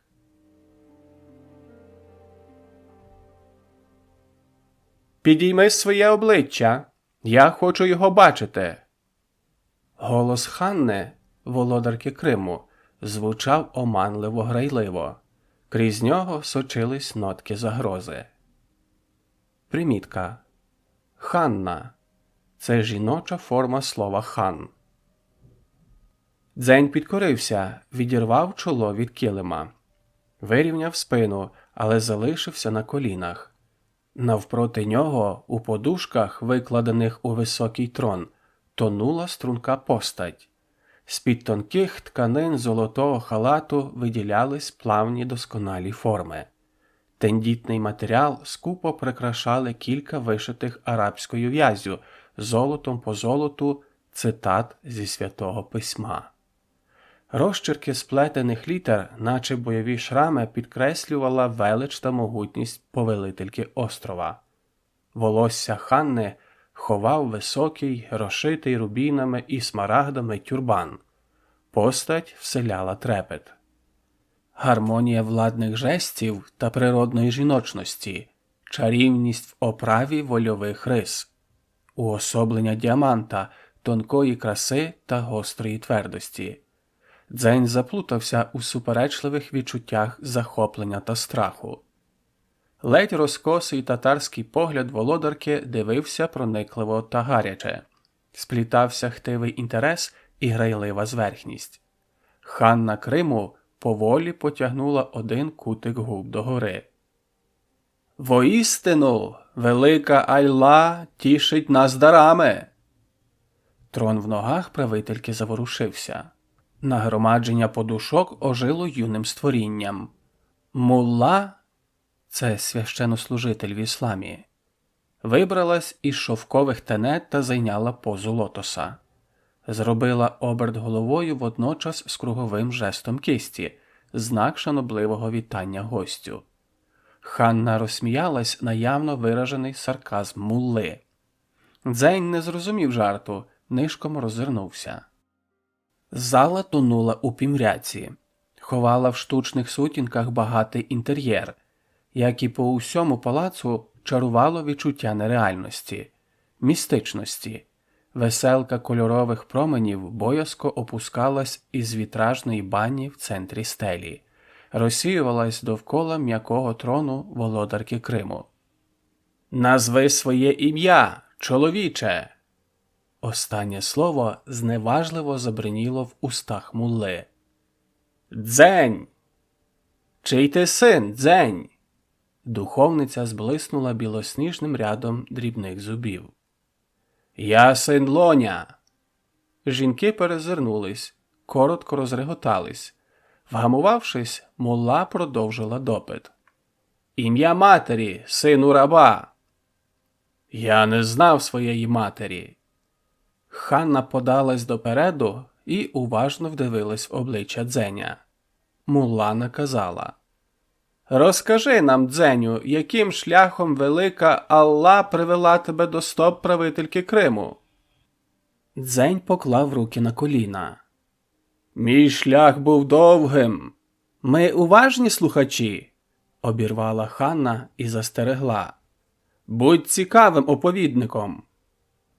Гість покірно схилив голову, задумався і почав, ніби читаючи рядки арабської в'язі із розстелених на підлозі килимів. Коротко, без зайвих деталей розказав про дитинство, смерть батька та порятунок латиносами, описав розбійницькі рейди конкістадорів і щасливий порятунок на Гуцульщині, без згадки про участь аріїв. Розповів про тривале навчання в Мольфара і нещасний випадок на полюванні з діаспорою. Промовчав про крах Едему, не бажаючи виказати свою причетність. Слова оповіді стихли, а слухачки ще довго мовчки дивились на гостя. Тиша та погляди гнітили. Дзень не наважувався підняти очі. «Встань і танцюй!» Смішливі слова мулли розігнали тишу. Дзень розгубився, роззирнувся по сторонах, наче остерігаючись додаткової аудиторії. Піднявся, потоптався на місці, не надто розуміючи, що саме від нього вимагається. Насупився, пригадав кілька рухів з карпатських хороводів, зробив недоречне па з латинського танго, зашпортався за край килима і впав на коліно. Встав, наступив на прозоре мережево своїх шаровар. Ніжна тканина лопнула, і штанина зісковзнула по нозі. Дзень спробував підняти обірваний матеріал, та знову спіткнувся. Застрибав на одній нозі, але втримав рівновагу. Фінальний пірует викликав регіт та оплески. Ханна втерла сльози та криво усміхнулась. Плеснула в долоні. Із тіні матеріалізувались військові муслімки. Встали обабіч Дзеня. Нехай лоні підготують гостя. Мулла проведе обряд духовного очищення. Клацнула пальцями. В коридорі Дзень на ходу спитав. Лонні? Хто це? Хто вони? Стражниці мовчали. Дзень повернув голову ліворуч і, не відриваючи погляду, уточнив. Невільники? Муслімка зирнула на бранця. Не відповіла, але Дзень уже здогадався. Лонями звали закутаних у хіджаби чоловіків, що по статевій ознаці посідали найнижчі соціальні ступені у суспільстві ісламського матріархату – наложники, прислуга, раби. Дзеня знову чекала ванна. Запашна та п'янка. Вода видалась маслянистою. Пара дурманила. Розморений і нагий влігся на подушки та потягнувся до екзотичних страв. Харч ошпарив піднебіння. Дзень закашлявся. Виплюнув крихти на килими. Але гострий смак привабив, і черговий пекучий смаколик ліг на язик. Дзень заслинився, губи оніміли. Витер зап'ястям сльози і продовжив одержимо тамувати неприродний голод. Особливі інгредієнти викликали шалений апетит. Наркотичні речовини в їжі дивно вплинули на емоційний стан Дзеня. Збудження переросло в тривожну нетерплячість. Юнак встав, пройшовся, розкопав по кутам подушки, знадився шарпати штори. Позаду зашаруділо, озирнувся. Коливання тканинних шпалер виказало присутність невидимої прислуги. Серед залишків їжі з'явилась скляна ваза кальяну. Аромат поманив. Дзень уважно оглянув курильну приспособу, зняв хоботок і втупився на мундштук. «Тамуєш пристрасть ароматом?» Постать мули окреслилась серед візерунків штор. Півпрозорі матерії не ховали її округлих звабних форм. Дзень випустив мундштук. Кров ошпарила мозок, хлинула вниз, закипіла під пупком. Мула скептично оглянула об'єм лінійного розширення в паху Дзеня. Вступила вглиб кімнати. Думки юнака сплутались. Інстинкти витіснили мислення. Залишилось лише жагуче бажання вже і зараз оволодіти муллою. Спітнілі долоні стислись у кулаки. Розширені ніздрі заледве справлялись з потоками повітря. Ступив крок. Хльосткий ляпас вибив із голови Дзеня недоречний намір. Короткий удар в сонечко повалив на коліна. Мулла чітко означила домінуючу сторону у майбутніх взаємостосунках. Скинула ногу і п'ятою повалила невільника на спину. Халат зісковзнув з її плечей, впав до стоп. Дзень покірно завовтузився. Духовниця позволікала і стрімко осідлала бранця. Обличчя мули спотворила суміш зневаги та насолоди, огиди та блаженства. Стиснула нігтями кадик Дзеня. Загойдалась у акті презирливого злягання, розганяла темп духовного очищення.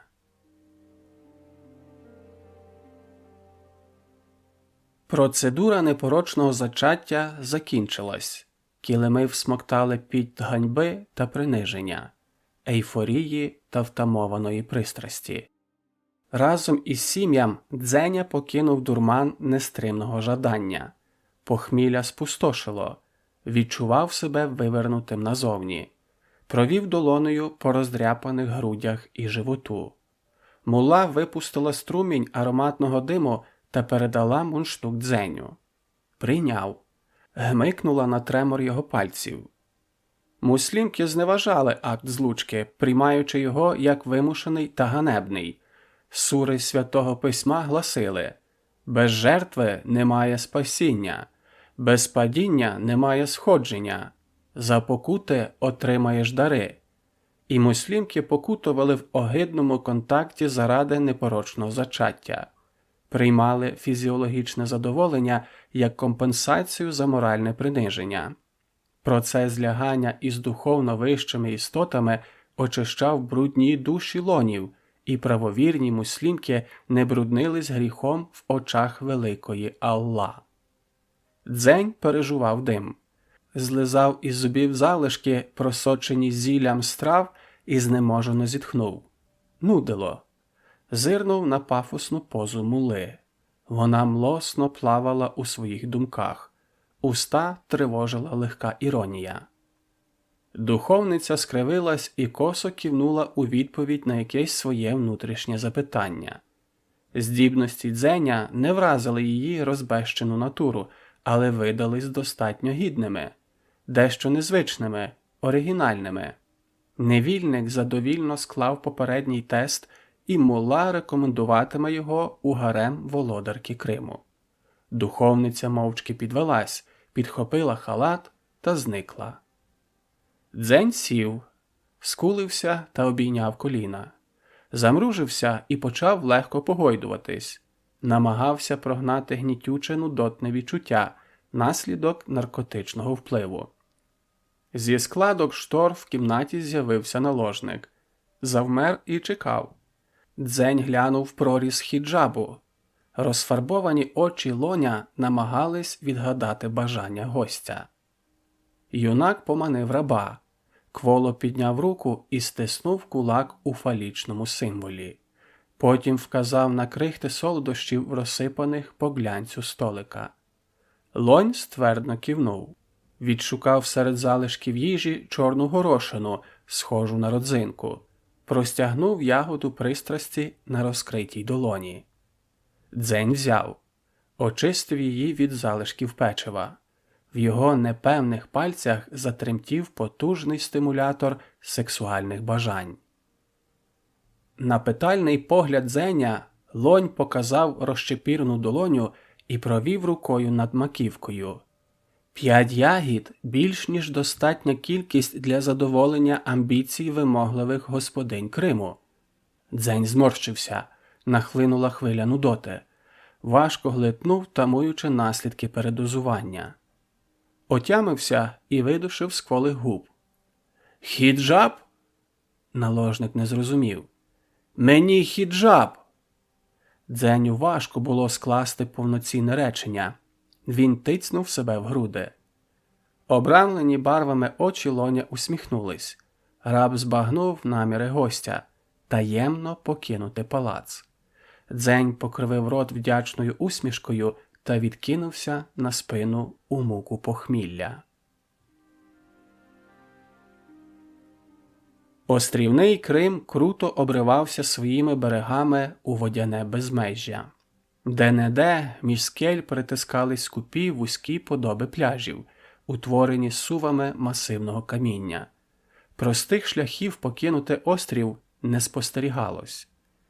Дзень поправив хіджаб, зіскочив зі скелі, ще раз озирнувся на бухту, де щетинились веслами громіздкі галери. Судна охороняли регулярні патрулі. Сплюнув і розізлився на себе за власну недолугість. Хіджаб вкривав обличчя, і густа слина вліпилась у шовк. Потер рукою тканину, розмазуючи плювок по підборіддю. Роззирнувся, пострибав по виступах вздовж скель. Добрався до кам'янистого узбережжя, видерся на уступ. Погляд затримався на туші дракона. Вітер гойдав на заплутаних лініях здуті буї. Гіганта безжально нівечили чайки. Дзень задумався, чи здатні птахи досягнути материкової України.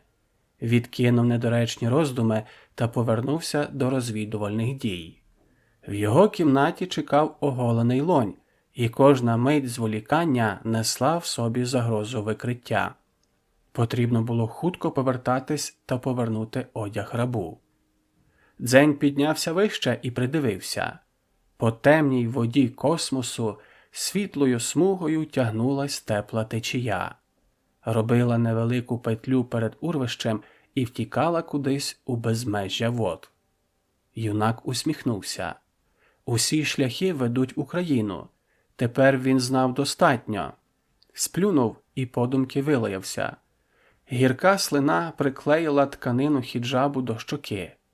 Ягоди спокуси досі відригувались жовчним соком. Дзень спустився та попрямував до смердючої туші дохлого дракона. Вирішив саме там підготувати плацдарм для майбутньої втечі. Іссу. Овальна ханська спальня являла собою суцільне ложе, вистелене різноманіттям подушок. Стіни губились в густому сплетінні мережив. Масивний вітраж стелі струшував непевне розсіяне світло. У мішанині проміння та шовку плутались відтінки кольорів, губились форми образів. Дзень сидів навколішки і плив у розрідженому просторі марев. Тремтячими пальцями дріботів по колінах і сіпався на кожне речення володарки Криму. Під язиком омивались слиною ягоди пристрасті. Завбачливо вийняв зілля із ласощів, беріг до слушного моменту, прагнув зберігати ясність думки якнайдовше. Створена ілюзія містичності розмивала фальшиву пантоміму Дзеня. Антураж діяв проти власних творців. Призначений ховати емоції правительки зберіг у таємниці ясність розуму невільника. Впевнена в нездатності Дзеня до раціонального мислення, володарка Криму зневажливо оглядала сексуально одержимого самця. Півлежала в імпровізованому із подушок троні. Високі перси пробивались гострими сосками крізь срібло сивого волосся. Злегка розкосі східні очі, обрамлені ледь помітним павутинням зморщок, блищали живим полум'ям. Лише зараз Дзеню відкрився справжній вік правительки. Тюрбан не ховав сивини. Макіяж – проявів жіночої осені. Перед одурманеним невільником ці хитрощі втрачали сенс. Охоплений хтивістю раб бачив лише бажану плоть, і Ханні не було потреби захищати своє его від розчарованих поглядів майбутнього коханця. Проте краса жінки неохоче корилась плину часу. Оксамитова шкіра надалі туго обтягувала пружні форми. Струнке тіло переливалось жаром молодості. Ханна переклала ногу на ногу, і Дзень ковзнув поглядом по елегантному вигину литки, що граційно продовжувався стегном та зникав півтінню на сідниці. «Я хочу розповісти тобі, Дзеню, сину Лоня, свою історію». Володарка похилила голову набік. «Багато днів і багато ночей тому я прийняла правління Кримом. День цей ознаменувало велике щастя. З глибин космосу на Крим зійшла Алла, велика богиня, праматір України. Вона виринула з вод в оточенні 12 золотоволосих апостолок. Огорнута в одежі із власних золотих пасм, Алла вступила на благодатну кримську землю благословенної України. Дзень мимоволі пригадав оповідь Тадібея про дітей Сілля, що зникли поруч скель Криму. Але зараз мова йшла лише за жінок, і юнак машинально скинув зацікавлений погляд. Правителька зирнула на бранця. «Ти знав богів, Дзеню, сину Лоня? Чи здатний ти збагнути їхні задуми?» Теперішній невільник подумав, що його власний досвід перебування у божественній іпостасі не залишив приємних вражень. Не очікуючи відповіді, Ханна продовжила. «Почалось велике святкування, фестиваль любові та блаженства. Алла непорочно зачала, через духовне очищення мого фаворита – Ібіса, красивого, статного, коханого Ібіса, лоня полоненого в спідніх землях Слобожанщини, хитрого шайтана із секти науковців». Кримчанки регулярно здійснювали набіги на інші землі України для захоплення чоловіків у рабство. Дзень стрепенувся і одразу опанував себе. З глибин пам'яті виринула давня бесіда батька з велетнем Асером, наполягання останнього на втечу у Слобожанщину. Батько не прислухався. Чому? Він боявся Слобожанщини більше за неминучу кару від патріархату Донбасу? Уникав спідніх земель? Чи причина в невідомих дзеню сектантах? Юнак швидко закліпав. Лише зараз збагнув, що ім'я батька дивно збігалось з назвою місцевих чоловіків. Лонь і Ібіс. Здається, саме так іноді наодинці називав батька Асер. Рот Ханни злостиво скривився. Дзень потупився під важким поглядом. Жорсткий, неприхований сарказм слів володарки виказував, що вона не переймається відвертістю своїх слів. Насміхалась над безглуздям канонів власної релігії. Вела розмову сама з собою, з бутафорним співрозмовником Дзенем. Розважалась перед навісним актом злягання. Закрила очі, втамувала емоції, вела далі. Шаленство святкувань тривало весь час вагітності богині. Втомлюючись від забав, ми слухали оповіді підступного шайтана, Ібіса. Він м'яко вкладав нам у вуха міфи своєї безглуздої релігії, розповідав про древніх українців Homo erectus та Homo neanderthales, про їхні війни з Homo sapiens, і як врешті останні винищили перших двох та з плином часу перетворились на сучасних українців. Описував в деталях велику міжособну війну, що завершилась глобальним радіоактивним катаклізмом, і те, що суворий ядерний бог втопив всесвіт в космосі. І лиш завдяки благанням та мольбам його секти фанатиків науки, залишки людства врятувалось. Воно пережило божественний гнів, ховаючись у спідних землях – Нідерландах. Псевдодіалог втратив свої останні фальшиві ознаки. Слова правительки перейшли у сповідь, виливала душу, казала те, що призначалось для вух глухого.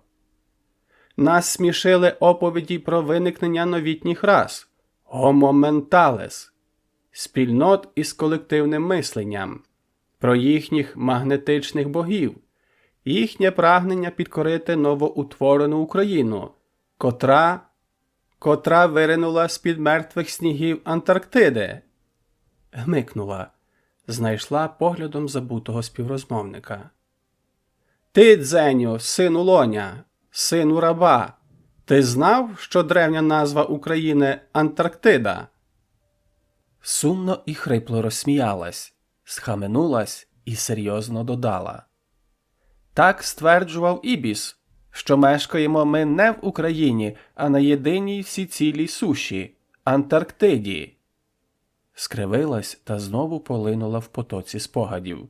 Перебіг думок змінив русло. Заморочені хитрими вимислами фанатика, сп'янілі від щастя народження Ісу, божественної доньки, доньки Алла, помазанки, Ханни Великої України, Ханни, котра мала підкорити усю Україну і навіки закласти правління праведного матріархального ісламу. Володарка запнулась, глитнула та продовжила. Ми втратили пильність, втратили все. День великого щастя обернувся днем невимовного горя.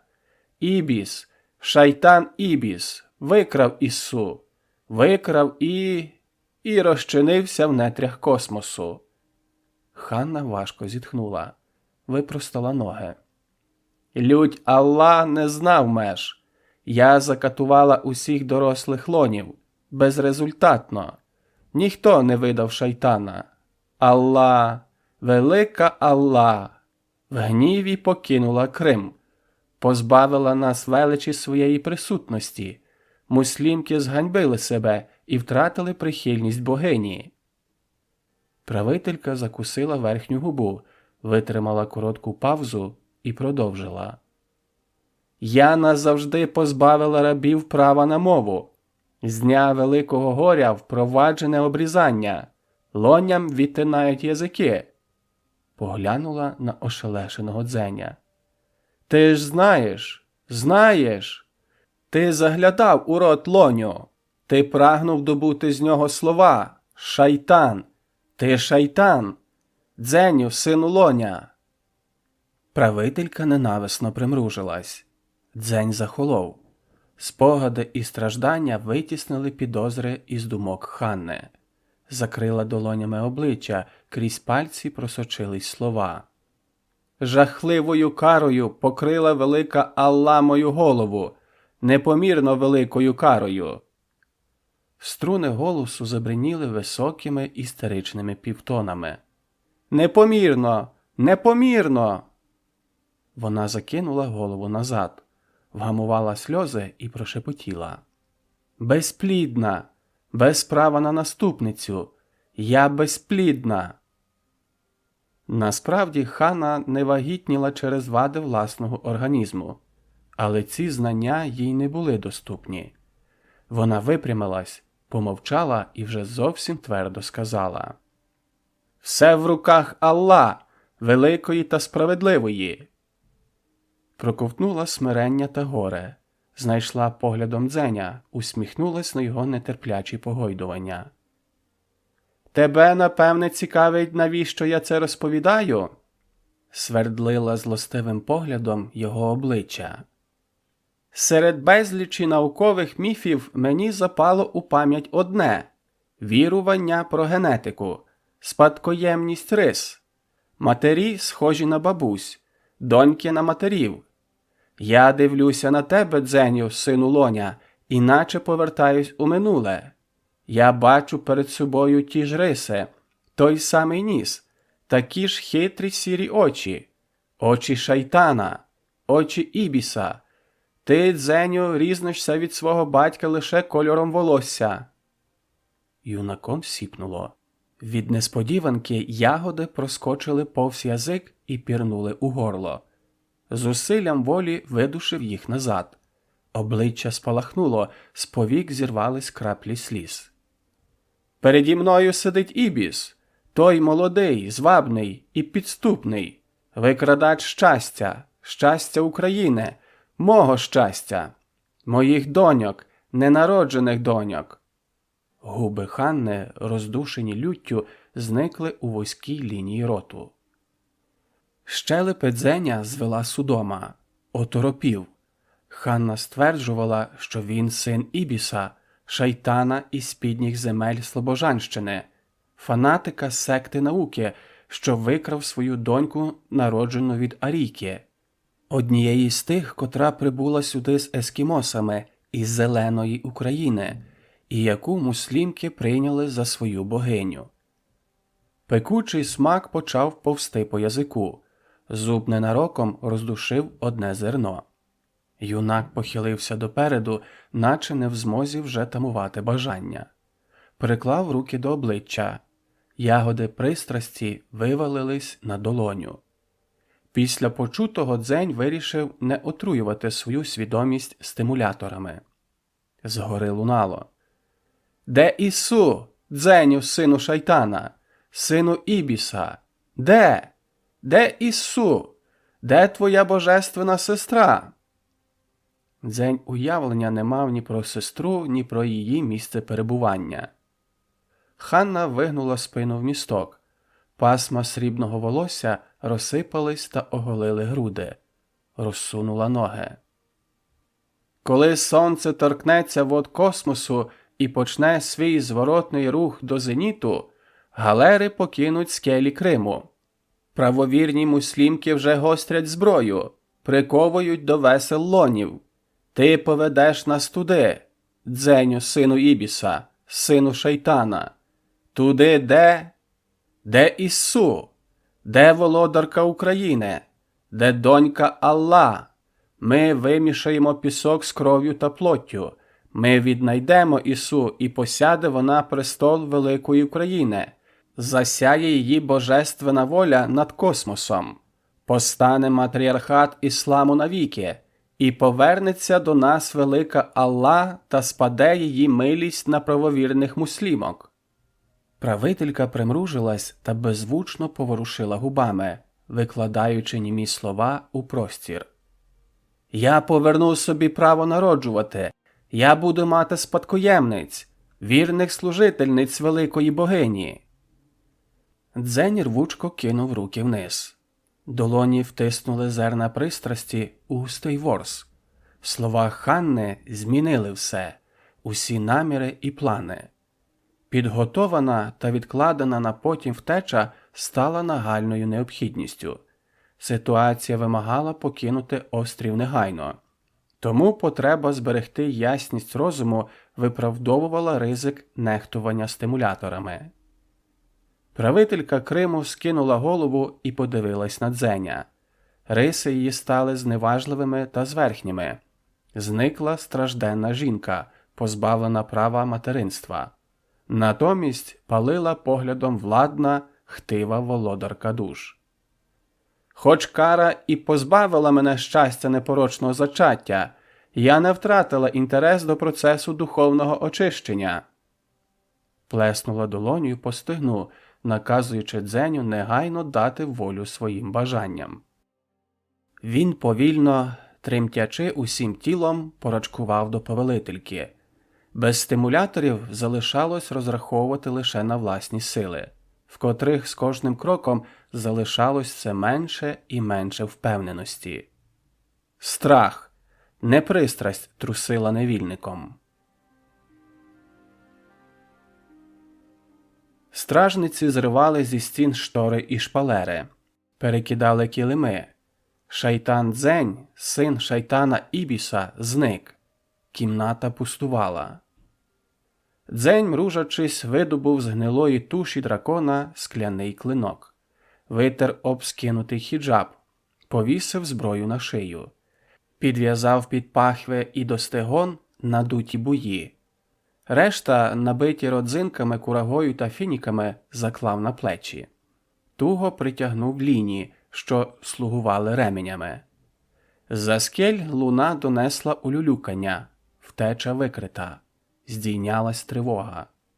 Утікач поспіхом увійшов у хвилі та погріб вздовж скель. Низька температура стиснула тіло, судоми скували м'язи. Короткі, незграбні грибки заледь проштовхували крізь густий холод космосу. Попереду означилась світла смуга теплої течії. Дзень подвоїв зусилля. Марно. Спазм скрутив кінцівки у вузол, замкнув груди у тісний обруч. Сили вичерпались. Дзень здався. Задрейфував на буях, нездатний зробити вдих. Заплющив очі. Свідомість потонула у смертельному сні. Тепло. Огорнуло приємне, ніжне тепло. Груди конвульсійно затрусились та подались вперед. Легені наповнились повітрям. Захрипіли. Поволі сповзли кайдани судом. Хвилі занесли Дзеня у теплу течію. Відновив грибки. За скельним уступом нагнав зграйку крупних гусей. Їхні панцири відблискували глянцем в косих променях низького сонця. Впізнав земляків із Донбасу. Втішився. Тепла течія – шлях міграції черепах до місця розмноження на піщаних узбережжях материкової України. Черговий поворот відкрив огляду галери. Путь теплих вод тягнулося вздовж бухти швартування. У патрульні човни застрибували муслімки. Наповнені чайки здригались під ударами весел та стрімко вривались у хвилі космосу. Дзень спробував пірнути, але бої не пустили. Схопив гуся за лапу і просунувся під нього. Поплавки притиснули втікача до байдужої тварини. Дзень відрізав від стегна надутий міг і вдихнув з нього повітря. Крізь водну брижу загрозливо проглядались розмиті плями човнів. Сіль почала щипати очі. Замружився. Останній четвертий буй віддав решту повітря і Дзень наважився виринути. Озирнувся. Крим залишився далеко позаду. Втікач вдячно поплескав гуся по шиї, за що у відповідь отримав болючий укус у плече. Зважив, що це щось на кшталт посвяти у повноцінні члени черепахової зграї. Дзень надмухав 2 буя, закріпив їх під пахвами та знову приєднався до руху неквапного каравану. Шум хвиль, шурхіт вітру розворушили у пам'яті слова Ханни, незрозумілі тексти гуцульської бібліотеки, дивні легенди діаспори та латини, казки і обмовки батька, балачки з асером. Дзень струсив головою, і весь накопичений досвід збурився вихором. Почав поволі осідати сніжинками кольорової мозаїки. У свідомості повільно викладалась модель світобудови. На неї лягала ще нечітка картина минулого. Діаспора привела аріїв до Криму, де випадок звів їх з батьком Дзеня. Сектанта науки із підніх земель Слобожанщини. Того, хто знає підземний шлях через Нідерланди на зворотний бік України. І саме тому арії так наполегливо переслідують Дзеня. Лонь Ібіс утік від муслімок на Донбас, прихопивши з собою доньку. Доньку! Але в дитячих спогадах юнака не фігурувала жодна згадка про сестру. Ніяких натяків на дівчинку, котру так само, як і Дзеня, народила арійка. Течія повернула праворуч, панцири гусей перестали закривати огляд попереду. Жовте піщане узбережжя розділило єдність космосу на воду і небо. Наближались до материка. Паросток дивної здогадки пробився з ґрунту набутих Дзенем знань. Ісу? Хто вона? Дзень уже знав. Залишалось лише знайти остаточне підтвердження свого припущення. Колиска нової України. Дзень сидів в тіні піщаного пагорба. Без докорів сумління доїдав свого провідника – гуся. Серед смакання з'явились звуки рохкання. Дзень припинив жувати та втер масні губи. Прислухався. Поряд бризнула сеча. Підвів очі. Над ним стояла бліда постать. Нездорова шкіра пульсувала мереживом синюшних вен. Незрячий, скулений чоловік на півзігнутих колінах рвучко мотав головою. Вловив запах Дзеня і витягнув шию в його напрямку. Широкі ніздрі безперепинно ворушились. Знову бризнув сечею. Дзень поглянув обличчя незнайомцю і сахнувся. Повіки чоловіка зрослись із шкірою лиця, наче 2 загоєні рани. Рохкання відновилось. Дзеня оточив такого ж хворобливого вигляду патруль. Люди здригались і нервово обмахували себе руками. Сонячне тепло дошкуляло їм.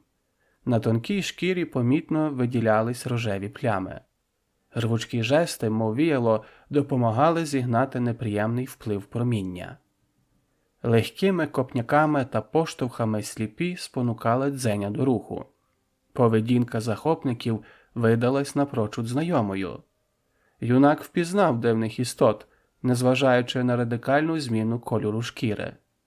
Повадки негірів залишились незмінними. Тактильний зв'язок не ніс у собі агресії, швидше являв засіб комунікації. В діях не було примусу, Дзеню не наказували, його настирно запрошували. Юнак оглянув немічні тіла, зважив рівень загрози. Цікавість знову, як у дитинстві, взяла гору над страхом, і він вирішив підкоритись нав'язливим, проте обережним наполяганням патруля. Так чи інакше Дзеню необхідно було потрапити до місцевої спільноти, відновити сили, поновити провіант та визначити подальший напрям пошуку на зворотній бік України. Альтернативою слугувала лише голодна смерть самітника у піщаній пустелі. Незрячі рухались по запаху. згідно покладеного ними маршруту слідами сечі на піску. Оминули пагорби і їх змінили терикони.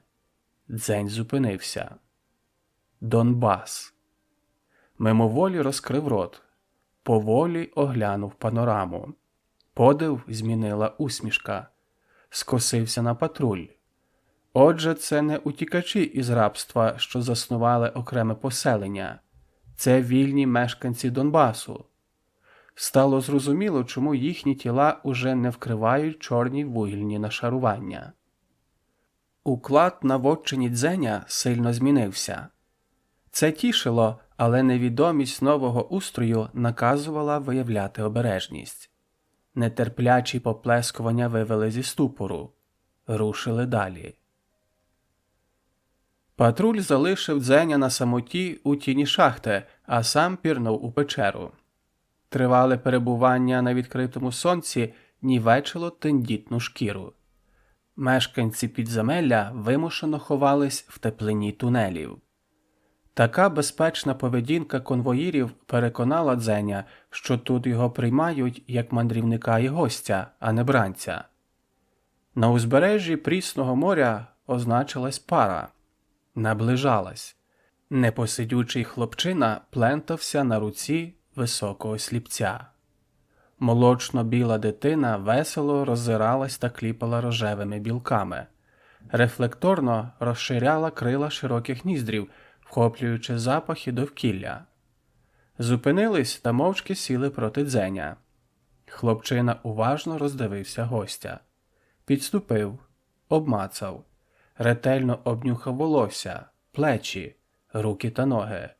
Зазирнув у вічі. Дзень витримав дивний, майже містичний погляд зрячого негіра. Старече обличчя сліпця відображало суворий спокій. Закриті повіки не зрослись із шкірою. По лівій щоці опускався тонкий шрам. Чоловік розкрив сухі запечені губи і звернувся до хлопчика. «Скажи, Енджі, яке його волосся?»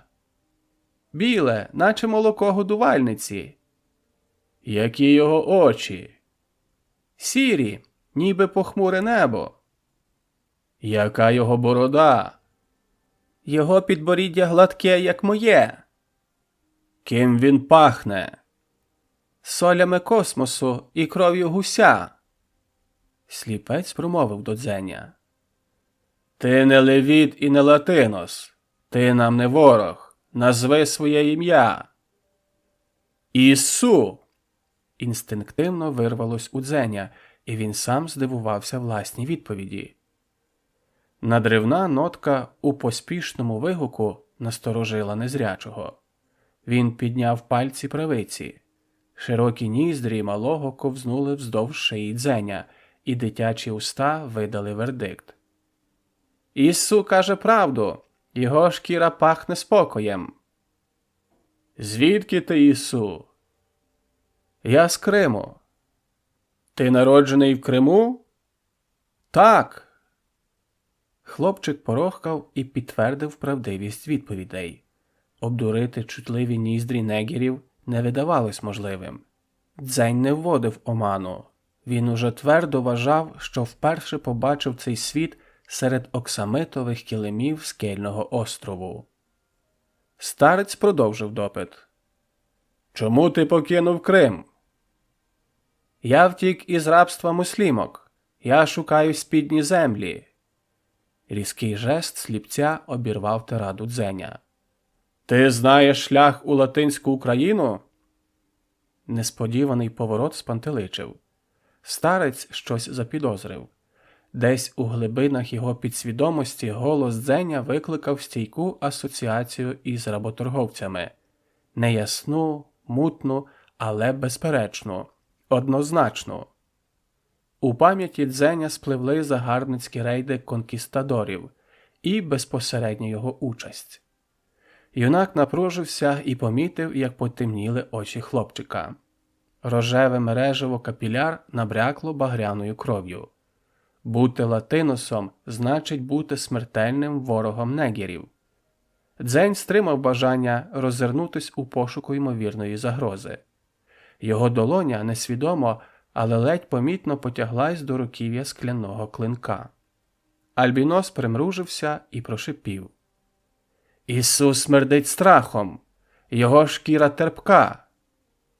Дзень випалив: «Я знаю конкістадорів, убивць та грабіжників, шаленців без жалю та милосердя». Спроба реабілітуватись прострибала швидкомовкою. Старець повільно опустив підборіддя, прийняв хвилювання Дзеня за страх перед латиносами і відкинув свої підозри. Замовкли. Дзень крадькома оглянув хлопчика. Міцна статура і жвава кмітливість Альбіноса одразу впадала в очі. Сонячне проміння йому не дошкуляло. Потомки негірів не наслідували хворобливої кволості, натомість переймали від батьків надприродні здібності. Крізь тишу зашурхотів пісок. Почувся гомін з глибини шахти. З'явився новий патруль. Присипані вугільним пилом незрячі люди рушили хімічним слідом до моря. Сліпець похилив голову в сторону шуму. Дочекався звуків плескання води. Мешканці підземелля мились. Зволожена, позбавлена бруду шкіра довше опиралась шкідливому промінню сонця. Повернув свою увагу Дзеню. «Навіщо ти прийшов сюди, Ісу?» Загроза викриття все ще нависала над Дзенем, і скуті острахом думки виплеснули назовні плутанину із дитячої асоціації з Донбасом та реальної мети юнака. «І я знаю, я чув, що шлях у спідні землі лежить через шахти Донбасу, що тунелі ведуть у Нігерланди, де добрі негіри». «Негіри!» – крикнув сліпець. Слина забризкала обличчя співрозмовнику. Дзень втерся і зирнув на хлопчика. Очі Альбіноса зачорніли струпною кров'ю. Шкіра зжовкла і проступила синюшна павутина вен. Злоба уподобила дитину до підземних істот, проте не надала хворобливо немічного вигляду, а назворот загрозливо бридкого. Різкі, гучні слова сліпця порвали м'яке, тепле повітря. «Немає! Не було! І не буде жодних негірів! Не існує рабів! Існує великий народ мурашів, незрячих українців, вільний, нікому не підвладний народ, народ мурашів!» Патруль вийшов з води і уважно вслухався у люту промову сліпця. Старець опанував себе. Обличчя його набрало колишніх суворих, але спокійних рис. Хлопчик промичав гортанні звуки в напрямку патруля. Незрячі стражники відповіли хоровим рохканням і попрямували на обхід. Сліпець повільно видихнув, склав руки на колінах і продовжив. «Негіри скинули окови рабства, змили бруд пригнічення і переродились у вільних, чистих мурашів. Твоє невігластво доводить твою щирість. Я вірю тобі. Тебе ввели в оману недоброзичливці. Шахти Донбасу – це мурашники непідлеглих спільнот. Тут немає шляху до спільних земель». Поманив хлопчика. «Енджі, проведи Ісу до зрячих українців. Нехай вони його приймуть». Повернувся до Дзеня. «Ти вільний у своїх вчинках та пересуваннях. Якщо ти не шпигун конкістадорів і не поголений левіт, тобі боятися нічого. Але якщо я помилився, то ти маєш можливість негайно покинути вільні мурашники Донбасу живим. Твоє викриття рівнозначне твоїй смерті». Я волію побути серед вас, відновити сили та продовжити свої пошуки. Мої наміри щирі та відкриті». Представник мурашів кивнув та повернув голову до хлопчика. «Я чекатиму тебе тут, Енджі». Дзень піднявся та пішов за радісно неспокійним хлопчиком. Озирнувся і ще раз пильно вдивився в профіль мураша. Косе проміння впало на профіль сліпця. Шрам на щоці контрастно виділився. Пам'ять повернула Дзеня у минуле. Пригадався рейд конкістадорів у води Полісся, викрадення юного Поліщука, його осліплення шипом, необережний жест Че, котрий залишив на щоці бранця мітку, ту саму мітку, яка зараз потворить щоку Мураша. Важка хвороба шкіри зістарила обличчя молодого чоловіка, спотворила тіло. Гостра алергія на вугільний пил перетворила парубка на старця. В глибинах підсвідомості Поліщука крізь отруйний дурман викарбувались голоси викрадачів, і в певний момент розмови він упізнав Дзеня, але не повірив власним відчуттям. Надто неймовірним видався збіг і білі пасма, непритаманні чорноволосим латиносам. Проте Дзень не мав сумніву, позаду нього сидів той самий безталанний хлопчина, котрого він власноручно прирік на покути рабства, каліцтва та передчасної старості. Відчуття провини та огиди до себе стиснуло нутрощі. Енджі крутився навколо Дзеня, відбігав та нетерпляче стрибав, хапав його за руку і тягнув. Білки знову порожевіли, і в них блищала дитяча радість життю. Дзень усміхався непосидючому шибенику.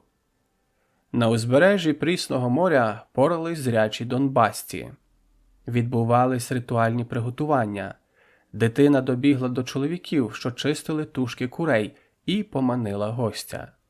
Дзень підступив, вклонився, зустрів погляди. Асер скинув брови. Відкрив рот, але звуки застигли в устах. Пережував та проковтнув свій німий оклик. Покинув роботу. Повільно, розгойдуючись, підняв на ноги усю свою масу. Дзень оцінив вагомі заощадження пенсійного жиру. Постать буквально складалась із нагромадження різноманітних мішків смальця. Хлопчик випнув з дитячою поважністю груди, виголосив: «Поліщук вірить Ісу. Це добрий мандрівник, що заблукав у пошуку шляху до спідніх земель». Чоловіки усміхнулись та похилили голови у знак вітання. «Я прийму мандрівника у свою оселю». Асер сплеснув прибульця по плечу. Від удару Дзень осів на протилежну ногу. Старий нагнувся до Енджі. «Біжи до Поліщука, ти йому потрібен». Полоскотав дитину, і вибух реготу та рохкання вирвав малого із рук Асера. Хлопчик побіг геть. Дзень поглянув услід Альбіносу. «Він сказав, що я товстий і хороший», – розтлумачив Асер. «Мова мурашів складається лише з кількох десятків примітивних звуків». Рушили вздовж пляжу. Поруч юрба жінок оточила дебелу, повну життя та здоров'я кралю. Юна німфа не ворушилась. Сяяла промінистим поглядом і дріботіла зубками у моторошному, щасливому очікуванні. Руки метушливих подруг вплітали в каштанові кучері мушлі, плутали в пасмах прозору фату, в'язали громісткі банти на пишному білому платті. Мережева шлюбної сукні наповнювались вітром та творили повітряний букет примарних троянд, всередині котрого палала головна квітка – наречена. «Подружні обряди змінились», – зауважив Дзень. «Так», – Асер важко гупнувся на пісок. «Нумо присядемо. Я не шанувальник довгих мандрівок». Весільна процесія рушила в бік териконів. Дзень із цікавістю спостерігав. «Проводжають у шахту», – пояснив Асер. «В шахту?» – Дзень присів. «Кожна незайманка Донбасу мріє стати княгинею мурашника». Перезирнулись. Асер хрюкнув смішком, і три допоміжні підборіддя по черзі ляснули одне одного. Дзень спитав. «Ви віддаєте своїх дівчат в дружини неге мурашам?» «Їм багато не треба», – Асер продовжував посміюватись. одну на мурашник. Власних жінок в них немає. Патріархи скуповували в рабство лише хлопчиків, а народжені на волі дівчата ще не доросли. Що ж робити? Дзень вдавився власною слиною. Закашлявся. Старий поплескав співрозмовника по плечам і виштовхнув решту повітря із його легень. «Чого ти? Мураші лагідні та турботливі українці. Від сьогодні її життя, – кивнув на наречену, – то повна колиска задоволень. Мураші боготворять свою княжну». «Одна на цілий мурашник? Щаслива жінка, жодних турбот, ласощі, пестощі, опіка, примха княжни – закон для мурашів». «Ен же син княжни?» Старий кивнув та махнув рукою в бік дітвори. Малеча плескалась у хвилях прісного моря. Серед зграйки розбишак рвучкими рухами виділялись білошкірі альбіноси. Більш енергійні і навіть дещо нервозні діти мурашів домінували в ігрищі. Забава не несла певного сенсу. Діти біснувались в бризках води. Один необережний рух, і хлопчик впав. Отримав неумисний удар. Схопився за обличчя та жалісно захникав. Альбіноси водночас покинули гру. Оточили вражену дитину та занадились гладити та цьомкати. Емпатія витіснила інші почуття. Альбіноси заламували лікті, кусали губи. Метушились в збентеженні. Діти зрячих сумно переминались з ноги на ногу. Нудьгували в очікуванні продовження перерваної забави. «Ви виховуєте дітей мурашів?» – спитав Дзень. «Не замикати ж їх у шахтах?» Асер хитро усміхнувся. «Мураші не вічні. Через покоління хворобливі сліпці вимруть. Ми змішаємось в один народ. Нехай їхні діти насадять свій суспільний лад на наш, аніж навпаки». «Суспільний лад? Який суспільний лад?» «Кожен виконує максимум можливого, а отримує мінімум необхідного. Це дуже складна система стосунків. В них немає ієрархії. Відверто, ми не дуже розуміємо всю гармонійність таких взаємовідносин. Як саме це все відбувається. Але серед них немає незадоволених і немає ворожнечі. Але прагнете змішатись з мурашами і отримати для своїх дітей ті здібності?» Дзень скосився на Асера. «Червоні очі? Діти мурашів бачать уночі?» «Вони можуть все. Майже все. Бачити в темряві, орієнтуватись в просторі по запаху та слуху. Це істоти пітьми. Вони панують вночі, охороняють нашу сплячку від набігів конкістадорів». Асер потягнувся, і шкіра на потилиці склалася, мов сунутий килим. «Денні патрулі не мають змісту. Це наслідок нервозності мурашів, страху поневолення. Не довіряють нам свою безпеку. Хе-хе. Для мурашів ми не зовсім повноцінні люди, швидше обмежено дієздатні». Розсміявся, і дряблий живіт затанцював на волохатих стегнах. «Набіг конкістадорів?» «Набіг конкістадорів», – підтвердив Асер. «Після падіння патріархату. Латиноси регулярно здійснюють рейди. Якщо сюди уже не можна продати раба, значить його можна звідси взяти». Дзень поглянув на турботливих дітей альбіносів та похилив голову.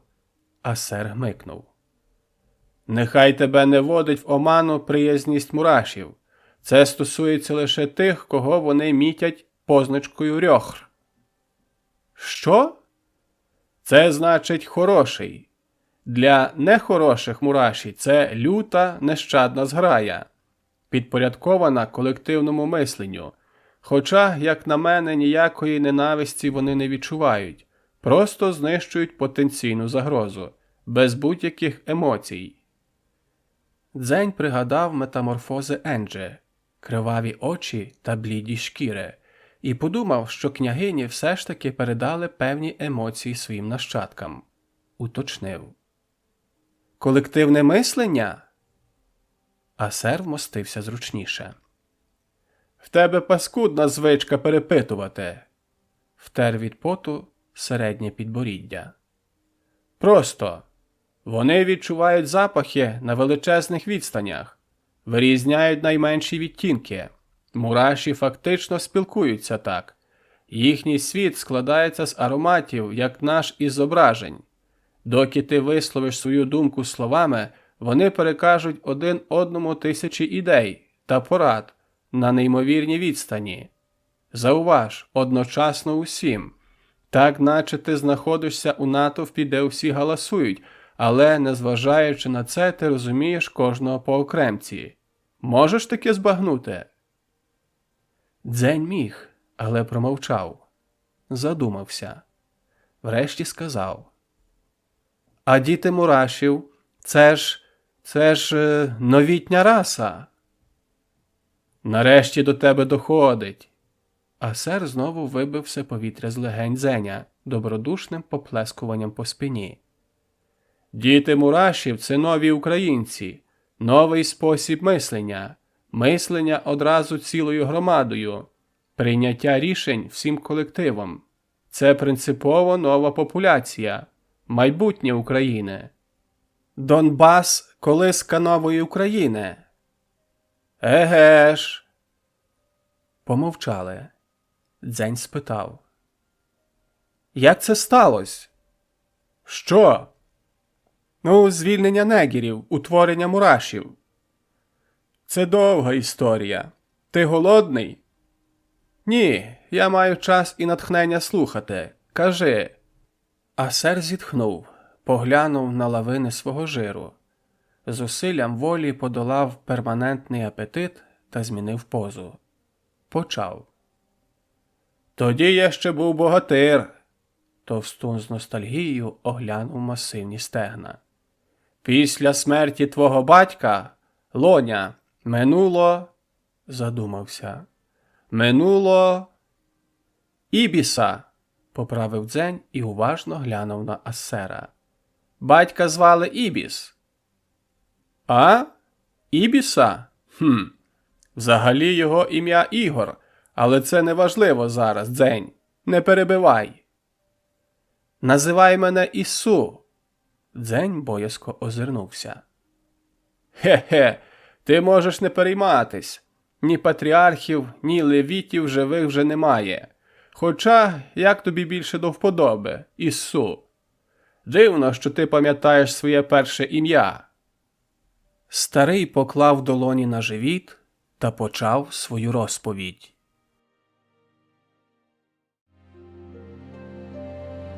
Оповідь Асера. Історія перевороту. Асер здав свою трудову повинність по яйцям і курячим тушкам. Отримав залік та записався на соляний вихід. Відступив крок, підвів брови, поволі похилив голову набік, роздираючи рот в подобі позіхання. Левіт поморщився на ідіотську фізію Асера, озирнувся. Вагонетки рушили звичним ходом, пірнули у нетрі шахти. В півтінь печери виступив негір. Зупинився, внюхався. Левіт закляк, його вразило неприпустиме свавілля раба. Мешканець підземелля вперше наважився покинути шахту у денний час. Послушник повільно поклав сланцеву плитку на уже спорожніле від вагонетки місце. Стиснув долонею руків'я меча. Табличка впала на рейки і тріснула. Негір сполошився, але продовжив втягувати повітря. Зорієнтувався та попрямував до моря. Зайшов у воду по коліна. Нагнувся, намочив долоні. Левіт оговтався від несподіванки, повагався і вирішив не карати свавільника. Це підважило би нав'язану донбастям легенду світобудови. Адже негіри – добрі мешканці Негірландів, зворотнього боку України. Агресія щодо такого візитера не видавалась можливою. Послушник продовжив уважно спостерігати за діями раба. Сонце закінчувало свій 7-й спуск. Силует в'язня підземель розм'як у короні світила. Позаду скупчились люди. Негір розвернувся, потягнув носом, порохкав, не дочекався відповіді та вернувся на узбережжя. У супроводі здивованих поглядів пролетаріату забрався на курган. Відмиті литки та передпліччя біліли неприємним контрастом, наче оголені від м'яса кістки. Образ лякав та бентежив. Негір оросив пагорб сечею і спустився, обійшов двічі левіта та розчинився у темряві печери. Під суворим поглядом послушника патріархату натовп почав розсмоктуватись. Відбулась перша зустріч негірів з пролетаріатом. В нетрях шахт зароджувалось нове суспільство, новітня раса. Сонце вибралось на 8-й зеніт. Його змінив наступний. За ним ще один. І ще. Шахти надалі поглинали вагонетки з харчами, видавали вугілля. Незвичний візит негіра почав забуватись. Шепіт розмов стих, і Донбас повернувся до звиклого ритму життя. Ненадовго. В темряві шахти означились силуети рабів. Десяток негірів оточили левіта. Послушник оторопів. Висмикнув меч, але прибульці не виявили агресії. Потоптались поруч приймача провізії і розійшлись. В період низького сонця кілька шахт водночас випустили групки своїх мешканців назовні. Левіти не наважились карати непослух на очах пролетаріату. Залишалось лише спостерігати. Негіри тінями посовгали поміж спантеличених донбасців. Пообминали людей, наче це були неживі, проте рухомі елементи ландшафту. Накропили хаотичних візерунків по піску та з початком сонячного сходження розсипались по шахтах. Роботи припинились. Послушники зігнали пролетаріат до узбережжя, подалі від слідів сечі, залишених візитерами, і почали дослідження інциденту. Патріарх мовчки плутав пальці у кучерявій, неохайній бороді. Дивився, як левіти блукають вздовж вологих орнаментів на піску. Старший послушник відділився від слідчої групи, підійшов до першосвященника, зустрів суворий погляд і підтиснув сховані у вусах губи. Ретельне дослідження нічого не пояснило. Єдиний результат – запах сечі у негірів різкий та напрочуд стійкий. Патріарх розлючено смикнув бороду і подався геть. Плутана вервиця маршрутів та нездатність левітів відрізнити одного негіра від іншого приховала справжню мету групової вилазки. Шахти обмінялись посольствами. У атрофованій свідомості рабів відбулись радикальні зсуви. Змінилась конструкція мислення. Натовп позбавлених індивідуальності істот, нівельованих до тваринного рівня, трансформувався у консолідований організм. Утворився колективний розум зі своїми незрозумілими для решти людей принципами світосприйняття. Третій масовий вихід сполошив патріархат. Негіри фізично ізолювали поодиноких левітів, позбавили озброєний орден комунікації між собою. Чорні від вугільної пилюки сліпці юрбились довкола послушників. Левіт гидливо рушив з кола, але брудні істоти зійшли щільніше на його шляху. Нова спроба і нове фіаско. Обличчя послушника викривала маска злоби. Добув повільно меч. Та сувора заборона застосовувати насилля до негірів в присутності пролетаріату зупинила намір. Маси незрячих заповнили узбережжя та лабіринти курганів. Свідомо шукали контакту з місцевими. Негір відділився від своєї зграйки. Увійшов у море. Вимив руки, внюхався і рушив до скупчення наляканого пролетаріату. Люди поступились назад, за спину богатирської статури асера.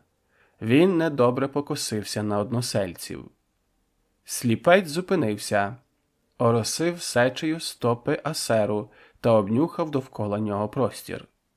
Потрусив головою і ткнув пальцем в могутню цицьку. Асер ткнув пальцем негіра і здивовано поглянув на вимазану пучку пальця. Перевів погляд на чисті долоні прибульця. Розмазаний бруд вже не ховав хворобливої блідості шкіри. Асер наважився, взяв долоню негіра у свою. Люди підсунулись, зазирнули через масивні плечі велетня. Уважно розглядали павутинку вен на білій шкірі. Негір зарохкав. Сахнулись. Асер випустив руку. Примружився і довго дивився на прибульця. Сумбурні здогадки підняли брови та поморщили масне чоло. Видавалось, що негіри були звичайними людьми, лише брудними. Велетень гучно гикнув і дружньо гупнув сліпого в плече, як зазвичай не розрахував сили. Гість заточився та завалився у воду. Довкола сліпця розійшлась темна пляма. Виполосканий негір піднявся, отрусився і ображено зарохкав. Вугільний пил поповз по тілу болотяними потоками. Огляду відкрилась півпрозора шкіра. Від кургану підступила зграйка стривожених негірів. Гнівно розкидали крилами широких ніздрів та шарпали головами. Донбасці затихли. Напруження стягнуло м'язи та стиснуло зуби. Люди скулились під тиском ситуації. Асер переступив з ноги на ногу, голосно хрюкнув, імітуючи мову негірів. Постарався вкласти в звук інтонацію вибачення. Ідіотська спроба перепросити здетонувала. Негіри вибухнули хоровим рохканням. Затрусились. Асер озирнувся. Позаду реготали односельці. Покривився. Згадав про опісяні ноги і злостиво, смачно сплюнув на стопу негіру. Незрячий сприйняв це як жест дзеркальної комунікації. Зробив відповідну спробу від себе. Намацав плече асера і з розмаху гепнув. Кволий удар викликав новий сплеск сміху, а разом із ним гоготливе рохкання. Асер гмикнув. Криво похрюкав, передражнюючи оточуючих, та роззирнувся. Довкола малі групи негірів та пролетаріїв входили в контакт між собою. Глянув на кургани. З високих трибун за масовими безчинствами тривожно спостерігали патріархи. Тіні вкоротились, сонце набрало висоту. Незрячі випустили із тісних кіл левітів і повернулись у лоно негірландів. Раби відновили роботу. Ожили вагонетки та розсипали по простору металевий брязкіт. Патріарх відкинув ідею каральної операції у нетрях шахт. Прихований від пролетаріату акт насильства ніс у собі надто суттєві загрози. Ймовірну загибель левітів у темних, незвіданих лабіринтах підземель. А головне – неможливість твердо передбачити наслідки. Акція могла упокорити, а могла спровокувати загальний бунт. Натомість патріархи обмежились репресіями щодо донбасців, котрі активно взаємодіяли із свавільними негірами. Звичний ритм життя не ввів в оману асера. Односельці зникали, і він не сподівався уникнути кари за ненароком скоєний злочин – знайомство із мешканцем спідніх земель. Робота не чіпалася рук. Велетень вкотре озирнувся. 4 постаті в рясах не здивували. Левіти наближались з очевидним наміром арештувати. Відчув, як по долоні розтікається волога густина. Глянув на руку. Крізь стиснуті пальців визирала шкаралупа яєць, з кулака звисали соплі білка. А сер не змусив себе чекати. Почав поволі підіймати на ноги важке тіло. Удар Набату зупинив майбутній конвой. Левіти розвернулись. Із темних пройм шахт виринули потоки негерів. Почався масовий вихід рабів. Погляди послушників звернулись до трибун.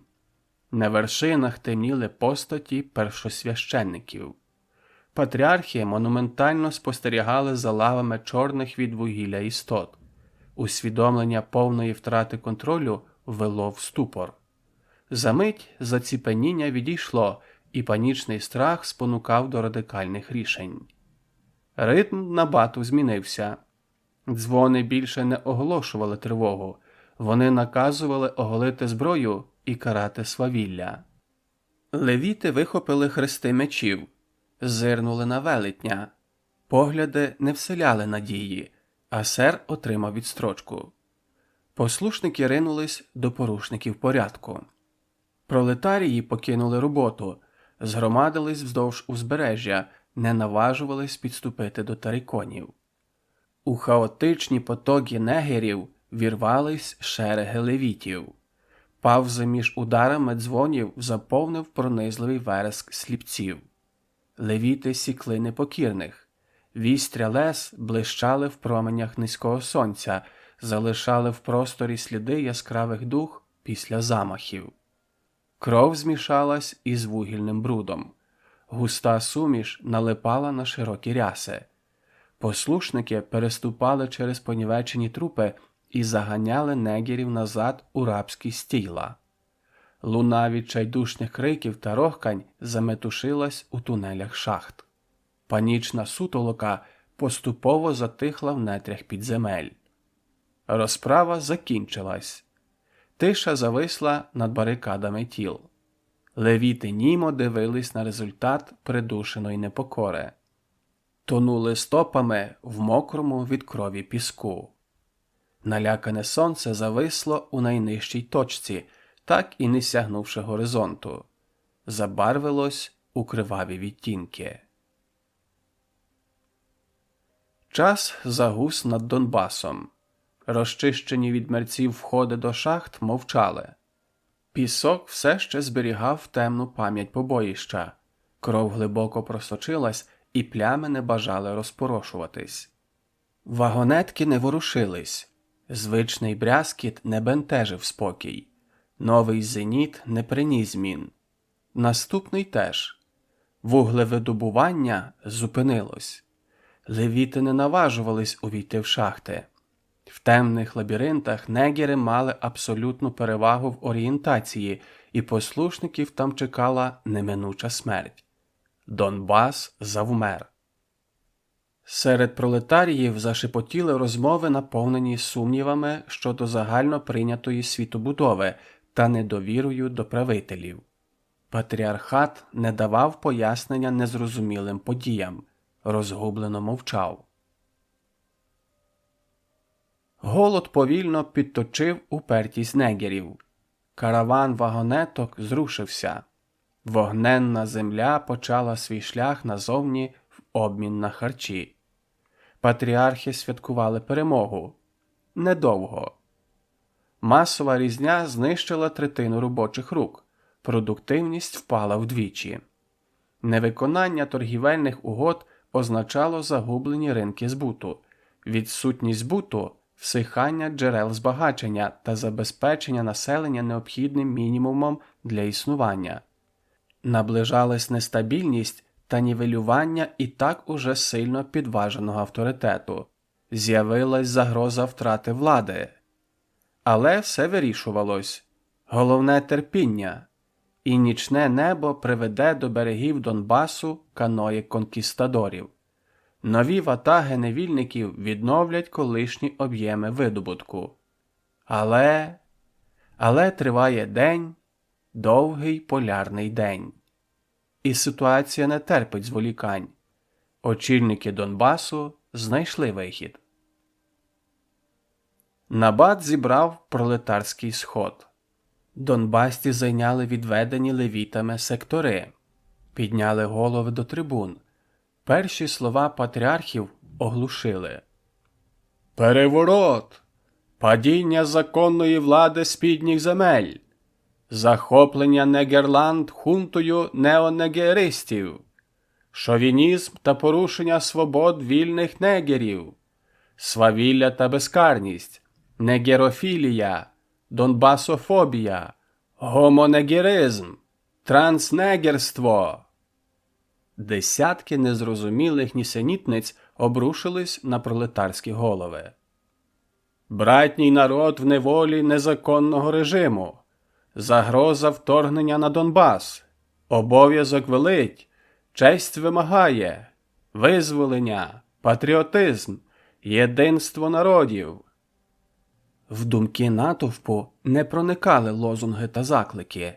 Людей не цікавило обґрунтування, цікавили висновки, кінцеве рішення, чекали фіналу промови.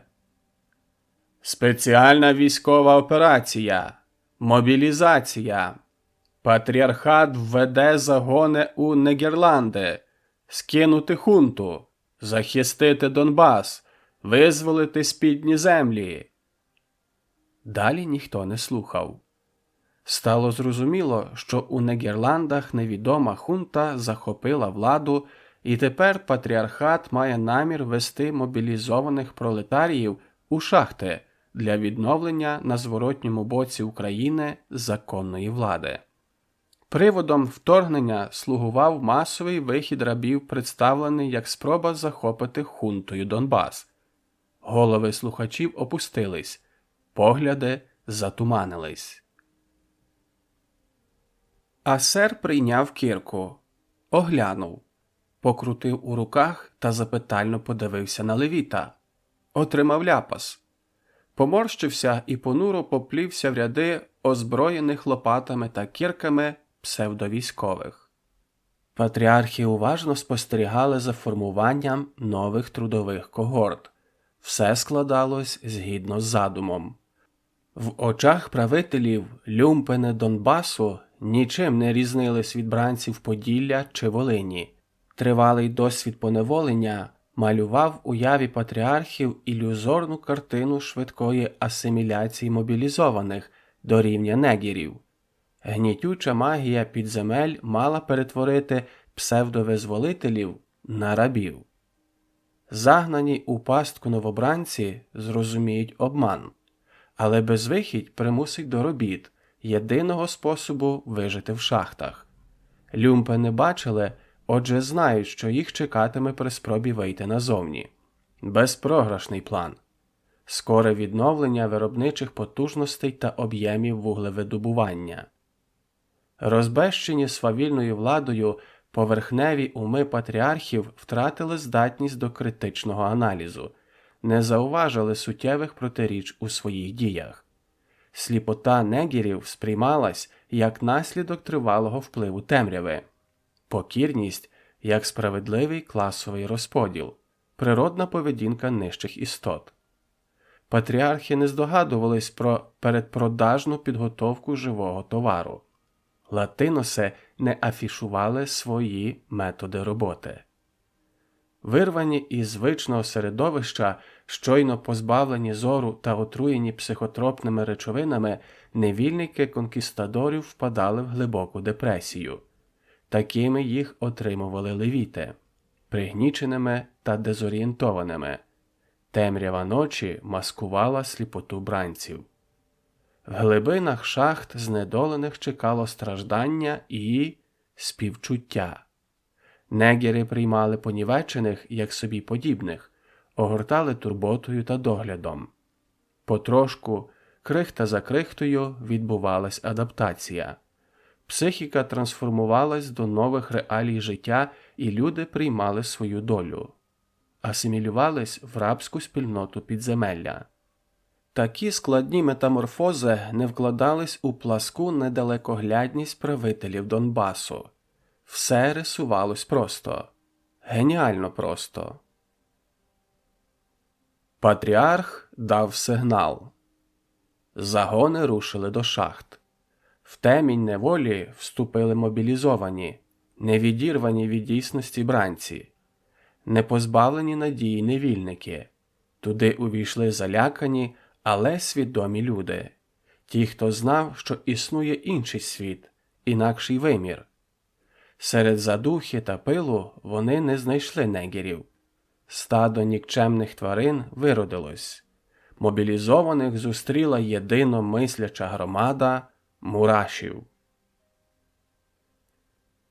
Асер вкотре оступився і боляче гупнувся плечем об виступ. Помотав головою, намагався струсити липкий пил. Брудні ріки поту пробігали по складкам тіла, зривались крапельними водоспадами. Неповороткий велетень відстав та загубив свій загін. Довго блукав. Запаморочилось в голові. Асер осів. Пітьма зашаруділа. Відчув чуже уривчасте дихання на обличчі. Чутливі ніздрі невидимки вловили легке повіювання від кліпання повік. Мураш переконався, що Асер зрячий, і гукнув у темряву. По тунелю побігла луна рохкання. Відповіддю відбився цілий хор гортанного мечання. Пошукова експедиція закінчилась. Асера поштовхами повели по коридорах шахт. Виснажливі блукання винагородив яскравий промінь в кінці тунелю. Сяюче око виходу підморгувало, заманювало. Прохід ритмічно закривали силуети мурашів, що покидали шахту. Асер тяжко видихнув та посунув на світло. Вибрався назовні. Знеможено гепнувся при вході. Його появу оголосив короткий рик вартового мураша. Всі мобілізовані, виведені. Асер втамував задишку. Роззирнувся. Тунель вивів далеко за межі поселення. Горбатий ландшафт надійно ховав таємний вихід серед курганів. Пагорби рясніли хімічними слідами мурашів. По схилах розсілись мобілізовані. Озброєні кірками колишні негери займали вартові позиції. Господарі підземель напружено внюхувались. В центрі сидів сліпець, невкритий вугільним пилом. Сухі, спечені губи переминали кінчик язика. Старечі плями потворили хворобливу шкіру. Поліщук підняв руку, торкнувся шраму на лівій щоці і несподівано жваво випалив. Молодий, гарячий голос вирвався крізь розтріскані уста. Контраст спантеличив Асера. Високий, майже дитячий тенор виказав у старці скаліченого дерматитом юнака. «Невдовзі космос поглине сонце. На піщані землі Донбасу зійде ніч. Прибудуть работорговці».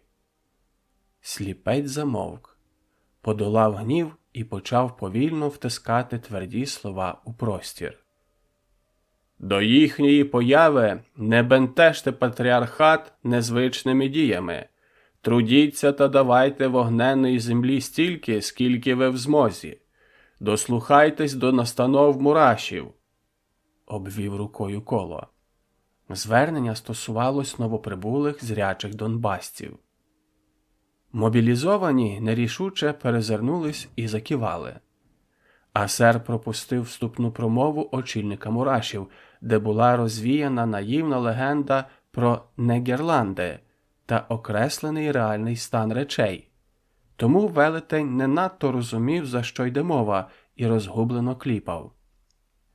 «Конкістадори привезуть нових поневолених». Слова Поліщука зачепились за внутрішні струни болю і зірвали нотки фальцету. «Ми приймемо бранців згідно традиції. Левіте! Левіти винесуть зброю в оплату латинусам. І тоді ми...» Асер вглядався в темінь, вслухався в ніч. Десь за пагорбами сплескували хвилі. Каної латинусів все ще гойдались поруч узбережжя. Ніздрі мураша затріпотіли. Сліпець вловив сигнал. Прийом бранців закінчився. Дав знак Асеру. Велетень внутрішньо напружився. Зашаруділи кроки. Повз засідку пройшли левіти. Зникли в таємних ходах териконів. Ніч затихла. Очікування гнітило. Німіли кінцівки. Крапелька поту зістрибнула з брови Асера. Мураші покривились. Чітко окреслений світ нічних запахів спотворювали завади від потовиділення велетня. Обережний дотик Мураша привів Асера у готовність.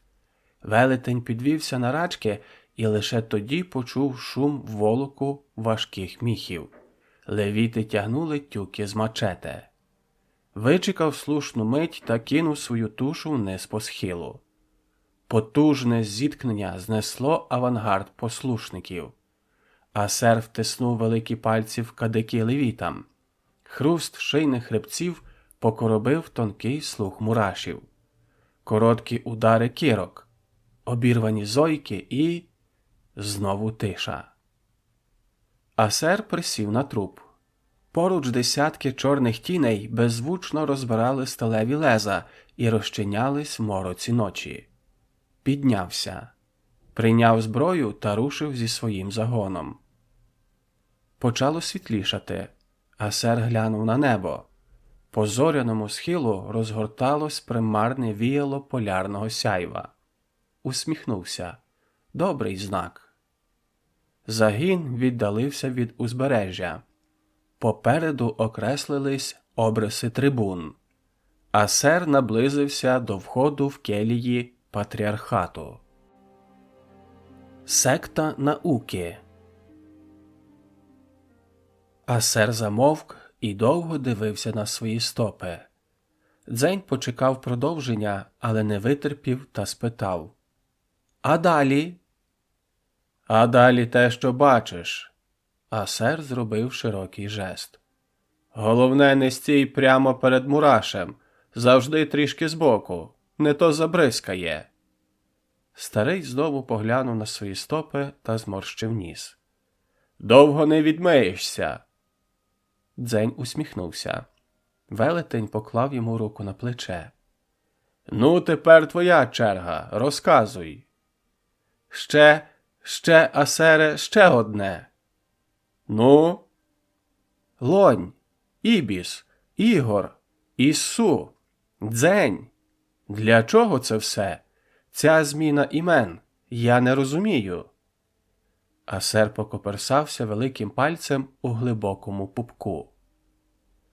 «Ми зустріли твого батька на соляних плантаціях з немовлям на руках», – кивнув на Дзеня. «Тобою. Представився Ігорем. Спитали, звідки? З Криму. Значить, Лонь? Сказав краще Ібіс. Шайтан Ібіс. Посміялись. Воно так і прилипло. Ібіс. Мене? Як він мене назвав? Ісу. Відповідь остаточно підтвердила здогадку юнака. Богиня Алла народила від Ібіса хлопчика, а не дівчинку, тобто його самого, Дзеня Іссу. Парубок задумався. Можливо, саме це і спонукало батька до втечі із матріархального острова з немовлям на руках. Але чому арійки не захистили свого нащадка? Юнак відклав роздуми на потім та спитав: «Звідки взявся Дзень?» Асер зітхнув та поглянув в бік дороги до соляних плантацій. «Там за пагорбами», – неоднозначно махнув рукою, – «є дорога на Слобожанщину. Там розташована станція секти науковців. Це вотчина твого батька. Ігор не планував залишатись на Донбасі. Чекав, доки ти виростеш і зможеш подолати довгий шлях додому». Старий примружився, відновлював давні події у непевній пам'яті. «Коли ти сягнув віку 5 чи 6 днів, Ігор почав брати тебе на соляні виходи. Ти добре переносив переходи, і він вирішив, що вам вдасться добратись до секти. Наступного світанку ще досвіта. Так, щоб я міг повернутись до пробудження решти односельців, Ми вийшли на дорогу, зайшли за пагорб і... Ігор чогось злякався. Ми повернулись. Злякався? Угу. Сильно. З того світанку зник Ігор Ібіс, а ти став дзенем. Асер підняв брову. Відчужено дивився, як блакить моря зливається з легким туманом голубого космосу. Повернувся до дзеня. Твій старий, він трошки, придуркуватий був. Сильно мудрий. Сектант, коротше, науковець. Тому зміна імен нікого не здивувала. Розумієш? Дзень усміхнувся і пошкрябав верхнім іклом нижню губу. Вірю. Так що там так злякало? Старий підняв плечі і складки жиру підперли вуха. Хто його знає? Сутінки, берег пустий, в космосі зграйка гусей гризла трупи. Гуси? Трупи?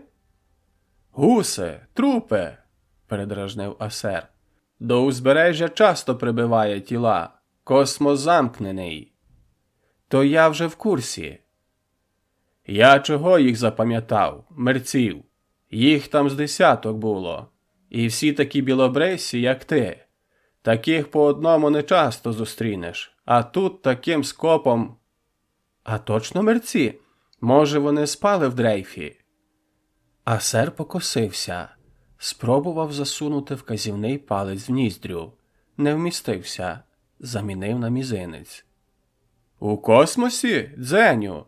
Ти пробував там плавати?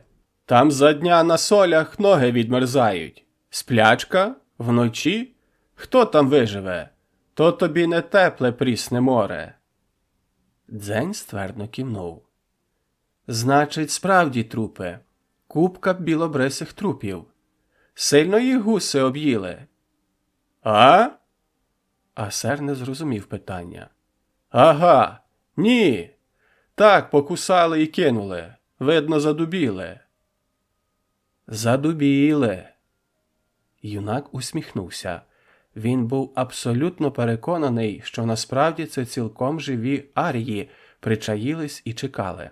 Шукали контакт із Дзенем, або вже тоді знайшли. Батько впізнав їх і тому повернувся. Отже, Лонь Ібіс остерігався біловолосого племені не менше, ніж фанатичних муслімок. Ось чому він не наважився залишити Донбас навіть тоді, коли Дзень випадково розкрив таємницю рабської праці у шахтах, і їм загрожувала неминуча кара від патріархату. Парубок примружився. Випадково? Закралась думка, що арії зумисне розбудили Дзеня у ту далеку ніч. Провели у печери, щоб згодом балакучий підліток накликав на себе гнів патріархів і таким чином змусив батька покинути Донбас. Значить, ця місцевість не пускає до себе біляве плем'я. Тому Лонь Ібіс переховував сина саме тут. Існує щось, що не дозволяє аріям повноцінно проникати у лабіринти териконів. Полюс? Полюс зла? Але тут немає переходу у Нідерланди, значить немає осі полюсів. Дзень пригадав, що порятунок із шахти і втеча від левітів відбувались у безпосередньому ментальному контакті. Та й саме пробудження зі сплячки серед ночі. Отже, все ж певний доступ до свідомості Дзеня у аріїв був.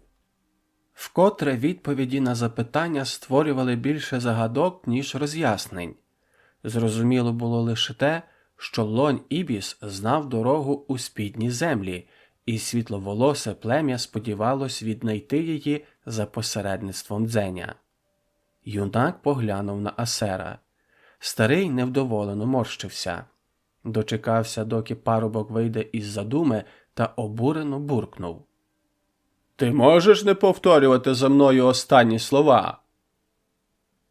Дзень усміхнувся одним кутиком губ, заперечно похитав головою та поклав руку на плече старому. Мовив. «Я тобі розповім стільки і таких байок. Будеш першим брехуном в поселенні. махнув на дітвору. Улюбленим дідом. Засміялись. Але потім ти мені обов'язково покажеш шлях на Слобожанщину. Ханна Криму стверджувала, що Ібіс походив із підніх земель, і Дзень мав надію, що вотчина батька, якщо і не виявиться Нідерландами, то хоча б дасть підказку для подальших пошуків. А сер охопив живіт руками, наче тримав перед собою повний мішок крихких смаколиків, і повільно піднявся. «Йдемо їсти!» Злегка підкинув у долонях масивне черево, і хвилькі брижі побігли по складкам жиру.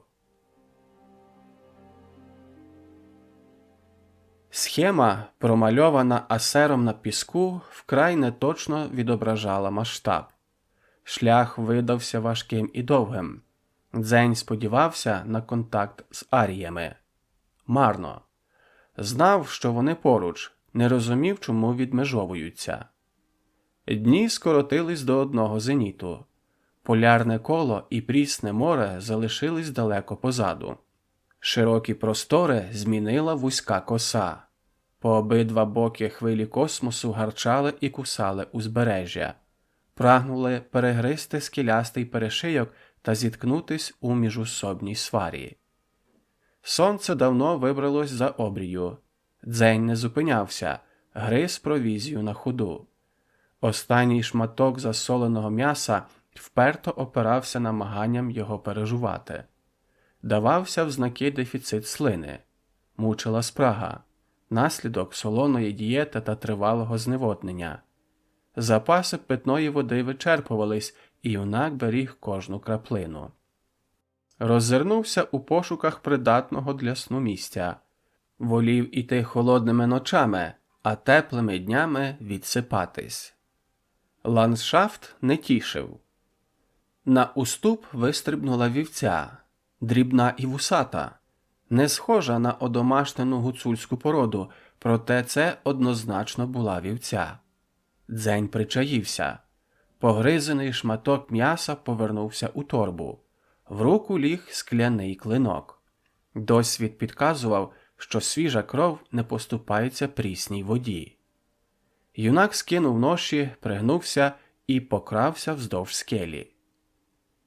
«Ти чого там горбишся?» – вигукнула вівця. Байдуже зирнула на джерело потенційної загрози, опустила дзьоб і стала сором'язливо розглядати перетинки на лапках. Дзень пошкрябав вістрям клинка за вухом. Розгубився. Вівця поплескала чорними крилими плавниками себе по білому черевцю і спитала. «Пінгвіна не бачив? Чуєш?» Дзень випрямився. Перспектива відкрила огляду високого чоловіка. Незнайомець поправив шлейки комбінезона і припідняв дашок картуза. Клинок знову повис на шиї Дзеня. Юнак зрозумів, що слова належали не тварині, а на той момент невидимому незнайомцю. Зібрав торби та мовчки пішов назустріч. Наблизився до подорожнього і питально ткнув пальцем у вівцю. «Пін-гві-на?» Чоловік гмикнув. Потім чомусь розпачливо зітхнув. Приклав великий палець до лівої ніздрі та гучно вишмаркався. Втер руку до стегна і після паузи уточнив. «Ти гуцул?» Дзень зробив невизначений жест. Не міг ні заперечити, ні підтвердити приналежність до даного етносу. «Зрозуміло, що нічого нам не зрозуміло. Захар Остапович!» Чоловік стягнув рукавицю та простягнув долоню для рукостискання. Усміхнувся на нерішучість Дзеня, поманив пальцями його руку, потиснув її і спитав. «Як звати?» «Дзень». «Ге-ге, знав я одного Дзеня, Ігоря Бондаренка. Ех, загинув». Захар осікся, вгледівся у співрозмовника, примружився, зняв окуляри, протер скельця, не влучив хусточкою у кишеню, вона впала. Підібрав її з другої спроби, знову протер скельця, вклав оптику на горбатий ніс. Випуклі від природи очі набули критично сферичних форм, що виказало вищий ступінь здивування. Дзень насторожився, втиснув голову в плечі та посторонився. «Мати Василева!» – охарактеризував ситуацію Захар Остапович. «Чия мати?» – обережно перепитав Дзень. «Пішли, Дзень Ігорович, шурнем чарочку другу тризіркового чаю». Суша поділилась на згромадження острівців. На крайньому мисі юрбилось десяток будівель. Нові знайомці рухались під веселий акомпанемент Захарового тарахкотіння. «Ігор сам то з Берестейщини був. У нього говір такий тамтешній, дзвінкий дуже. То він часто забувався і балакав по-кривицьки. Полярний дзень, добрий дзень. Ми його так і прозвали – Дзень. Добрий мужик такий був. Ти чисто його копія, тільки білявий, весь батька». Дзень з повагою помітив, як сивобородий Захар вправно долає скелясті уступи та западини. Подумав, що посічене вітром обличчя водить в оману щодо реального віку. «Потім його ті ошпарені німфоманки викрали, з Криму. Там і згинув», – продовжував науковець. «Не там», – поправив Дзень, і Захар кивнув у знак того, що сину краще знати. Пройшли серед споруд. На дахах повільно крутились кострубаті антени. Всмоктували невидимі радіохвилі космосу. Захар провів гостя в будиночок. «Це наш кубрик, кухня і столова. Бар і дискотека», – додала маківка видовженої голови, що визирала за обкладинки розкритої книги. Чоловік лежав на верхній полиці двоярусного ліжка, закрив часопис, кинув обабіч та сів, звісивши ноги. «Гордій Семенович, керівник експедиції, так сказати наставник і отець-вседержитель Антарктичної станції академік Вернадський», – представив Захар. Дзень не зрозумів жарту і шанобливо вклонився. «Слухай, Захар, так то…» – почав та осікся отець-вседержитель. «Дзень Ігорович Бондаренко!» – вигукнув Остапович. «Я там пораюсь на периметрі з магнітами, а тут… О! Ну, йду чашку коньяку заварю і келишки під чай дістану». «Завари, завари, коньяку!» Гордій зліз з ложа, намацав дірявими шкарпетками тапки. «Так ти сідай, Дзеню Ігоровичу!» – звернувся до гостя очільник. «Скидай торби! Скидай, сідай! Ех, ну ж! А батя що? Як? Де?» Дзень підпорядкувався. Скинув ноші, всівся на хитку табуретку. «Батько загинув!» «А, вибач, вибач!» Гордій підтиснув губи. «Ті курви, тобто…» «Ні, там він добре жив, доки я не народився». Повернувся Захар, і кубрик наповнився людьми. Науковці розсипались по двоярусних ліжках, попередньо потиснувши руку та плеснувши по плечу сина свого колишнього колеги. Очі Дзеня застрибали з одного обличчя на інше. Широкі усмішки сліпили щирою радістю. Лиця перетинали зморшки суворого побуту, серед котрих плутались натяки на доброзичливий норов та незлий гумор працівників Антарктичної станції. «Так що там добре прийняли, кажеш, твого старого?» – продовжив допитуватись Гордій. Захар всунув келишок коньяку і чашку чаю в руки Дзеня. «Не насідай так!» – покривився на керівника. Проте Дзень вже адаптувався. Понюхав напій і вирішив спершу випити паланку. Запив чаєм та відклав пустий посуд на стіл. Тара миттєво заповнилась знову. Гість пояснив. «Батько в Криму жив добре. Фаворит Ханни. Перший коханець». Науковці схвально загули та заплескали в долоні. Дзень розвернувся і спитав. «Це місце, це спідні землі? Нідерланди?» Сум пробіг по обличчях. «Ну, так жартома!» Захар шморгнув носом і невесело покривився. «Називали укриття під час атомної війни. Це був один з таких об'єктів. Сюди вивезли значну частину українців. Так, що наче так, Нідерланди, спідні землі». «Ага!» Дзень почухав пучками пальців підборіддя. «А потім, після війни, катаклізм? Потоп?» «Ядерна зима, тектонічні суви, глобальне потепління і, як наслідок, тотальний потоп», – підтвердив Гордій. «Гори стали морським дном, і на поверхні планети залишились лише Антарктида. Решту суші вкрила вода». «Угу. Так ти син Ханне?» – гукнув хтось з верхнього ярусу. Дзень пошукав поглядом того, хто спитав, але заблукав у юрбі усмішок. Відповів. «Ні, я син Арійки». Усмішки зникли. Науковці завовтузились, потупились. Дзень не міг зловити жодного погляду. Гордій пристав і знову сів. То ти про гомоменталес?» Дзень поморщився. Не одразу зрозумів, за кого йде мова. «І ти?» Захар тикнув пальцем собі в чоло, потім в стелю. Повторив жест тричі. Натякав на ментальний зв'язок між аріями. «Зараз ні!»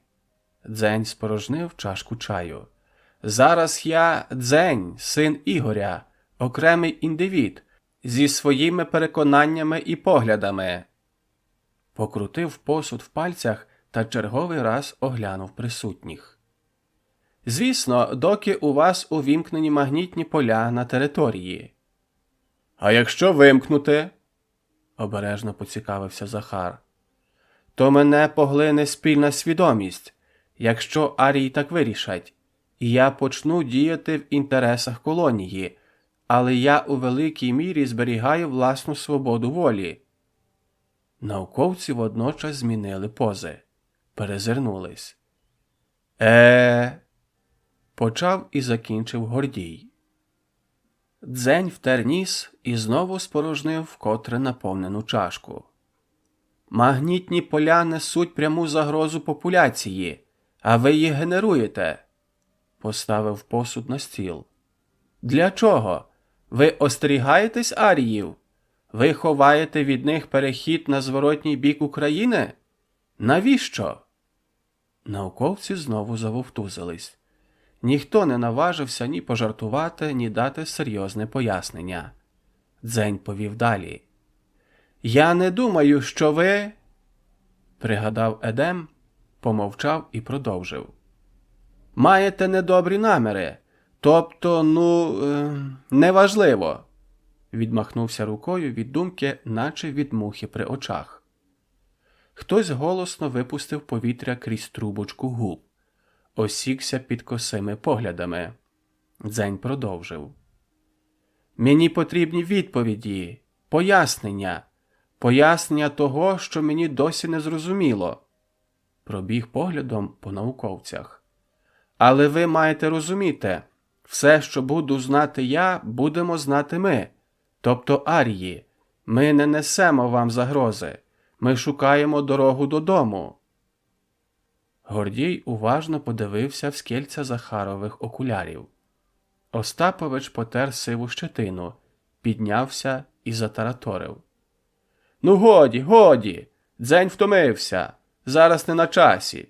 Дивіться, валиться з ніг. Ти ж, напевне, ночами йшов». Дзень кивнув.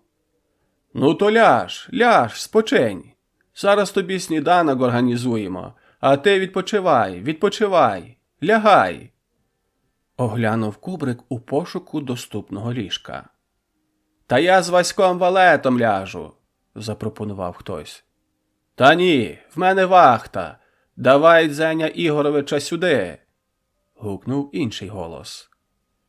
Почалась суперечка ввічливості. Захар зняв окуляри, поставив у нагрудну кишеню комбінезону та занадився виштовхувати співробітників геть. Піддослідний. Дзень розплющив очі. Не знайшов у пітьмі зірок. Почекав, і темний простір поступово кристалізувався в предмети. Сів. Матрац незвично захрустів. Довкола оркестр сплячих науковців давав феєричний концерт храпу. Ментальний, одинокий поклик поманив Дзеня. Юнак піднявся і, обмацуючи двоярусні ліжка, вибрався з кубрика. Чужа думка повела по незнайомим коридорам. На підлозі блякло тріпотіли світлячки люмінесцентних ліхтариків, позначували повороти. Дзень присів, торкнувся одного і не відчув тепла. Здивувався та рушив далі. Ментальний зв'язок привів до цільнометалевих дверей. Кінчики нігтів ковзнули по гладкій сталі, наштовхнулись на холодну клямку. Дзень натиснув на неї. Масивна перешкода несподівано легко та тихо прочинилась, впустила у невелике приміщення. І жовтуватої смуги по периметру стелі на кімнату м'яко опускалось розсіяне світло. Крізь невелике вікно над столом зазирала ніч. На нарах, встелених типовим для станцій матрацом, сидів Арій. Гомо Менталес не повернув голови. Почухав вказівним пальцем ніс. Надалі дивився у вікно. Дзень витяг з-під столу табурет і сів навпроти. Об'єднали думки. Чекали приходу науковців. Арій знав, а відповідно і Дзень, що системи спостереження показали черговим по станції переміщення новоприбулого гостя. Врешті двері боязко прочинились вдруге. Гордій оглянув мовчазну двійку і розпачливо зітхнув. Увійшов, закрив двері та присів на край ліжка поруч Арія. Ми не знали, як тобі сказати. Збився і замовк. Дзень усміхнувся. Я знаю все, що знає він. Уважно подивився в очі очільнику секти. Магнітні поля діють лише по периметру станції. Тут вони нам не завада. Слухай, Дзеню, Гордій подався вперед. Ми не знаємо Гомо Менталес. Хто вони? Що собою являють? Тому, як пояснити? Довкола існують агресивні етноси, латиноси, гуцули, ті німфоманки з Криму. Але це люди, чия поведінка в межах зрозумілого, прогнозована згідно їхніх вірувань, світоуявлень. А Менталес, вони інакші, не такі, як решта. Вони... Страх невідомого, перебив Дзень. Вас насторожує незрозуміле. Саме для цього ви робите досліди. Пізнаєте непізнане. Те, що можна пояснити, спрогнозувати, більше не лякає. Це догма вашої секти, секти науки. Секти? Гордій випрямився і скинув брови. Я розумію. Ми не секта, Дзеню. Цей Менталес, ось цей, він сам. Звалився зі скелі і опинився всередині периметру. Гордій ствердно похитав головою і додав. Нам важко судити про наміри Гомо Менталес, тому ми скористались нагодою ближче познайомитись, дослідити. Дзень відмахнувся. Поморщив ніс, і блондини розсміялись. Погляд науковця застрибав по обличчях. Ви намагались розвинути в нього щось на кшталт нашого інтелекту? Пояснив причину веселощів Дзень. Гордій поморщився. Слухай, Дзеню, коли говориш ми, уточняй, до кого ти себе відносиш. Гомо сапієнс Гомоменталес? Ти мене плутаєш. Дзень підняв очі догори, наче щось пригадав і сказав. Ваші завдання, випробування. Дотепно було. Зрозуміло, зрозуміло. Менталес це не мавпи. Гордій покосився на піддослідного і звернувся до Дзеня. Він просто кпив з нас під час досліджень, так? Не завжди. Дзень спохмурнів. Ви спостерігали за впливом магнітних полів на свідомість Арія? Гордій відсунувся назад, натиснув пальцями на очні яблука. Це суперечить гуманності, але наука ми вивчали, пізнавали. Догми секти, це зрозуміло. Дзень знову відмахнувся. У магнітних полів є варіації, різний вплив. Розкажи мені, як це виглядало, з точки зору спостерігача, зовні. Науковець звільнив очі. Позитивний полюс і негативний. Під негативним він, менталес впадав у депресію. Збільшення інтенсивності призводило до коми. Гордій запнувся. А у вас є імена? Тобто у менталес. А то якось так говоримо, наче, з нами не людина. Тимко. Дзень лукаво зазирнув в очі Гордію. Це прізвисько дали піддослідному науковці. Очільник потупився. Я серйозно. Немає. Який в них зміст? Ми, Дзень усміхнувся, тобто менталес, впізнаємось по плину думок. Він в кожного своєрідний, неповторний. О! Очільник смикнув бровами і повернувся до теми. А от позитивний полюс, то він викликав цілий фонтан емоцій, гейзер ентузіазму, просто феєрію активності. Блондини знову розсміялись. Гордій покривився, руки засовгали по стегнам, не знаходив їм місця. Дзень вгамувався та серйозно звернувся до науковця. Через відсутність контакту із загалом відокремлених аріїв мучить туга. Це маловідчутне страждання, що повільно руйнує психіку.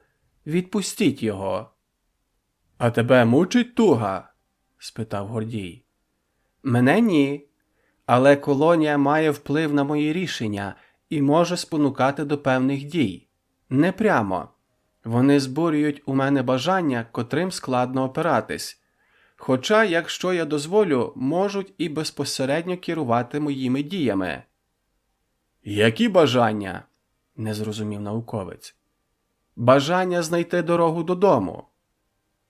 Дзень почув шарудіння, піднявся та відчинив двері.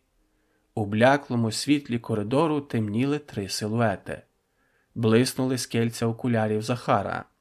Він зняв оптику, машинально протер їх та поклав у нагрудну кишеню. Зупинився у дверній проймі. Подивився на Дзеня, потім на керівника. Чув усю розмову. «Я тут помітив пусті ліжка, розхвилювався. Думаю, де ви ще можете бути?» Гордій обірвав жестом недолугі виправдання та махнув на піддослідного Дзеня. Захар замовк. Науковці вагались. «Він знає все, що знаю я. Я знаю все, що знає він», – повторився Дзень. «А я знаю, що секта не несе загрози колонії. Ваш контроль над магнітними полями обмежений. Ви дослідники, не конкістадори. Ваша релігія шукає пояснення незрозумілому. Науковці не підвладні абсурдним божественним авторитетам. Мета секти наповнена дивним, але цікавим сенсом. Ви прагнете всеосяжного знання, не влади, лише знання. Я знаю це тому, що це знав мій батько». Гордій похитнувся з боку в бік. Зупинився, глянув на Захара. Той зітхнув та поступився від проходу. Увійшло 2 молодших наукових співробітника. «Аркадій! Мар'ян!» – представив прибулих очільник. Це група, котра контактувала, так би мовити, з піддослідним Homo mentalis, Тимком. Блондини усміхнулись водночас. Дзень злегка похилив голову в знак вітання. Помовчали.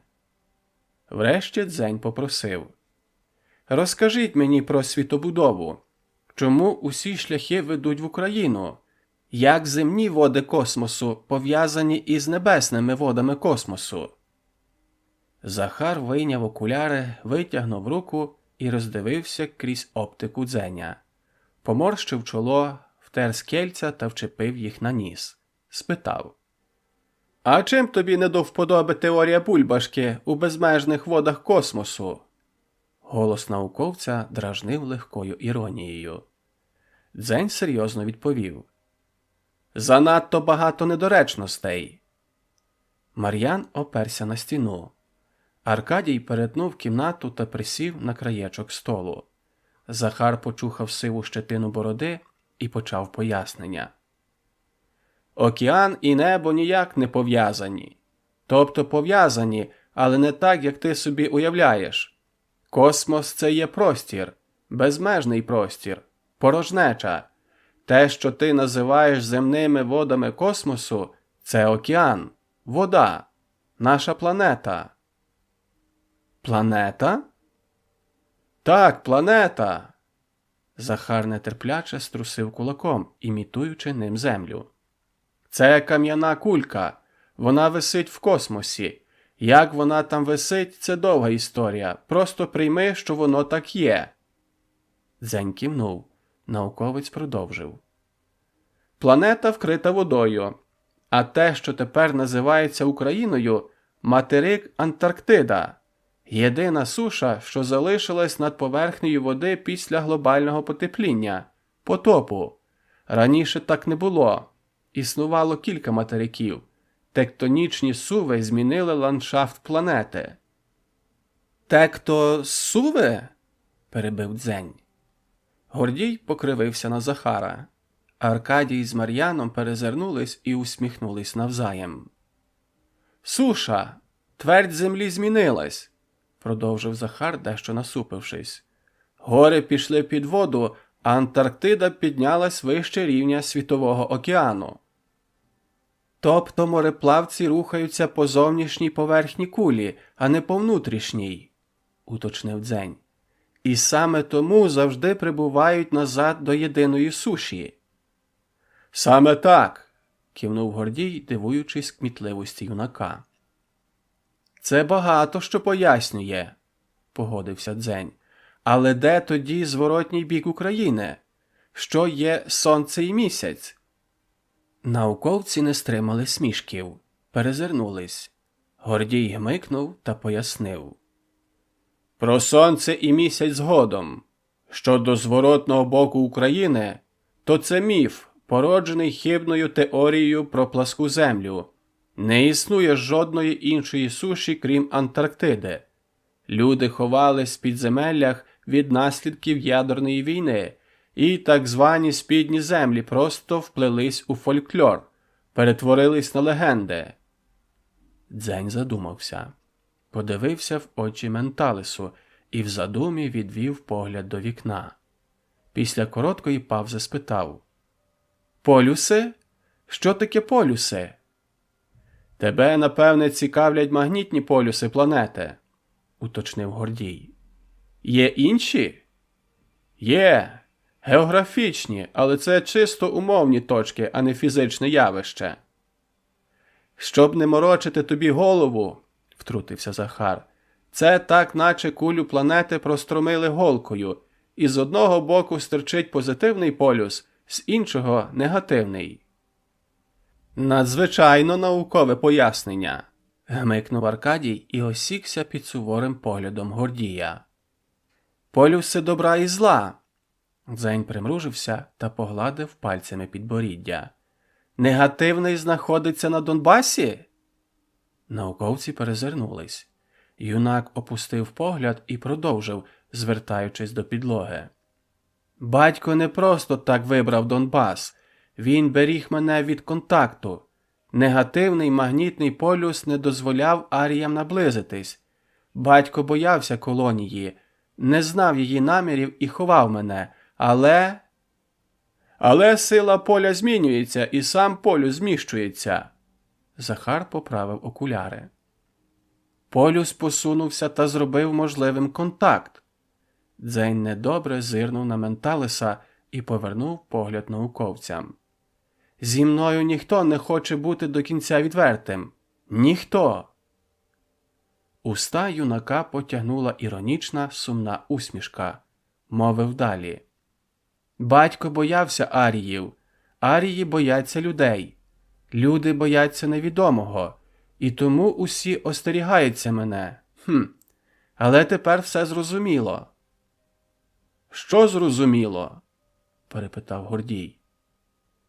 Туга. Туга, котру навіяла мені колонія. Прагнення знайти батьківщину, дім. Це почуття змішалось в моїй свідомості із сумом батька за його вотчиною. За станцією, з підніми землями. Арії шукали воз'єднання, шлях додому. Використовували мене як провідника, а я привів їх у Нідерланди, сюди. Але це не те місце. Нам потрібні не спідні землі, нам потрібна інша Україна. Ще один, материк. Ще одна колонія Менталес? Популяція на іншому материку? Гордій подався вперед і оперся рукою на коліно Захара. На великій Україні лише частина аріїв, котра якимось чином відділилась, загубилась. Їх тягне воз'єднатись з рештою, із загальною колонією. Дзень знову з докором поглянув на Арія, і той опустив очі. Але ми не знаємо, де вона. Тобто не знали. Тепер я знаю. Хто ми? Гомоменталес? Уточнив Захар. Гордій скосився на колегу. Дім там. Дзень наче говорив сам до себе. На протилежному боці осі. Там, де позитивний полюс. Полюс добра. Подивився на Гордія. Ви знаєте туди шлях? Теоретично, зараз полюс має бути там, де затопило Гренландію, відповів Гордій і лише потім зрозумів зміст запитання. Тобто шлях? Це другий бік планети? Гренландія? Зелена країна, машинально розтлумачив Захар. Зелена Україна. Дзень скинув брови. Як туди можна дістатись? Ніяк, твердо відповів Гордій і хутко зирнув на Захара. Там немає суші. Є, заперечив Дзень. Там була діаспора. Біля берегів Зеленої України канадці зустріли аріїв. Там мешкає колонія. Ну, теоретично там може бути суходіл, врешті втрутився Мар'ян. Дослідження Бондаренка ще тоді доводили. Так, дослідження Ігоря. Велика ймовірність підйому гірських порід, перебив Гордій і нервово постукав вказівним пальцем по коліну. Але сама експедиція? Транспорт? В нас є яхта, нагадав Захар. Похилив голову і поглянув поверх окулярів на очільника. Додав. І можливість відкрити поселення новітньої людської раси. Гордій задумався, помовчав та заперечно похитав головою. Що яхта? Це ржава банка. Захаре, і паливо? Після знищення Едему? Гордій запнувся. Менталес поглянув на науковця і одразу відвів очі. Дзень спокійно почухав пучкою пальця по віку та сказав. На те у нас були вагомі причини. В Едемі, ви знаєте, що творилось в Едемі. Науковці потупились. Захар зняв окуляри і вперто глянув на керівника. Паливо не є проблемою. Ти знаєш це, Гордіє. Навіть якщо так, то який сенс? Ризик не виправдовує мету. Захар повільно проговорив. Принципово нова популяція людства. осередок її існування. Гордіє, якої ще тобі потрібно мети? Аркадій і Мар'ян заворушились. Подались вперед, і очільник зрозумів, що молодші наукові співробітники однозначно на боці Захара. Дзень мовчки спостерігав за суперечкою колег. Слова Ханни щодо одержимості сектантів знаходили підтвердження. «Це вкрай небезпечно. Судно вмістить максимум 8 чоловік», – продовжував опір Гордій. «Для такої довгої мандрівки потрібно буде забити весь трюм пальним і водою. На провізію просто не буде місця». «Частину шляху можна пройти під вітрилами. Гордіє. Ескімоси туди на коритах добрались». «У міаках», – поправив Дзень. Захар відмахнувся. «Провізія!» – зачепився за аргумент Гордій. Менталес зазирнув в очі Дзеню, і той втрутився у дискусію. «Це не складе проблеми. Кілька аріїв зможуть без труднощів полювати у водах космосу, океану». На Дзеня лягли здивовані погляди. Менталес підняв правицю, чим привернув увагу до себе, і кивком підтвердив слова Дзеня. «Це безумство! Абсолютний нонсенс! Відрядити співробітників з Менталес?» Кволим, переможеним голосом відгукнувся Гордій. Захар тріумфально вмостив окуляри на ніс і оглянув задоволених соратників по науці. Мар'ян з Аркадієм світились усмішками, навмисно голосно зауважив. «Під наглядом Дзеня Ігоровича», – поважно зморщив чоло і констатував. «Отже, вирішено». Гордій вкотре покосився на колегу. Шарпнув поглядом молодих спеціалістів, глянув на Дзеня і уважно придивився до Менталеса. Потім підняв очі до вікна, підвів підсумок. «Нічого не вирішено. Світає, ходімо в столову. Остаточне рішення приймемо на колегіальному зібранні. Проведемо дебати», – повернувся до Захара. «Ти підготуєш аргументи за, а я проти. Все!»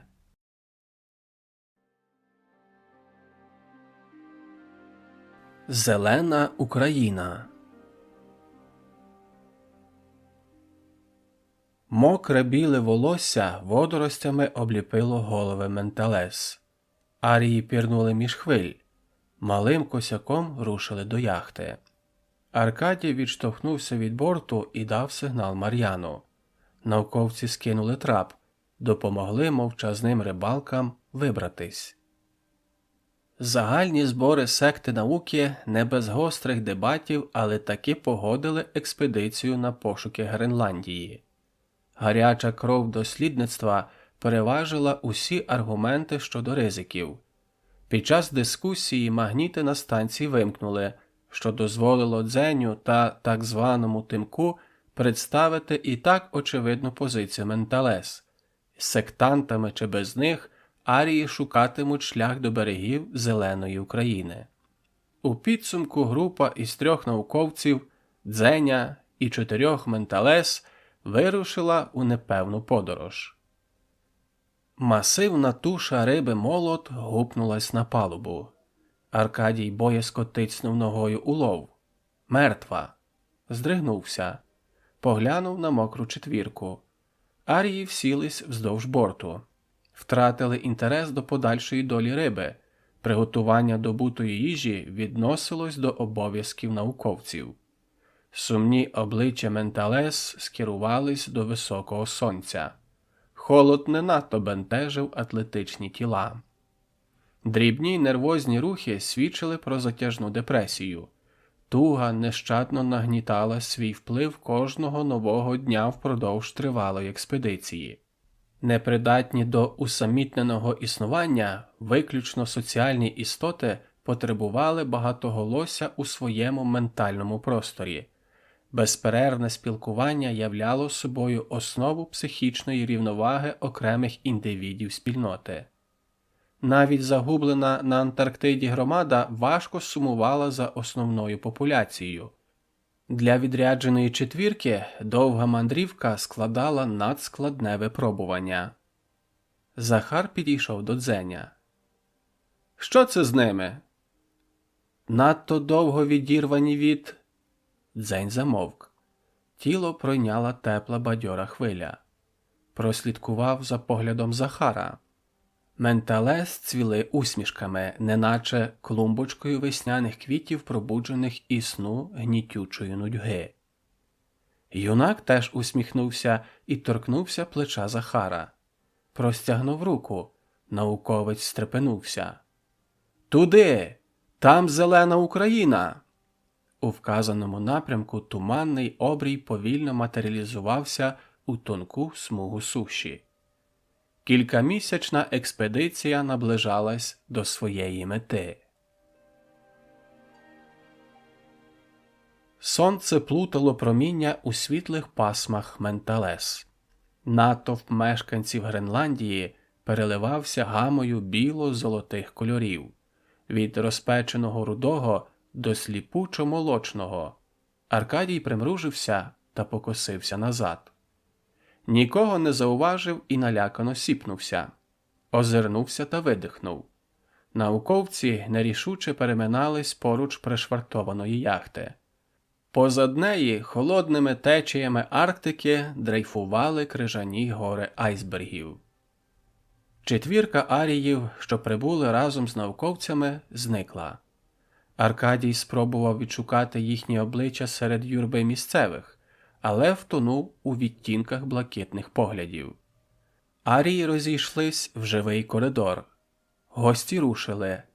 Захар вкотре зашпортався і автоматом притримав на носі окуляри. Мар'ян іронічно усміхнувся, зирнув на Аркадія та взяв керівника експедиції під руку. Захар не опирався.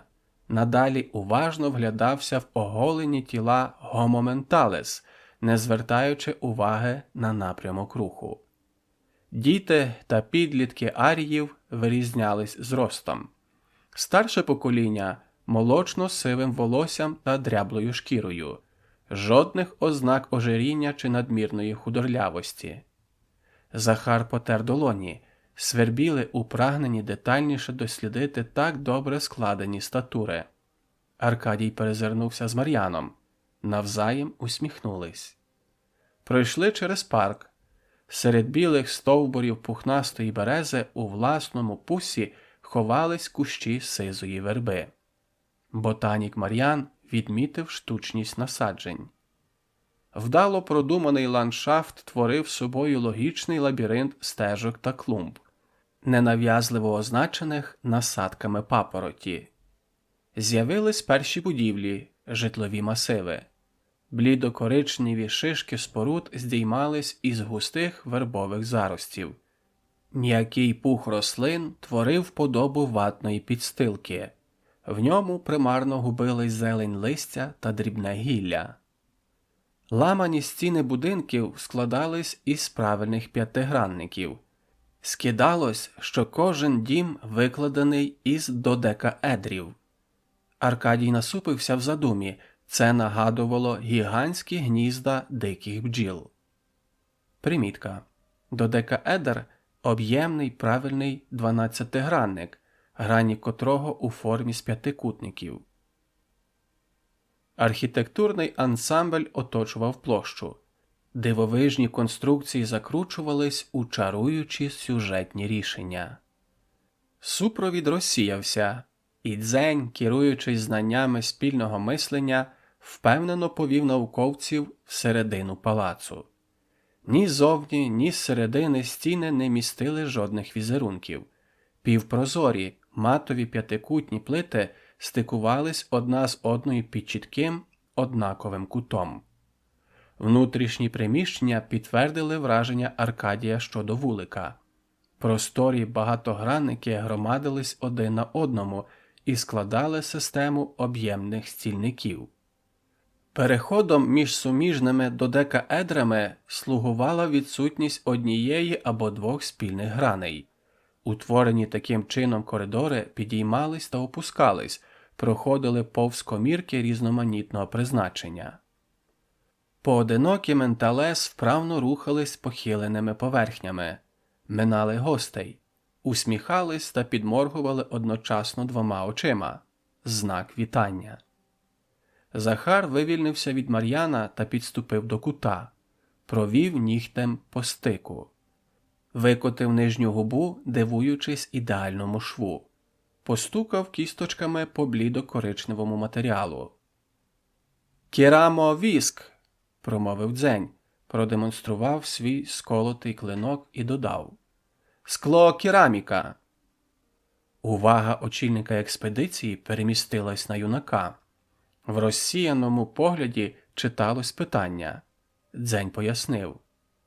«Місцеві технологічні здобутки!» Лукаво усміхнувся одним кутиком губ. «Тут, виявляється, теж є своєрідна наукова секта». Науковці перезирнулись. «І щось на кшталт промисловості», – пробурмотів швидше сам собі, ніж співрозмовникам, Аркадій. Мар'ян підтис губи і схвально кивнув. Захар надалі розсіяно почісував сиву щетину бороди. Рушили далі. Сонячне сяйво розтікалось по напівпрозорих стінах, переливалось танцем під візуальну мелодію відблисків, і гості несвідомо прислухались, намагаючись вловити мотив. Огортало відчуття затишку та тепла. Посеред центральної зали, котру утворював десяток об'єднаних комірок, делегацію зустріла жінка. Золотий водоспад її волосся каскадами спадав додолу. Розтікався потоками до стоп 4 менталес позаду. Науковці впізнали своїх супутників по мандрівці.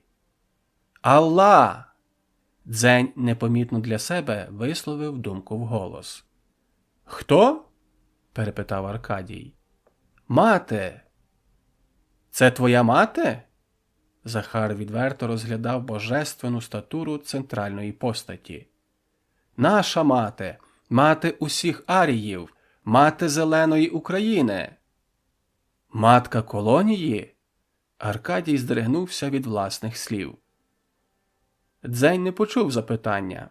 Думки його полинули серед потоку єдиного мислення. У хмарах образів почали оживати події, зливатись та доповнюватись навзаєм. Знання об'єднались. 4 загублених менталес почали свою оповідь, і у свідомості Дзеня відтворилась повна картина того, як група аріїв відірвалась від загальної популяції, заблукала в океані та опинилась на теренах Антарктиди. Початок. Історія загублених. Бригада менталес сколола з айсберга чергову брилу, і крижаний брикет зіслизнув у воду.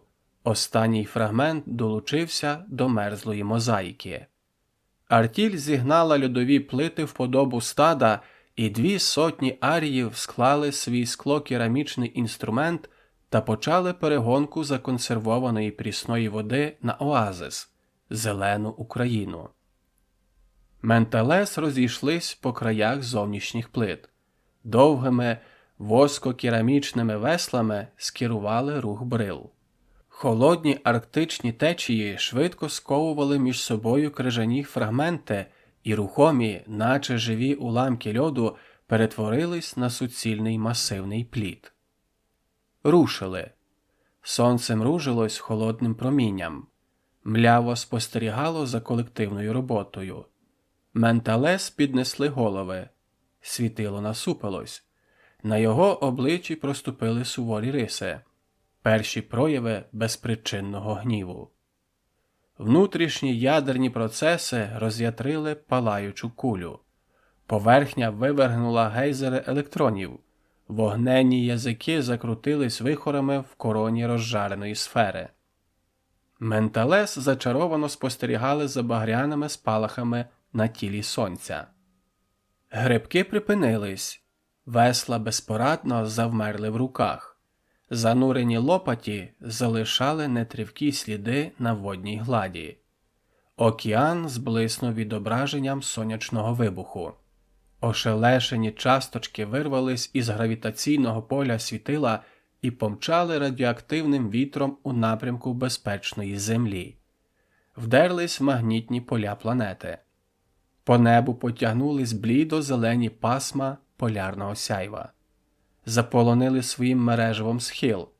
Примарне павутиння загусло, спалахнуло яскраво салатовим полум'ям і забіснувалось шаленим хороводом візерунків. Магнітна буря оглушила відірвану від колонії артіль. Керамічний інструмент вислизнув із немічних рук. Вибиті зі спільної свідомості менталес збились у юрбу. Шпортались, заточувались, зіштовхувались, клали долоні один одному на обличчя, прагнучи відновити єдність. Ослабли.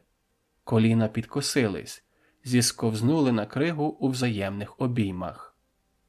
Пориви магнітного шторму розгнівано гасили кволі лампадки свідомості. Врешті маси електронів тріумфально розсіялись над непритомними аріями. Плід поволі почав завертати, корячись вимогам океанських течій. Крижані брили розчинились в теплих водах екватора. Дезорієнтована, але вже притомна група аріїв дрейфувала серед високих хвиль. Менталес розбились на групки, пірнули в нетрі океану. Косяк сардин безпечно шмигнув в центр утвореного аріями кола, блиснув дзеркалом живої стіни і різко змінив напрям. Наскочив на перешкоду з людей, злякався та смикнув донизу. Знову зустрівся із менталес. Здригнувся срібними переливами, скрутився у щільну мотузку. Сполохані рибки наполегливо намагались протиснутись у середину косяку, сплітали тугу косу власної пастки. Менталес погнали сардини догори. Поверхня океану вибухнула блискучою феєрією бризок та луски. Косяк захлинувся у спіненій паніці, арії почали банкет. Жадібно тамували голод. Звиклі до полярних днів менталес з подивом спостерігали за дивовижним явищем. Сонце в черговий раз після високого зеніту плавилось на межі водного та небесного космосу. Багряна лава розлилась по обрію, запалила океан. Чорно-сірі стовпи кіптяви піднялись із уявної пожежі.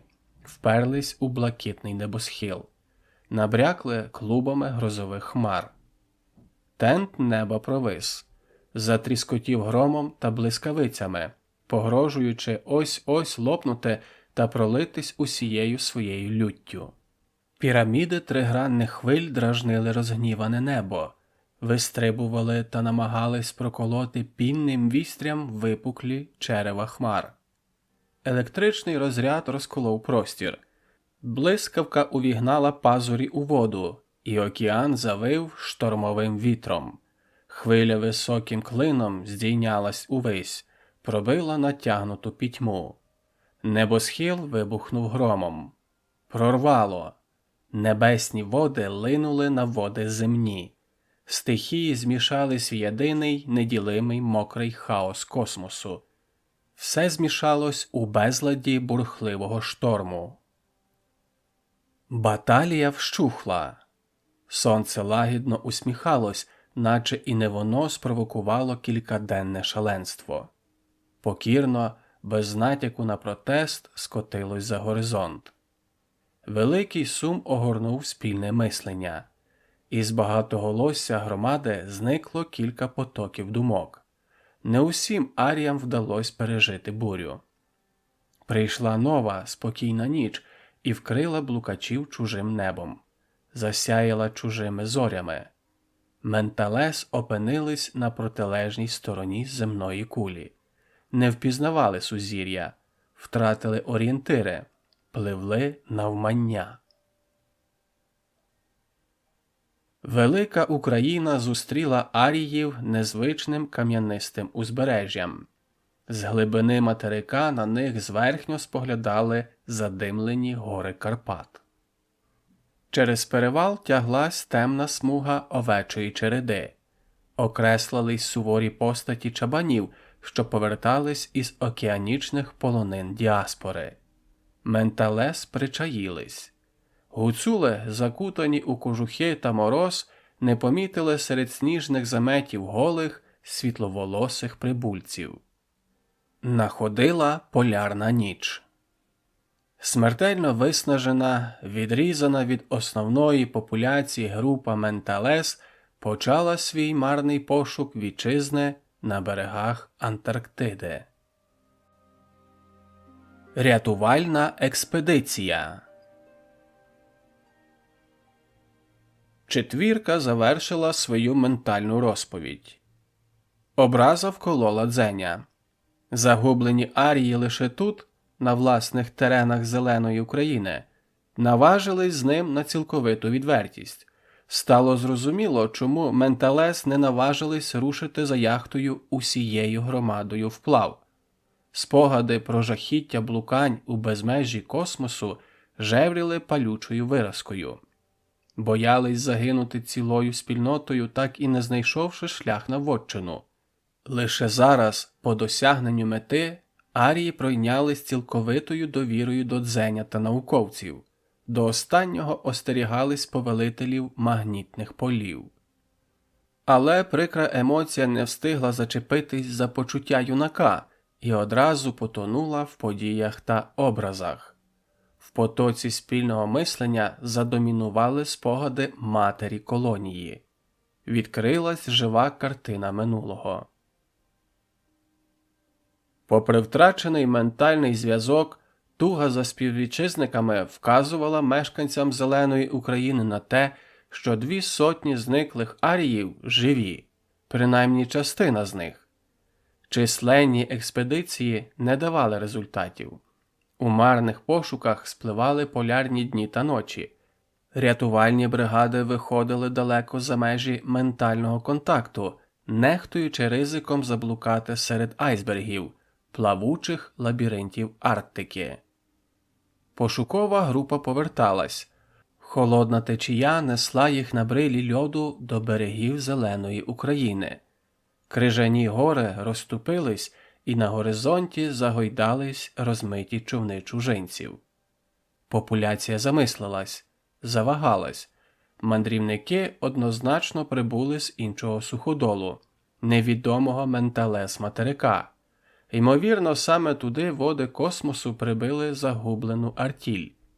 Врешті колонія прийняла важке рішення – відрядити рятувальну бригаду у невідомість.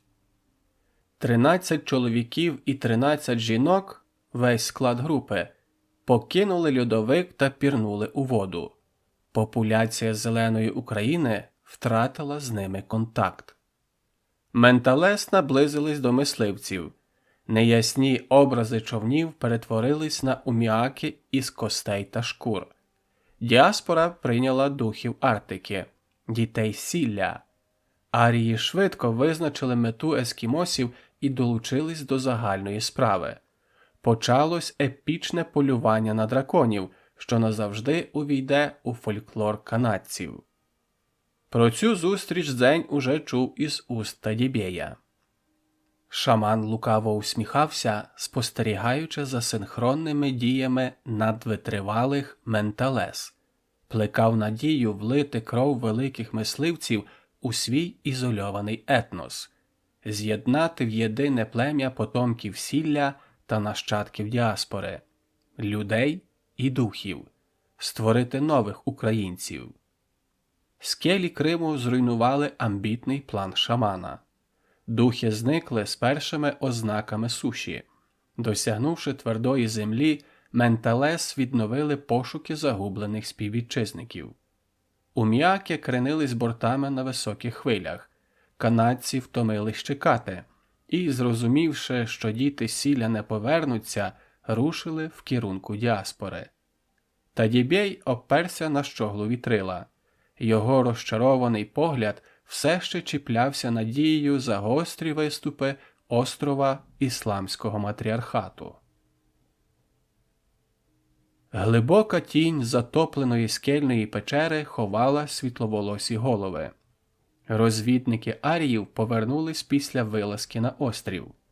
Менталес здивувала тоталітарна гендерна ієрархія Криму. Нетривалі роздуми і експедиція розділилась за статевою ознакою. Жінки обрали слушний момент та означили свою присутність муслімкам. 13 золотоволосих дів клином піднялись із шумних хвиль космосу на кам'янистий берег острову. Шаноблива піна омивала їм ноги.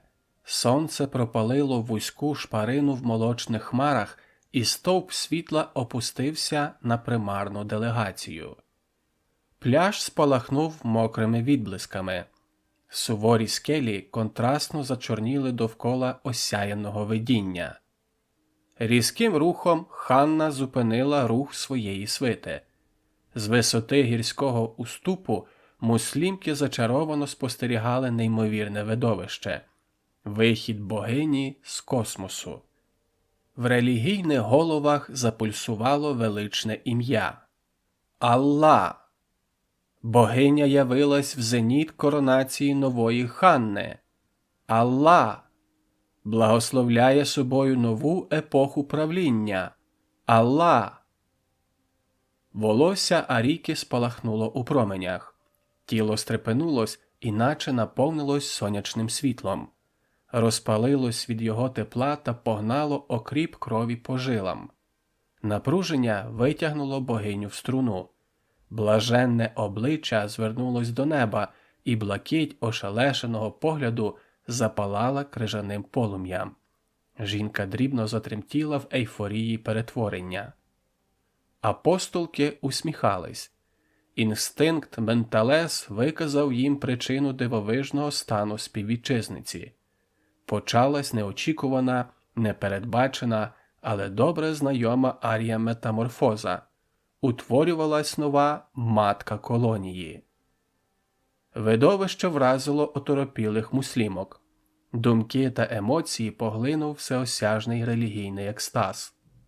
Водночас у матово-прозорих додекаедрах зеленої України на м'якій постелі із духмяних трав розродилась матка Менталес.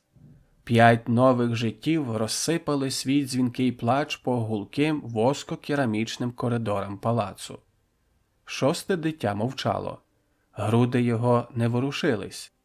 Щойно запалена іскра життя ледь жевріла, гасла. Знеможена мати безпомилково знайшла поглядом немічне дитя. Прийняла на руки, вклала вологий поцілунок в його вуста. Останній ніжний подих матері наповнив любов'ю легені сина. Пробудив зі смертельного сну, і дитя криком ознаменувало своє вторгнення у світ. Обійми ослабли. Матка колонії загинула. Вік та складні пологи не дали шансу на збереження життя. Смерть породілі увімкнув еволюційний механізм Менталес. Спільний інстинкт увійшов у дію, визначив найсильнішу жінку популяції і запустив процес перетворення у матку. На далеких землях Криму метаморфоза трансформувала обрану арійку. З яєчника нової матері зеленої України вивільнилась перша яйцеклітина. Ейфорія перевтілення закінчилась, і шкіра втратила ілюзорне сяяння. Тремор відпустив тіло. Арійка опустила уже спокійний м'який погляд. Її свідомість влилась у колективний розум. Туман запаморочення розсіявся. В ногах новоутвореної матері ниць лежала Ханна. Поодаль розпласталась свита.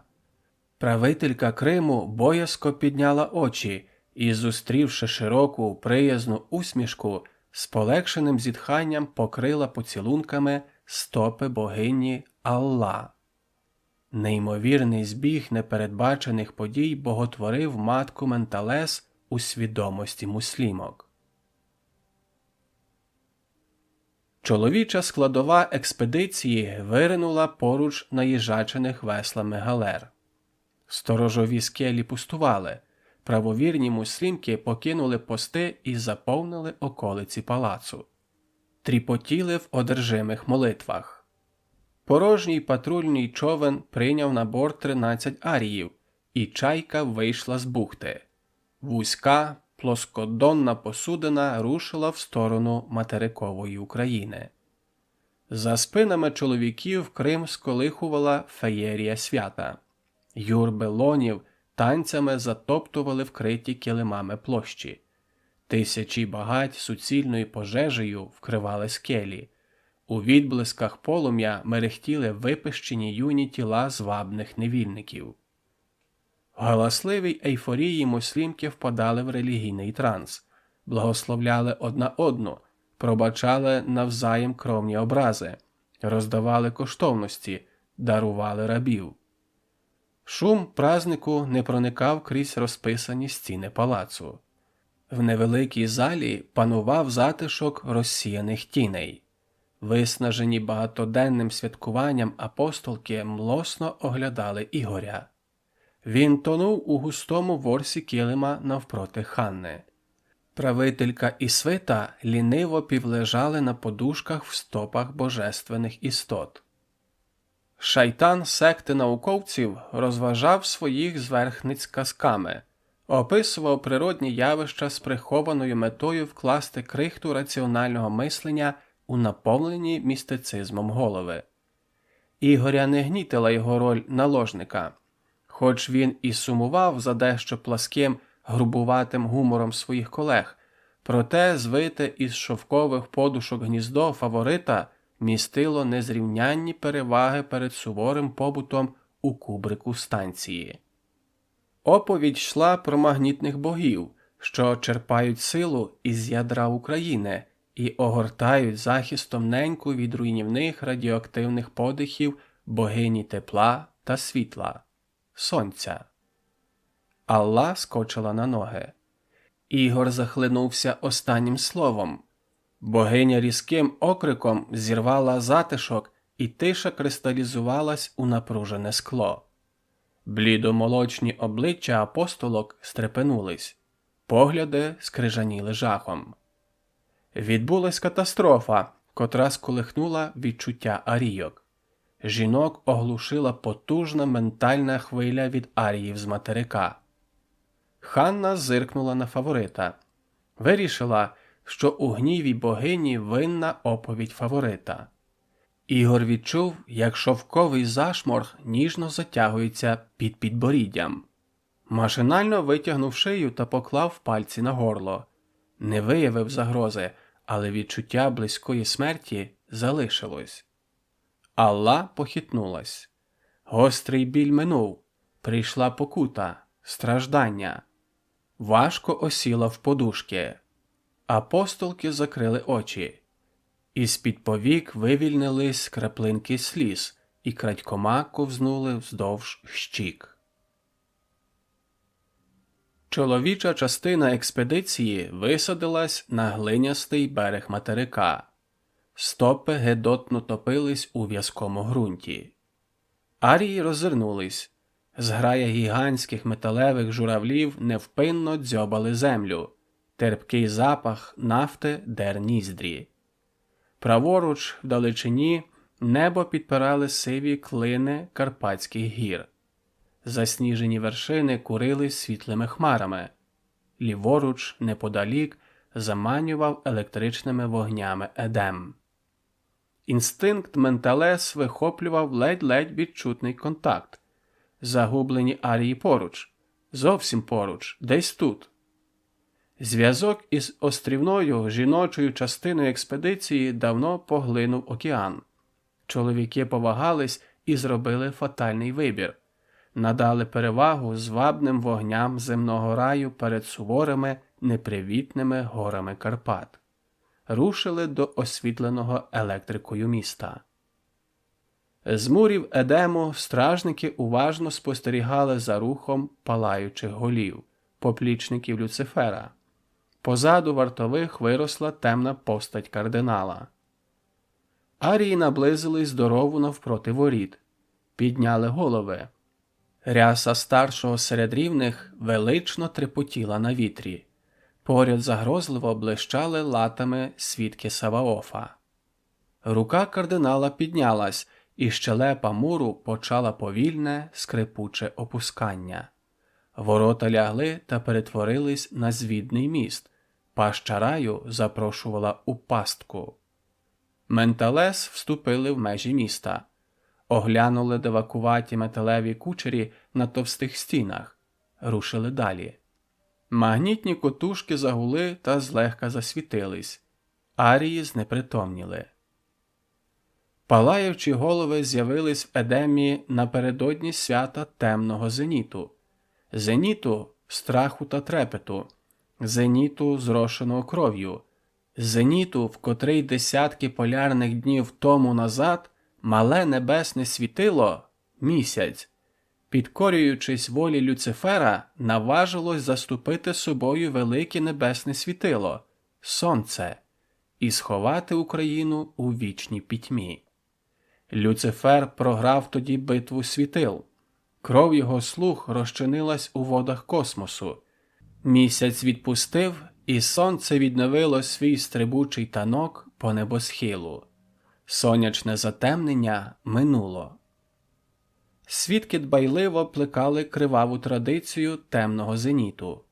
Кожного полярного дня у відповідний сонячний пік відбувалось класичне дійство на водяній арені. Безвольні бранці віддавались на розправу акулам без права на супротив. Жахлива смерть чоловічої частини експедиції розігнала хвилю ментального страждання по Антарктиді. Удар вибив із отупіння загублених в Карпатах аріїв. Разом з болем відірвана колонія отримала надію – популяція поруч. Маховик активних дій почав повільно розкручуватися. Загублені арії відновили наполегливі пошуки. Настав період зближення із прихильними горянами та загострення конфронтації із фанатиками Едему. Хвиля передсмертного болю сягнула Криму. Вразила почуття матки та апостолок в момент опису Ігорем магнітних явищ. Арійки заплакали. Муслімки стривожено мовчали. Фаворит Ханни дрібно тремтів в очікуванні шовкового зашворгу. Алла опам'яталась. Заклала золоті пасма за плечі. Апостолки втерли обличчя. Поринули в об'єднані роздуми. Постаті скам'яніли. Очі муслімок марно намагались вихопити найменший рух. Сумніви та вагання арійок сплелись у рішення. Безпека матки понад усе. Повторна вилазка на материк немислима. Там чекає невідомий ворог. Там чекає смерть. Озброєний вихід загонами муслімок неприйнятний. Такий крок здатний спровокувати кривавий конфлікт. Лише мир на острові Ісламського матріархату гарантує цілковиту недоторканність Алла. Залишалось чекати. Чекати, доки загублені менталес самі натраплять на залишки пошукової експедиції, увійдуть у контакт і отримають необхідні географічні знання для повернення додому. Тоді вони усі зможуть вирушити на зелену Україну. Разом. А наразі жодна яйцеклітина матері не повинна бути змарнована. Зіниці Алла ожили. Знайшли очі Ханни. Довгий невдоволений погляд викликав у правительки Криму лукаву усмішку. Вона скосилась на фаворита, клацнула пальцями. Лоні оточили Ігоря і повели на підготовку для духовного очищення богинею. Провал. Алла підкинула у долоні вазочку. Букетик випав на килим. Арійка поглянула на квіти і, не підіймаючи очей, жбурнула вазу у муслімку. Кераміка заплуталась у навісних шпалерах та нишком зісковзнула в діл. Амазонка ісламу припала на коліно, схилила низько голову, наосліп намацала вазу, наосліп поставила на столик і рачки позадкувала геть. Із шовкових складок стін виступили апостолки. З докором поглянули на великий округлий живіт вагітної матки. Алла відмахнулась, сіла на згромадження подушок, завалилась на спину, розкинула руки і заверещала. Апостолки осіли на її кінцівках, затулили рот. Крик Алла втонув у гортані. Матка шарпнулась, напружилась. Ментальне єднання здолало приступ. Обм'якла. Загроза істерики минула. Вагітна затрусилась тихим плачем. Погойдувалась. Муркотіння перетікало в стогін, стогін в муркотіння. Долоні арійок м'яко пестили її плечі. Витирали потічки сліз, вколисували. Менталес катастрофічно недооцінили стрес відірваної від популяції матки. Темрява полярної ночі увігнала її в глибоку депресію. День приніс лавини істерик та припадки безпричинної люті. Муслімки приймали деспотизм як належне. Догми ісламу декларували тоталітарне правління. Релігія рятувала від обурення кримчанок, але не лікувала ментальної руйнації. Арійки втрачали над собою і вагітною матір'ю контроль. Психічний розлад Алла отруював загальний розум. Ситуація вимагала якнайшвидше повернути матку у звичне багатоголосся популяції. Проте залишалась недосягнута мета. Загублені арії десь недалеко, зовсім поруч. Але знайти контакт так досі і не вдалося. Надзвичайно важливо залишити відірваним менталес знання. Путівник, як дістатись додому. Запалена спільна свідомість шукала вихід із дилеми. Спосіб врятувати співвітчизників та уникнути неминучого божевілля. Запаморочені, нездатні мислити раціонально менталес наважились на єдине можливе рішення. Новонароджена Ісу під регенством Ханне посяде трон Криму. В день коронації немовляти Алла з апостолками покинуть острів під приводом того, що свою місію у матріархальному суспільстві вони виконали і залишають на подальше правління помазанку Божу, напівбогиню. Самі ж якнайшвидше вирушать на воз'єднання із популяцією Зеленої України для порятунку від божевілля матки. Арійки сподівались, що змішана кров вбереже дитя від важкої депресії, але у свідомості залишиться непереборна туга за популяцією, котра поведе уже більш-менш зрілу спадкоємицю на пошуки відірваної колонії. В дитячій, несформованій свідомості дитини залишить знання, як і де шукати вітчизну – Зелену Україну. В час зустрічі із загубленими аріями об'єднане мислення вкаже їм шлях додому.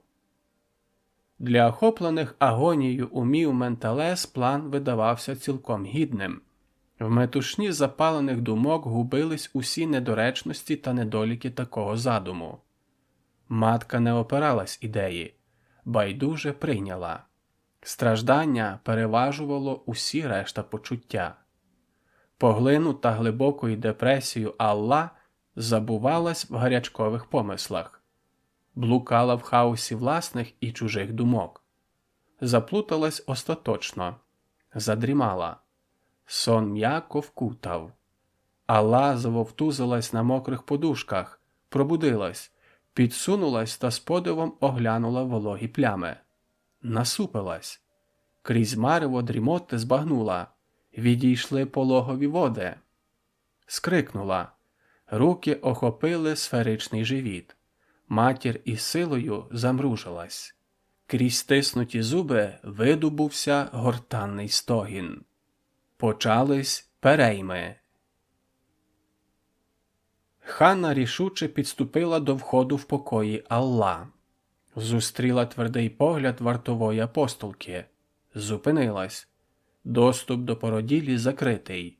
пологи тривають. Закусила губу і нервово закрокувала по периметру передпокою. Втратила терпець та рушила назовні розвіяти своє хвилювання серед терас і скельних виступів. Штори за її спиною зімкнулись.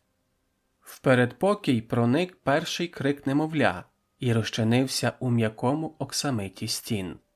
Апостолка стрепенулась, шмигнула до виходу і відхилила складку. Ханна віддалялась. Роздратована правителька залишилась глухою до дитячого плачу. Шум не долинув до її вух. Арійка завмерла, вплетена у спільний розпач.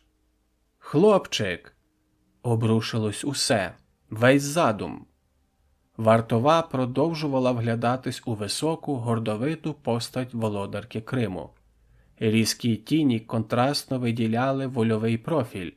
Лезом погляду Ханна розсікала перед собою шлях. Без сумніву, Ісу чекала смерть, Аллу – втрата авторитету.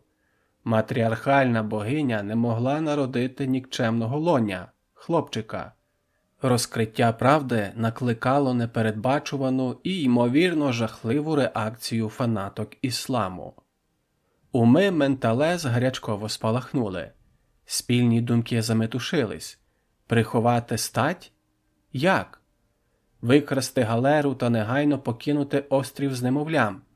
Залишити загублених аріїв на призволяще з надією, що вдасться згодом спорядити нову експедицію?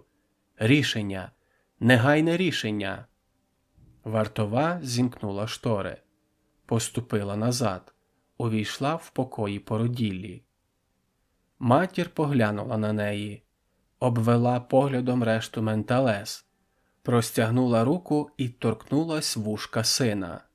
Кволо усміхнулась і кивнула. Арійки прийняли її ідею. Зважились. Арійки рвучко увійшли в покої фаворита. Ігор глянув на апостолок. Похилив голову набік і зробив крок назад. Руки машинально сховались за спину. Рішучий вигляд Менталес злякав.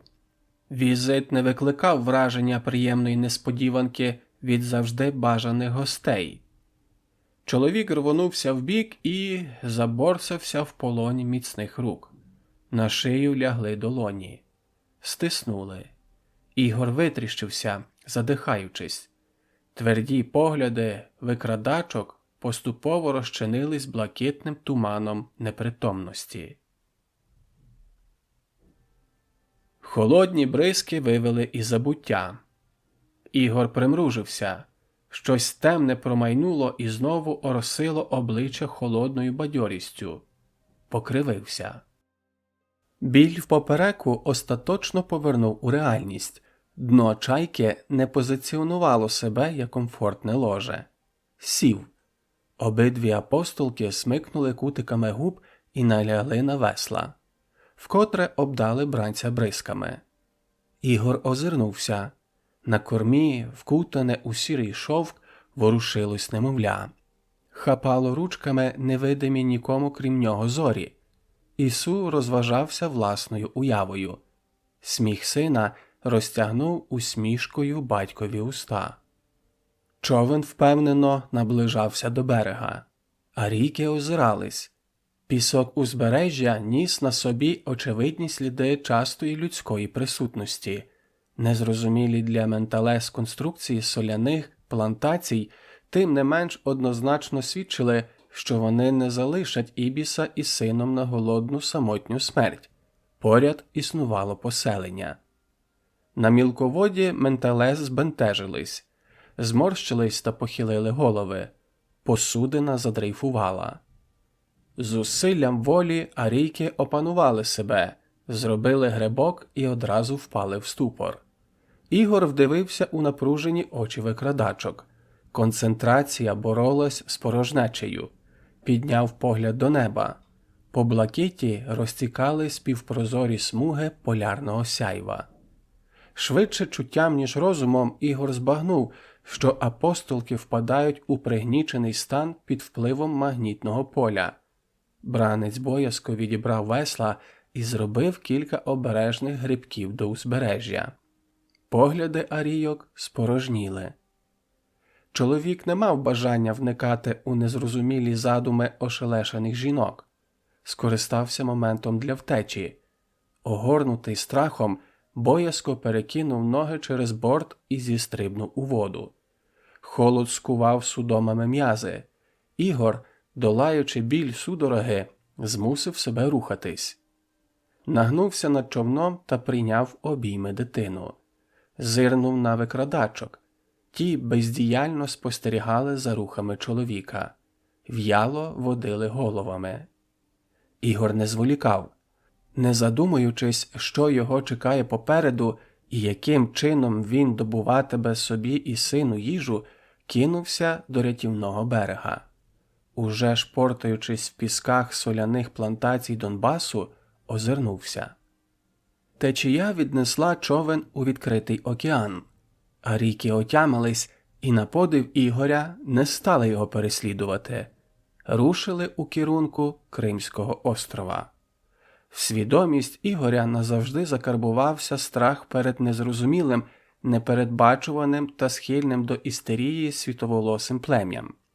Чоловік роззирнувся. З глибини суші наближався караван із людей та черепах. Зникнення шайтана Ібіса та викрадення ним спадкоємиці Ісу занурив Крим у глибокий шок. Серця муслімок завмерли в розпачі. Депресивний стан Алла прийняли за біль втрати. В оточенні апостолок вона демонстративно покинула острів, залишаючи правовірних у глухій безнадії коли-небудь повернути собі милість великої богині. Щойно галера із божественним екіпажем вийшла з бухти, її наздогнав разючий лемент. Мовчазний відчай муслімок змінила шалена лють. Ханна втратила контроль над емоціями. На острові закипіла кривава розправа над безневинними лонями. Чоловіків звинуватили у сприянні Ібісу. Повальні катування не дали результату, і таємниця зникнення шайтана не розкрилась. Одурманена гнівом та ненавистю, Ханна впровадила обрізання язиків. Відтоді лоні втратили право на мову. Оповідь матері закінчилась. Дзень вдивився в її обличчя. Широко усміхалась на його пильний погляд. Очі світились розумом та спокоєм. На теренах зеленої України зусиллями колективної свідомості матір повернула собі душевну рівновагу. Юнак занурився у власні думки. В образах проступили тривожні очі батька. Уривки розмов з Асером. До Ігоря дійшли чутки про розправи в Криму, і він вирішив, що тортури провели з веління біловолосих зверхниць. Це укріпило його страх перед Менталес. Решта спогадів стосувались вражень пролетарського дитинства. Дзень збагнув критичну помилку кримських арійок. В хворобливому запалі та метушні вони не вклали в його свідомість маршруту до зеленої України. Ур, нетактовно проявив ознаки життя Захар. Картина минулого розсипалась. Дзень подивився на розгублених науковців. Ти, прошепотів Аркадій. Дзень оглянув пусту залу. Менталес зникли.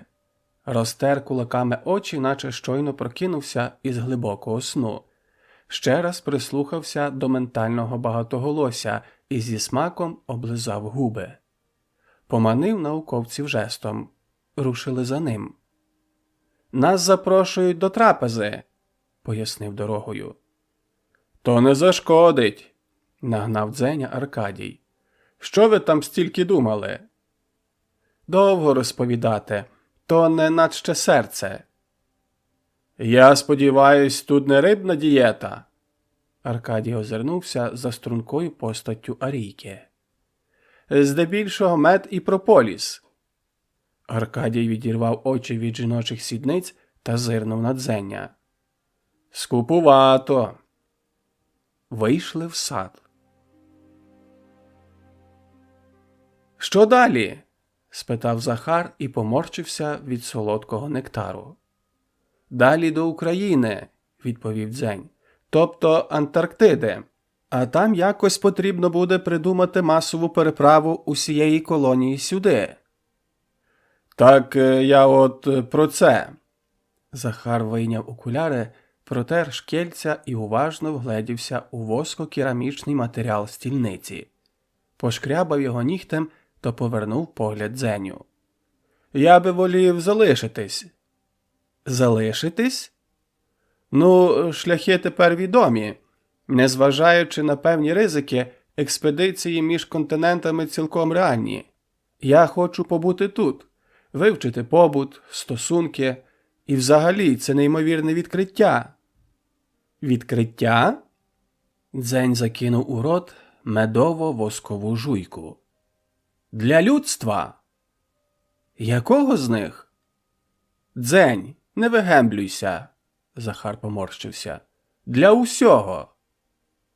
Потомок Ігоря Бондаренка згадав колонії мурашів і подумав, що не менш разючі відкриття чекають науковців і на тому боці планети.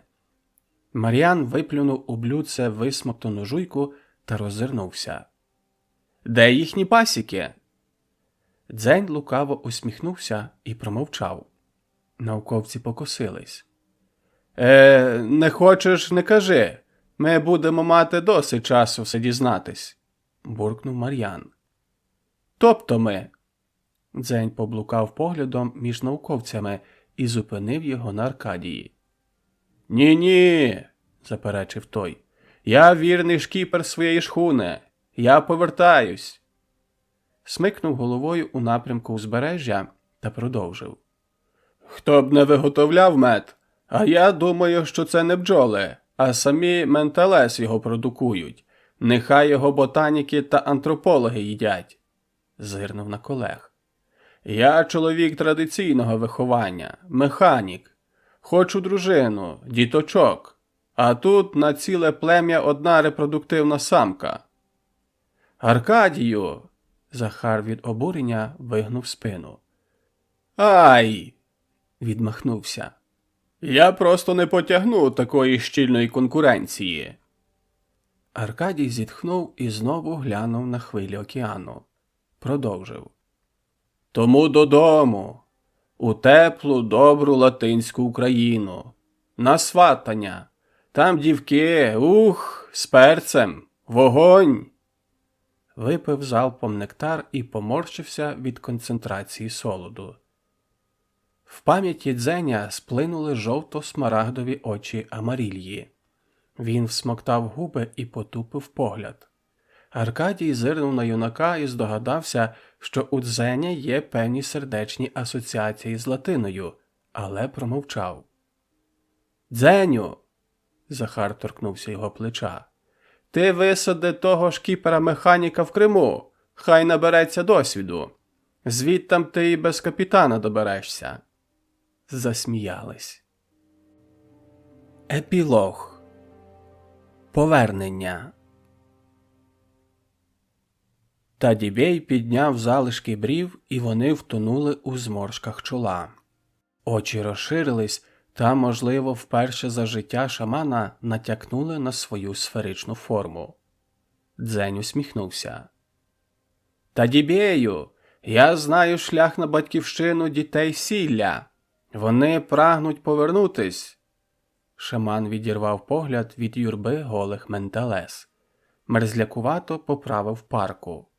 Гуцульські провідники, що провели плем'я білих через перевал, спустошували бурдюки-паланки та посміювались над здивуванням Тадібея.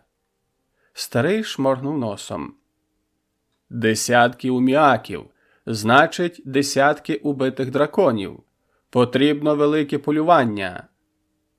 «Тадібею», – перебив Дзень, – «одна байдара для мене і моєї сестри Іссу. До Криму. Там є великі уміаки». «Галери!» – скривився шаман і лукаво оглянув Арійку поруч співрозмовника. «Ісу?